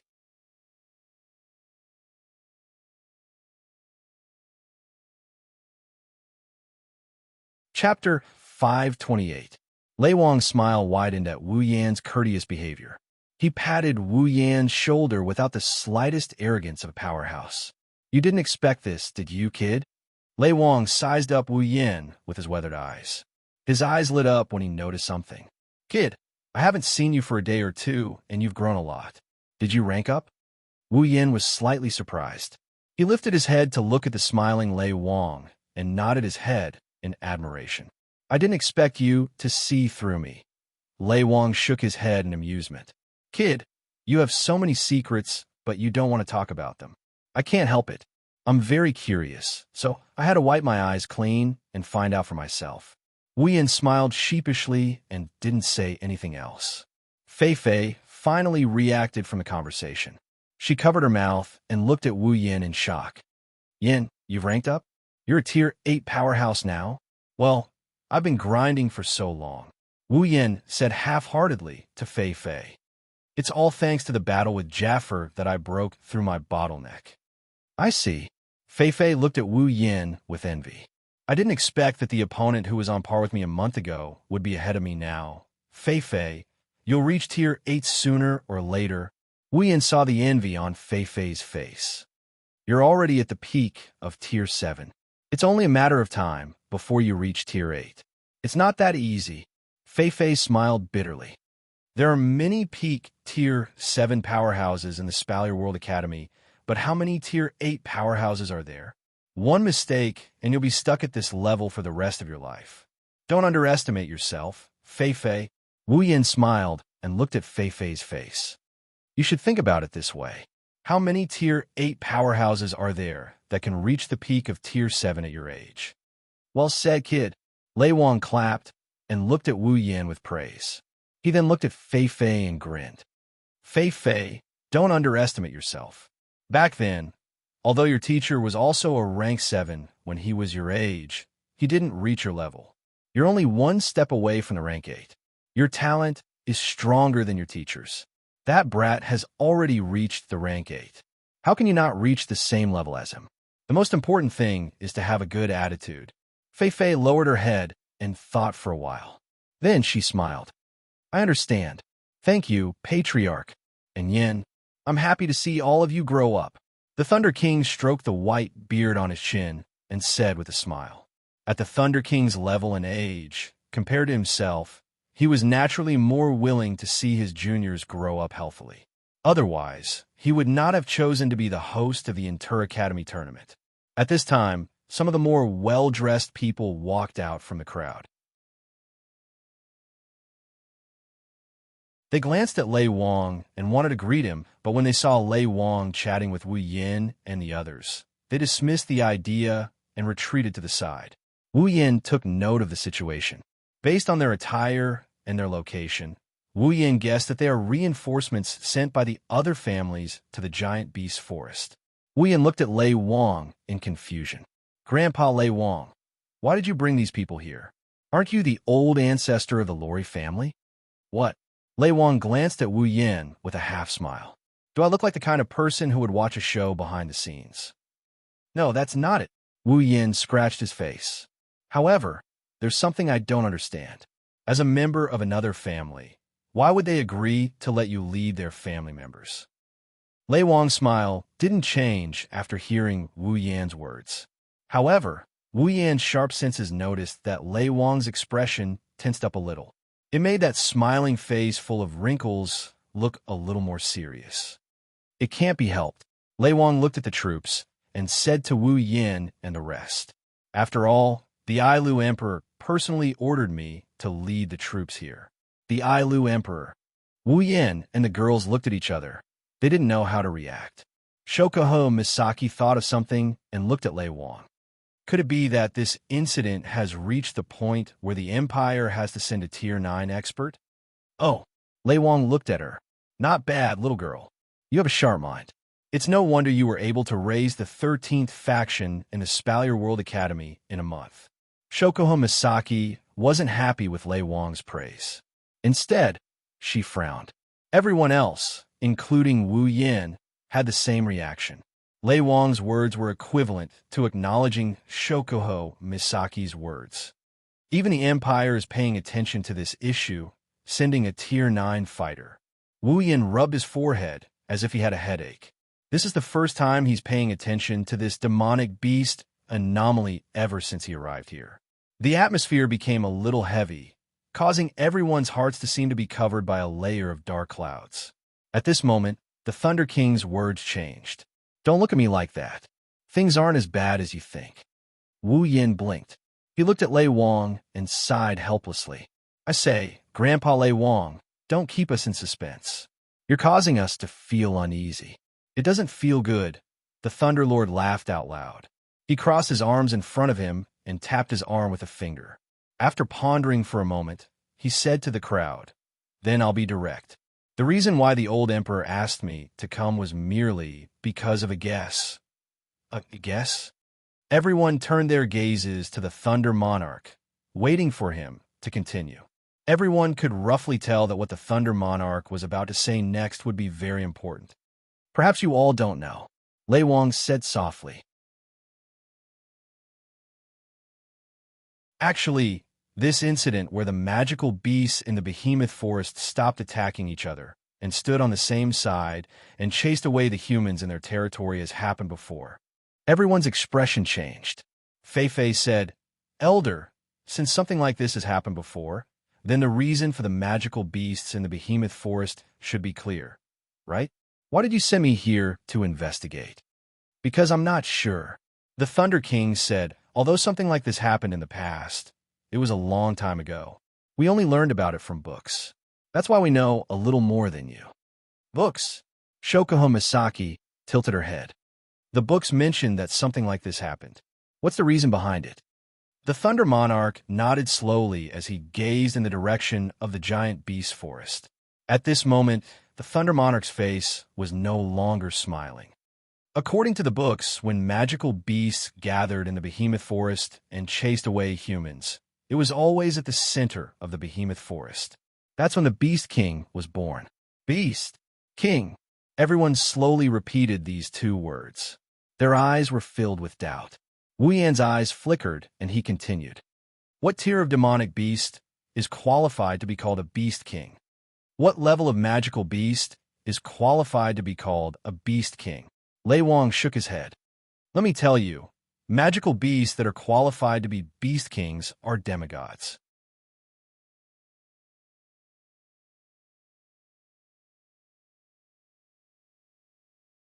Chapter 529. Demigod Rank. Everyone present sucked in a breath of cold air. Since ancient times, the Spalier world had given birth to 5 peak-level, god-level powerhouses. Everyone in the Spalier world knew about this. The people of the Spalier world also knew that many years ago, an unknown disaster had befallen these 5 god-level powerhouses. Since then, no more god-level powerhouses had appeared in the Spalier world. In today's Spalier world, only the demigod rank powerhouses, or in other words, powerhouses above level 90, could truly stand at the pinnacle of the Spalier world. And in the Spalier world, there were only 5 such powerhouses. The entire Spalier world's surface area was so vast that it made people speechless. And the number of humans living in the Spalier world could be counted in the hundreds of millions. With such a terrifying number of people, there were only 5 demigods. One could only imagine how easily the demigod rank made people feel as if they were in a dream. But now, the Thunder King was saying that a demigod had been born in the Behemoth Forest. If the Thunder King, a level 9 powerhouse closest to the demigod rank, hadn't said this, perhaps even Wu Yin and the others who came from other worlds and didn't have as much respect for the demigod rank as they did for the Spalier world, they probably wouldn't have believed it so easily. You don't have to be so shocked. Didn't I just say it? This is only a guess. Apart from you, only us old fellows from the council know about this. The majority of people still don't know. The Thunder King sighed softly. No matter what, it's only something recorded in a book. Whether it's true or not still needs to be investigated. Is that so? Wu Yan looked in the direction of the Behemoth Forest, his gaze becoming incomparably sharp. It's just a guess. Is there a need for a level 9 powerhouse to investigate? That's because you still don't know what a demigod rank magical beast, also known as a beast king, represents. When he mentioned the demigod rank, the Thunder King's tone became a little illusory. If the demigod rank was only a legend to others, then to the Thunder King, it was a dream. Do you know why the birth of a beast king caused the magical beasts in the Behemoth Forest to abandon their former enmity and gather together to fight against foreign enemies, and even chase the living people of the Behemoth Forest out of the Behemoth Forest? Wu Yan's beast kings in the Spalier world king's eyes, and they all shook their heads in unison. The Thunder King demigod rank, and demigod rank, demigod rank, demigod rank in the Beast King. The reason why demigod-level magical beasts are called Beast Kings is because demigod-level magical beasts are no less intelligent than humans. They can think and have their own ideas. At the same time, they have the ability to make all magical beasts obey them.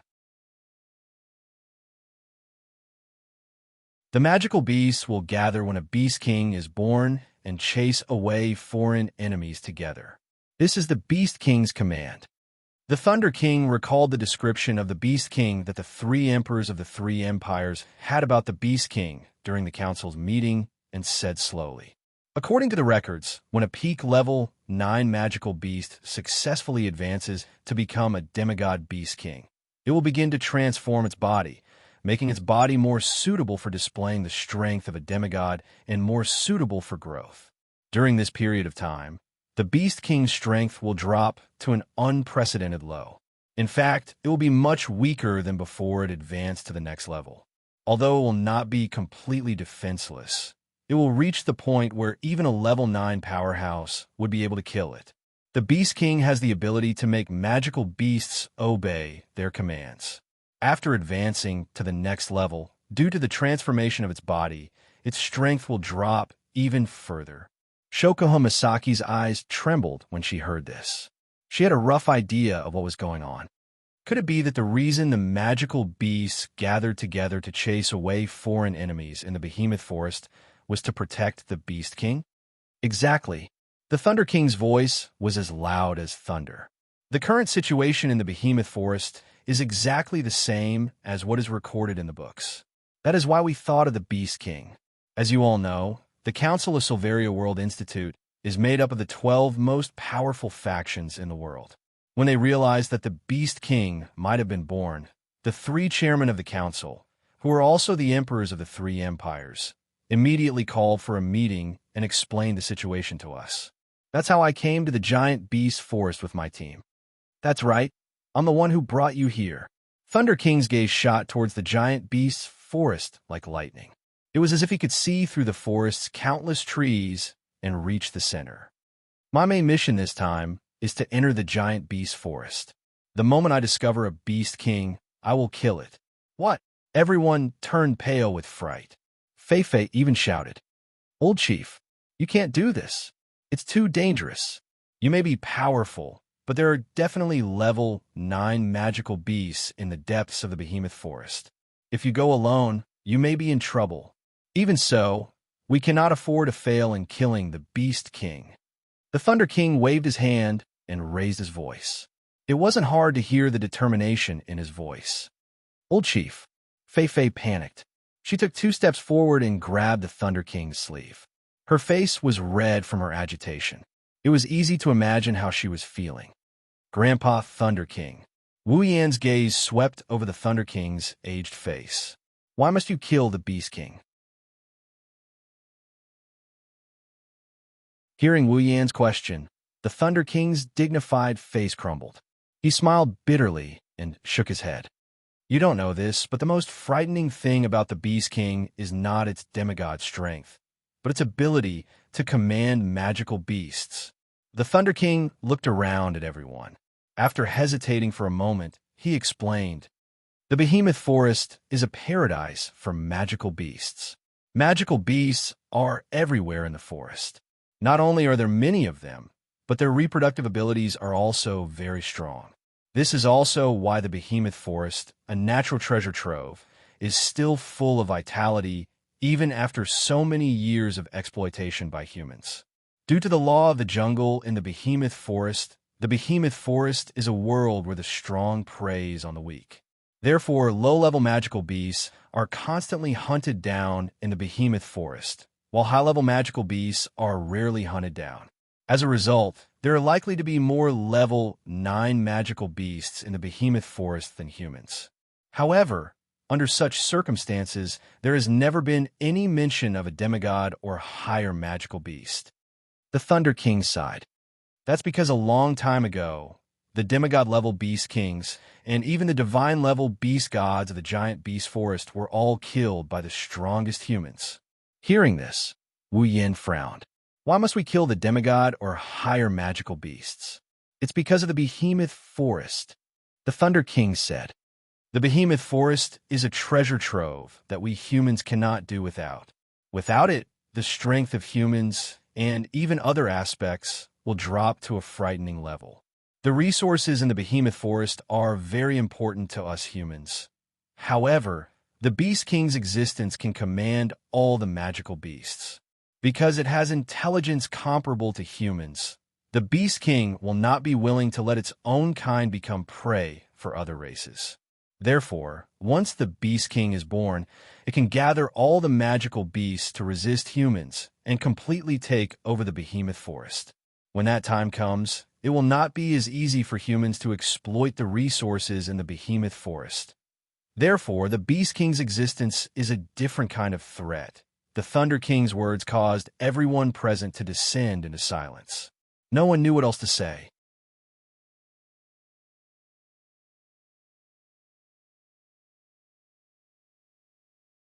Chapter 530. Night outside the behemoth forest. At this moment, a wooden fence had been erected in front of the supply town. Around the wooden fence, groups of knights were patrolling. It was obvious that they were patrolling to prevent the flow of people from entering the behemoth forest. After all, the current behemoth forest was no longer suitable for people to enter. It was still necessary to take some protective measures. Not far away, there was another place surrounded by wooden fences. Tents were set up one after another inside. Similarly, groups of knights were patrolling the area. That was a place for the majority of the troops, as well as the people here, to rest. It was night. Within a tent, Wu Yin was lying on a blanket. His hands are behind his head as he looked at the ceiling of the tent. He did not move for a long time. In his mind, he was recalling the words of the Thunder King today. Actually, Wu Yin felt a little helpless in his heart. He really did not expect that he would encounter such a situation right after returning from the world of the date battle. Originally, he had thought that the abnormality of the magical beast this time was merely a trivial matter. Before he came, he had not paid much attention to it. After he came, before he met the Thunder King, he also did not pay much attention to this matter. But who would have thought that in the end, the trivial matter he had thought of at the beginning had actually involved him to such an extent? The appearance of a rank 9 expert. The birth of a demigod rank magical beast king. This series of events had already escalated to the point where he had no choice but to place it in his heart. If possible, Wu Yin doesn't want to get involved in this matter anymore. He's just a tier 8. He's still miles away from tier 9. He's still miles away from that so-called demigod tier. Now that he's involved in something that's so far away from these two terms, he's about to flip the table. He was still in high spirits over the fact that he got the Red Jade bloodline ability. He was even more excited over the fact that he got Flandre-chan's Red Jade. Who would have thought that he would be able to enter tier 9 for a short period of time? Who would have thought that he would be able to do whatever he wanted once he entered Flandre-chan's Red Jade mode? How could he not flip the table when he thought that he could do whatever he wanted once he entered Flandre-chan's Red Jade mode? How could he not flip the table when he thought he could do whatever he wanted? If the development of this matter is as Lei Wang said, the birth of a beast king, then this matter is out of his control. That's why Wu Yin didn't want to get involved in this matter. It's fine if it's him. No matter what, he can use the heaven-defying items in the system to escape. However, he still has the girls around him. Chuja Mikoto, Ikaros, Shokuha Misaki, Flandre-chan, Astria, Kinuhata Sai, Frenda, Takitsubu Riku, Misaka's sisters. Other than Kotori, Kurumi, Toka, and Yoshino, the most important people in Wu Yan's life are all around him. Even if he has the system's items as his trump card, he won't be able to take care of all of them. If something happens to any of them, Wu Yan will definitely go crazy. Even if he can use the summoning points to revive the girls, it's not an excuse for Wu Yan to let this happen. That's why Wu Yan didn't want to get involved. However, at the same time, Fei Fei was still here. Although he had only met the Thunder King once or twice, their relationship was quite close. Furthermore, the Thunder King was Lulu's grandfather. Could he just watch them stay here and not do anything? That night, Wu Yan's mind was filled with all sorts of worries. This is because the matter with the Beast King is only a guess. Only the Thunder King came to the meeting this time. Before the situation in the giant beast forest is clear, the Thunder King doesn't dare to act rashly. The giant beast forest's 9th rank magical beasts are as rare as phoenix feathers and Chelan horns. But if 3 or 4 of them appear, the Thunder King will be surrounded and beaten to death. If one of them is higher ranked than the Thunder King, then one would be enough. Thus, the Thunder King didn't have any plans to act for the time being and stayed in the tent like everyone else, waiting for the decision to be made. During the day, Lei Wang said that the Ailu Empire's royal family, 1st family Lori family, 2nd family Saito family, and 3rd family Ladine family will each send out an elite team to investigate the situation in the Behemoth Forest. Tomorrow, Wu Yin and the rest will decide whether they want to go to the Behemoth Forest or not. Wu Yin bitterly smiled, cursing in his mind. Tomorrow, the elite team that will go to the Behemoth Forest will be led by Fei Fei, the Lori family's leader. If Fei Fei is going, how can he and the rest stay here and watch? He might be able to harden his heart and not get involved, giving Fei Fei something to save her life. But if Fei Fei agrees, he agrees. But what about Shuju? What about Mikoto? Will they agree? The answer, of course, is no. Grandpa Lei Wang, you really are heartless.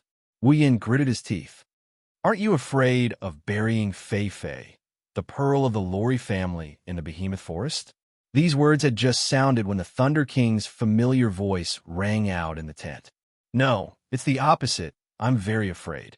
The sudden voice made Wu Yan's heart skip a beat, causing him to jump up from the blanket. When he recognized the owner of the voice, Wu Yan grumbled. Grandpa Lei Wang, eavesdropping is not a good habit. No, I've just arrived and I've already heard what you said. That's why I answered you in passing. Following the voice, a breeze blew into Wu Yan's tent and stopped in front of Wu Yan. When the breeze dissipated, Lei Wang's figure appeared. As expected of a ninth-stage powerhouse, seeing the way Lei Wang made his entrance, Wu Yan, who didn't sense any intruders, couldn't help but sigh in admiration as he looked at Lei Wang in awe. "Little guy, it seems like you can't sleep either." Lei Wang chuckled and walked over to Wu Yan. He sat on the blanket facing Wu Yan. "You can't sleep either, can you?" Wu Yan scratched his cheeks, and he grinned. "Grandpa Lei, you must have something to tell me for calling me this late at night, right?" Lei Wang nodded and looked at Wu Yan. "I did have something to tell you, and it has something to do with what you just said."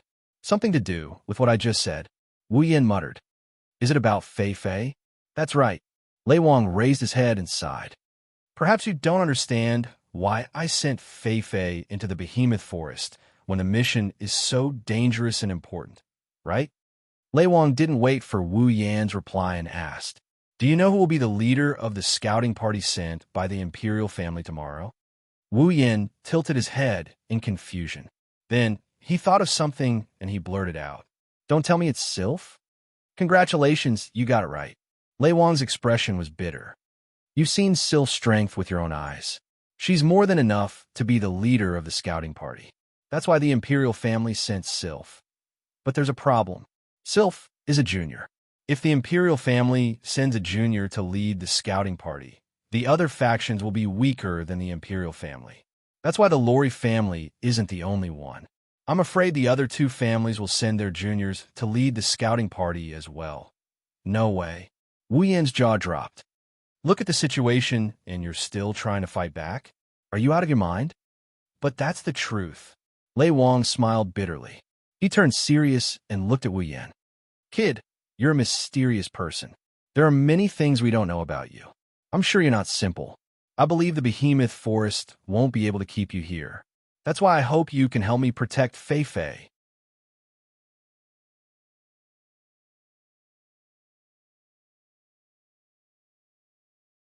Chapter 531. The night passed quietly after the bright moon crossed the entire sky and drew a semicircle across the night sky. Perhaps it's because demonic beasts need to sleep too. No demonic beasts dashed out of the behemoth forest during the night. The troops stationed outside the forest lost their purpose. The night was quiet. There wasn't much noise. When the night slowly faded and the sky started to brighten, the behemoth forest encampment was filled with people. In the middle of the open space in the encampment, a team was neatly lined up. There were about 100 people in this team. Compared to the entire encampment, this number was like a drizzle. However, everyone in this team had at least the strength of a Tier 7 expert. From the outside, they appeared to be neatly arranged. However, if one were to observe carefully, one would discover that this 100-man team was actually divided into 5 small groups. To be more precise, there were 4 large groups and 1 small group. At the front of the group, 4 young boys and girls stood at the very front, looking ahead. In the direction of their gazes, there was a figure standing in the wind, with his back facing them. He looked up at the sky like a statue. For a long time, he didn't move at all. The 4 young men and women are familiar faces. One of them is Bing Ling, leader of Sea of Icicles, one of the 13 strongest factions in Spalier World Academy. The other one is by Shi, leader of Crimson Land, one of the 13 strongest factions in Spalier World. The last 2 are girls.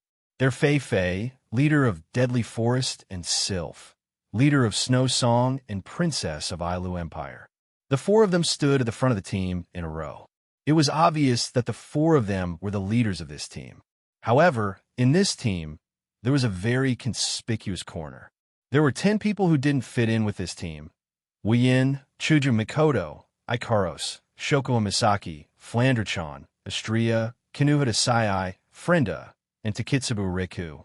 The 10 of them are standing in a corner of the group. They didn't line up with the others. They just stood there casually. The 10 of them are very conspicuous. However, the person in question didn't care about it. He ignored everyone's gazes and looked at the figure with his back facing them. It's Lei Wang. Looking at the figure with her back facing him, Wu Yin acted the same as the others on the surface, but in his heart, his thoughts had already drifted away. Feeling the different auras of the 9 girls surrounding him, he felt extremely helpless. Last night, Wu Yin couldn't just sit by and watch Fei Fei enter the behemoth forest. Under Lei Wang's request, he agreed to follow Fei Fei and the others into the behemoth forest. Wu Yin didn't want to let Chuju and the others know about this. However, he knew they would find out sooner or later, so he didn't hide it from them. How should he put it? Well, the result was more or less what he expected.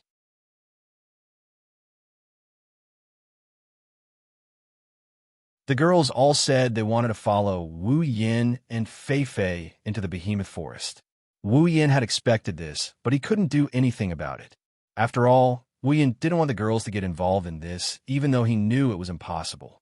Not only that, if Wu Yin expected Chuju, Mikoto, and the others' reaction, then when Flandre-chan made a big fuss and said she wanted to go with them, Wu Yin really didn't expect it.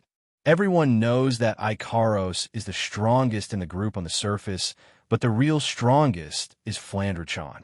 It's just that Flandre-chan's power was sealed, and it hasn't been unsealed since. That's why everyone subconsciously ignored Flandre-chan's existence until now, when they finally remembered Flandre-chan's true strength. After a series of twists and turns, Flandre-chan will be coming with them. This time, all 10 of them will be moving together. Chuju, Shokuho Misaki, Kinohita, Sai, Frenda, and Takitsubu Riku are all Tier 7. Wu Yin, Mikoto, Ikaros, and Astria are all Tier 8. Their hidden trump card is the Tier 9 Flandre-chan. With this combination, the 10 of them will be more than enough even if they don't move together with the expedition team. They stood in the center of the base with the expedition team. They were surrounded by a large group of people. Everyone stood there quietly. They didn't say a word. It's as if they're waiting for something to happen. The sun rose from the other side of the behemoth forest and shone down on everyone. Lei Wang, who had his back facing everyone, slowly turned around. He took a deep breath and scanned the expedition team in front of him. After a while, he opened his mouth. I don't want to talk about how important this mission is. You should know how important each of you are in your respective families and organizations. Due to various reasons, this mission has fallen on your shoulders. Even I don't know what will happen when you leave. What I want to say is, the Thunder King paused for a moment and waved his hand to the side. His casual but solemn words reverberated in the air above the encampment, entering the ears of everyone present and also into their hearts. You must come back alive. Everyone's hearts trembled violently when they heard the Thunder Emperor's words. The entire elite exploration team felt a fire burning in their hearts, causing the blood in their bodies to heat up. Thousands of words were finally condensed into a single sentence. Yes, the Thunder King nodded and turned around. Once again, he had his back facing the crowd. This time there was no reply. The elite expedition party, led by Sylph, Fei Fei, Bing Ling, and Bishi, walked past Lei Wang and entered the giant beast forest. Their silhouettes gradually disappeared from sight. Wu Yin spoke after the expedition team left. Let's go as well. The girls nodded. Under the watchful eyes of the rest of the team and the Misaka sisters, they followed Lei Wang into the giant beast forest and stood beside him. Lei Wang saw Flandre-chan being held by Chuju and frowned. He looked at Wu Yin in dissatisfaction. Little guy, are you going to bring this little girl with you? Wu Yin glanced at Flandre-chan and nodded. Lei Wang's frown deepened. He opened his mouth to say something, but was interrupted by Wu Yin. Grandpa Lei Wang, don't worry. Wu Yin smiled at Lei Wang. Do I look like an unreasonable person to you? Lei Wang was taken aback. He lowered his head and muttered to himself. He knew that Wu Yin was hiding a lot of things. His abilities are definitely not simple. He must have his own plans for bringing the little girl in. He could only nod helplessly. Be careful. Wu Yin nodded at Lei Wang with the other 9 girls. He then walked into the behemoth forest without looking back. The group of 10 disappeared into the greenery.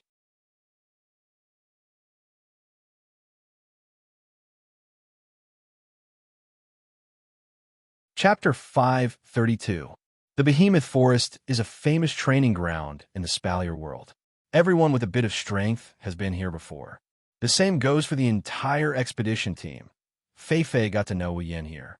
The Behemoth Forest is a forbidden area. Only the most powerful would dare to enter the forest. However, the outer perimeter is a familiar place to anyone who has been here once or twice. Even Wu Yin. That's why even though the environment of the Behemoth Forest is the same as before, everyone noticed something different. It's not the environment, it's the atmosphere. The outer perimeter is where demonic beasts of rank 5 and below roam. According to the rules of the Behemoth Forest, the higher the rank of the demonic beast, the closer to the center of the Behemoth Forest. Vice versa, the further away the demonic beast will be. That's why Lei Wang said the demonic beast king would be born in the center of the Behemoth Forest. However, it was different now. In the past, the highest level magical beasts in the periphery would not exceed level 5. However, they had only walked for less than 10 minutes, and they had already encountered no less than 10 level 7 magical beasts. In the past, a rank 7 demonic beast would be a living coffin for anyone who entered the giant beast forest. Unfortunately, this time, it's not just any normal person. It's an elite team made up of the 4 strongest factions of Ailu Empire. In this group, the weakest was at level 60, and there were 100 of them. The strongest was at level 8, and they could easily kill level 7 magical beasts even if they ganged up on them. But this time, they didn't come here to train, nor to hunt magical beasts. Most importantly, they came here to explore. Perhaps it was because of this reason that the 3 great clans and the imperial family chose to let the younger generation lead the group. Killing these demonic beasts for their own purposes is a thankless task.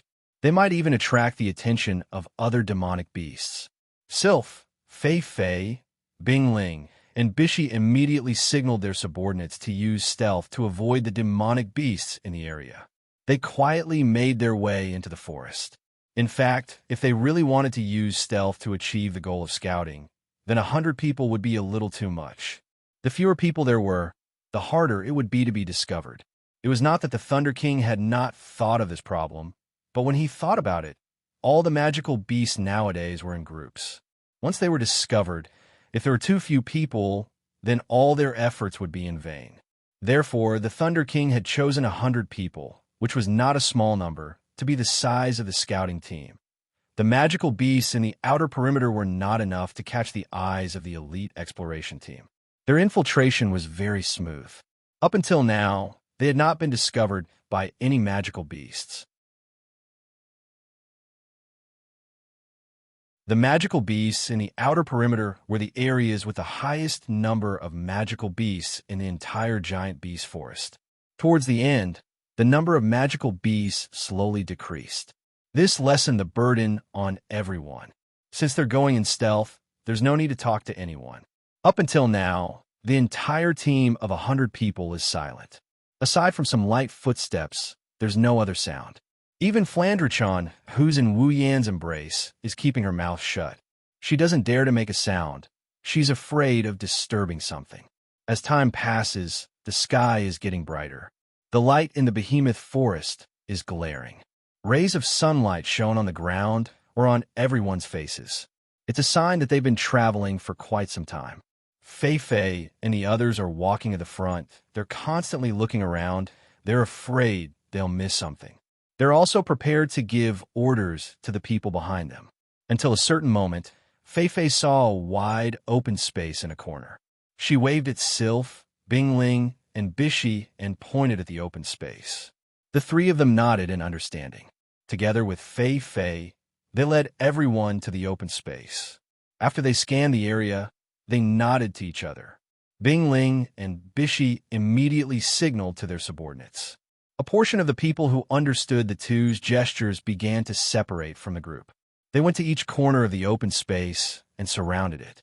Then, these people closed their eyes and chanted incantations.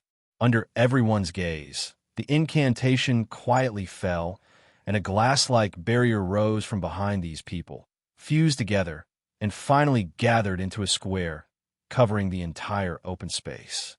Everyone's expression instantly relaxed when they saw the barrier covering the open space. Even Fei Fei, Bing Ling, and Bishi are no exception. Only Sylph's expression didn't change at all. No one can tell what she's thinking. All right, let's rest for a bit before we continue our journey, Fei Fei said to everyone present. Her voice was very loud and clear. It directly broke the dead silence that had lasted until now. From this, it could be seen that the enchantment should have the effect of soundproofing. After Fei Fei finished speaking, a quarter of the people accepted the order and left. However, the remaining 3/4 of the people acted as if they didn't hear it. Fei Fei didn't care about this at all and just walked away. After Fei Fei left, Sylph nodded at the rest of the people. Another quarter of the people left, while the remaining half went to rest under Bing Ling and Bishi's agreement. Seeing this, Wu Yin curled his lips in disdain. This is why he hates these big families. They're all on the same side, but they can't even achieve the most basic level of unity. At the most critical moment, they're still thinking about their own problems. When they do things, Wu Yin can't help but feel pain in his ass. They're even more troublesome than being at Sundara. How troublesome? Of course, Wu Yin didn't say anything. He didn't care about other people's lives anyway.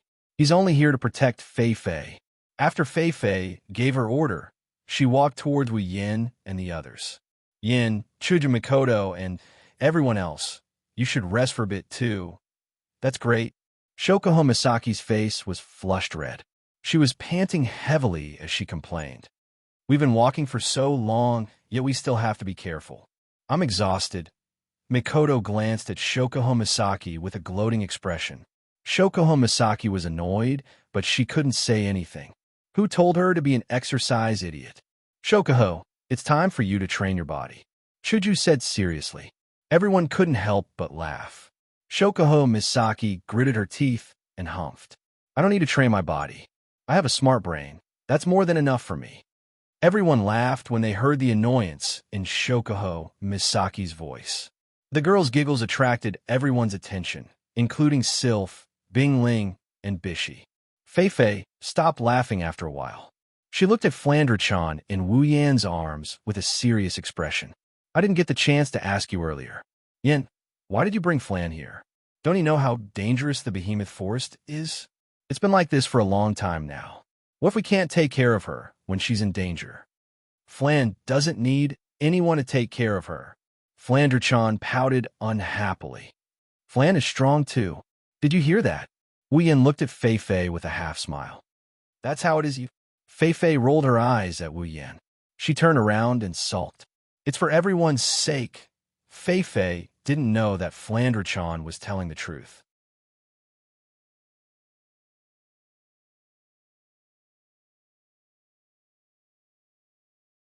Chapter 533. Sylph's icy blue eyes stopped on Wu Yan's group for a moment before she walked over. Bing Ling and Bishi looked at each other. They hesitated for a moment before following Sylph. Everyone's attention was on Sylph and the other two walking towards Wu Yan's group. Wu Yan's group also noticed the trio's approach. Their chatter slowly died down as they looked at the trio in silence. Sylph looked at Wu Yin, Mikoto, and Ikaros before her gaze landed on Astria. Bing Ling and Bishi also looked at Sylph. However, Bing Ling's gaze was on Wu Yin, while Bishi's gaze was on Chuju. The results of the last Academy Grand Tournament weren't only spread within Silverio World Institute. Even the outer court students knew about it.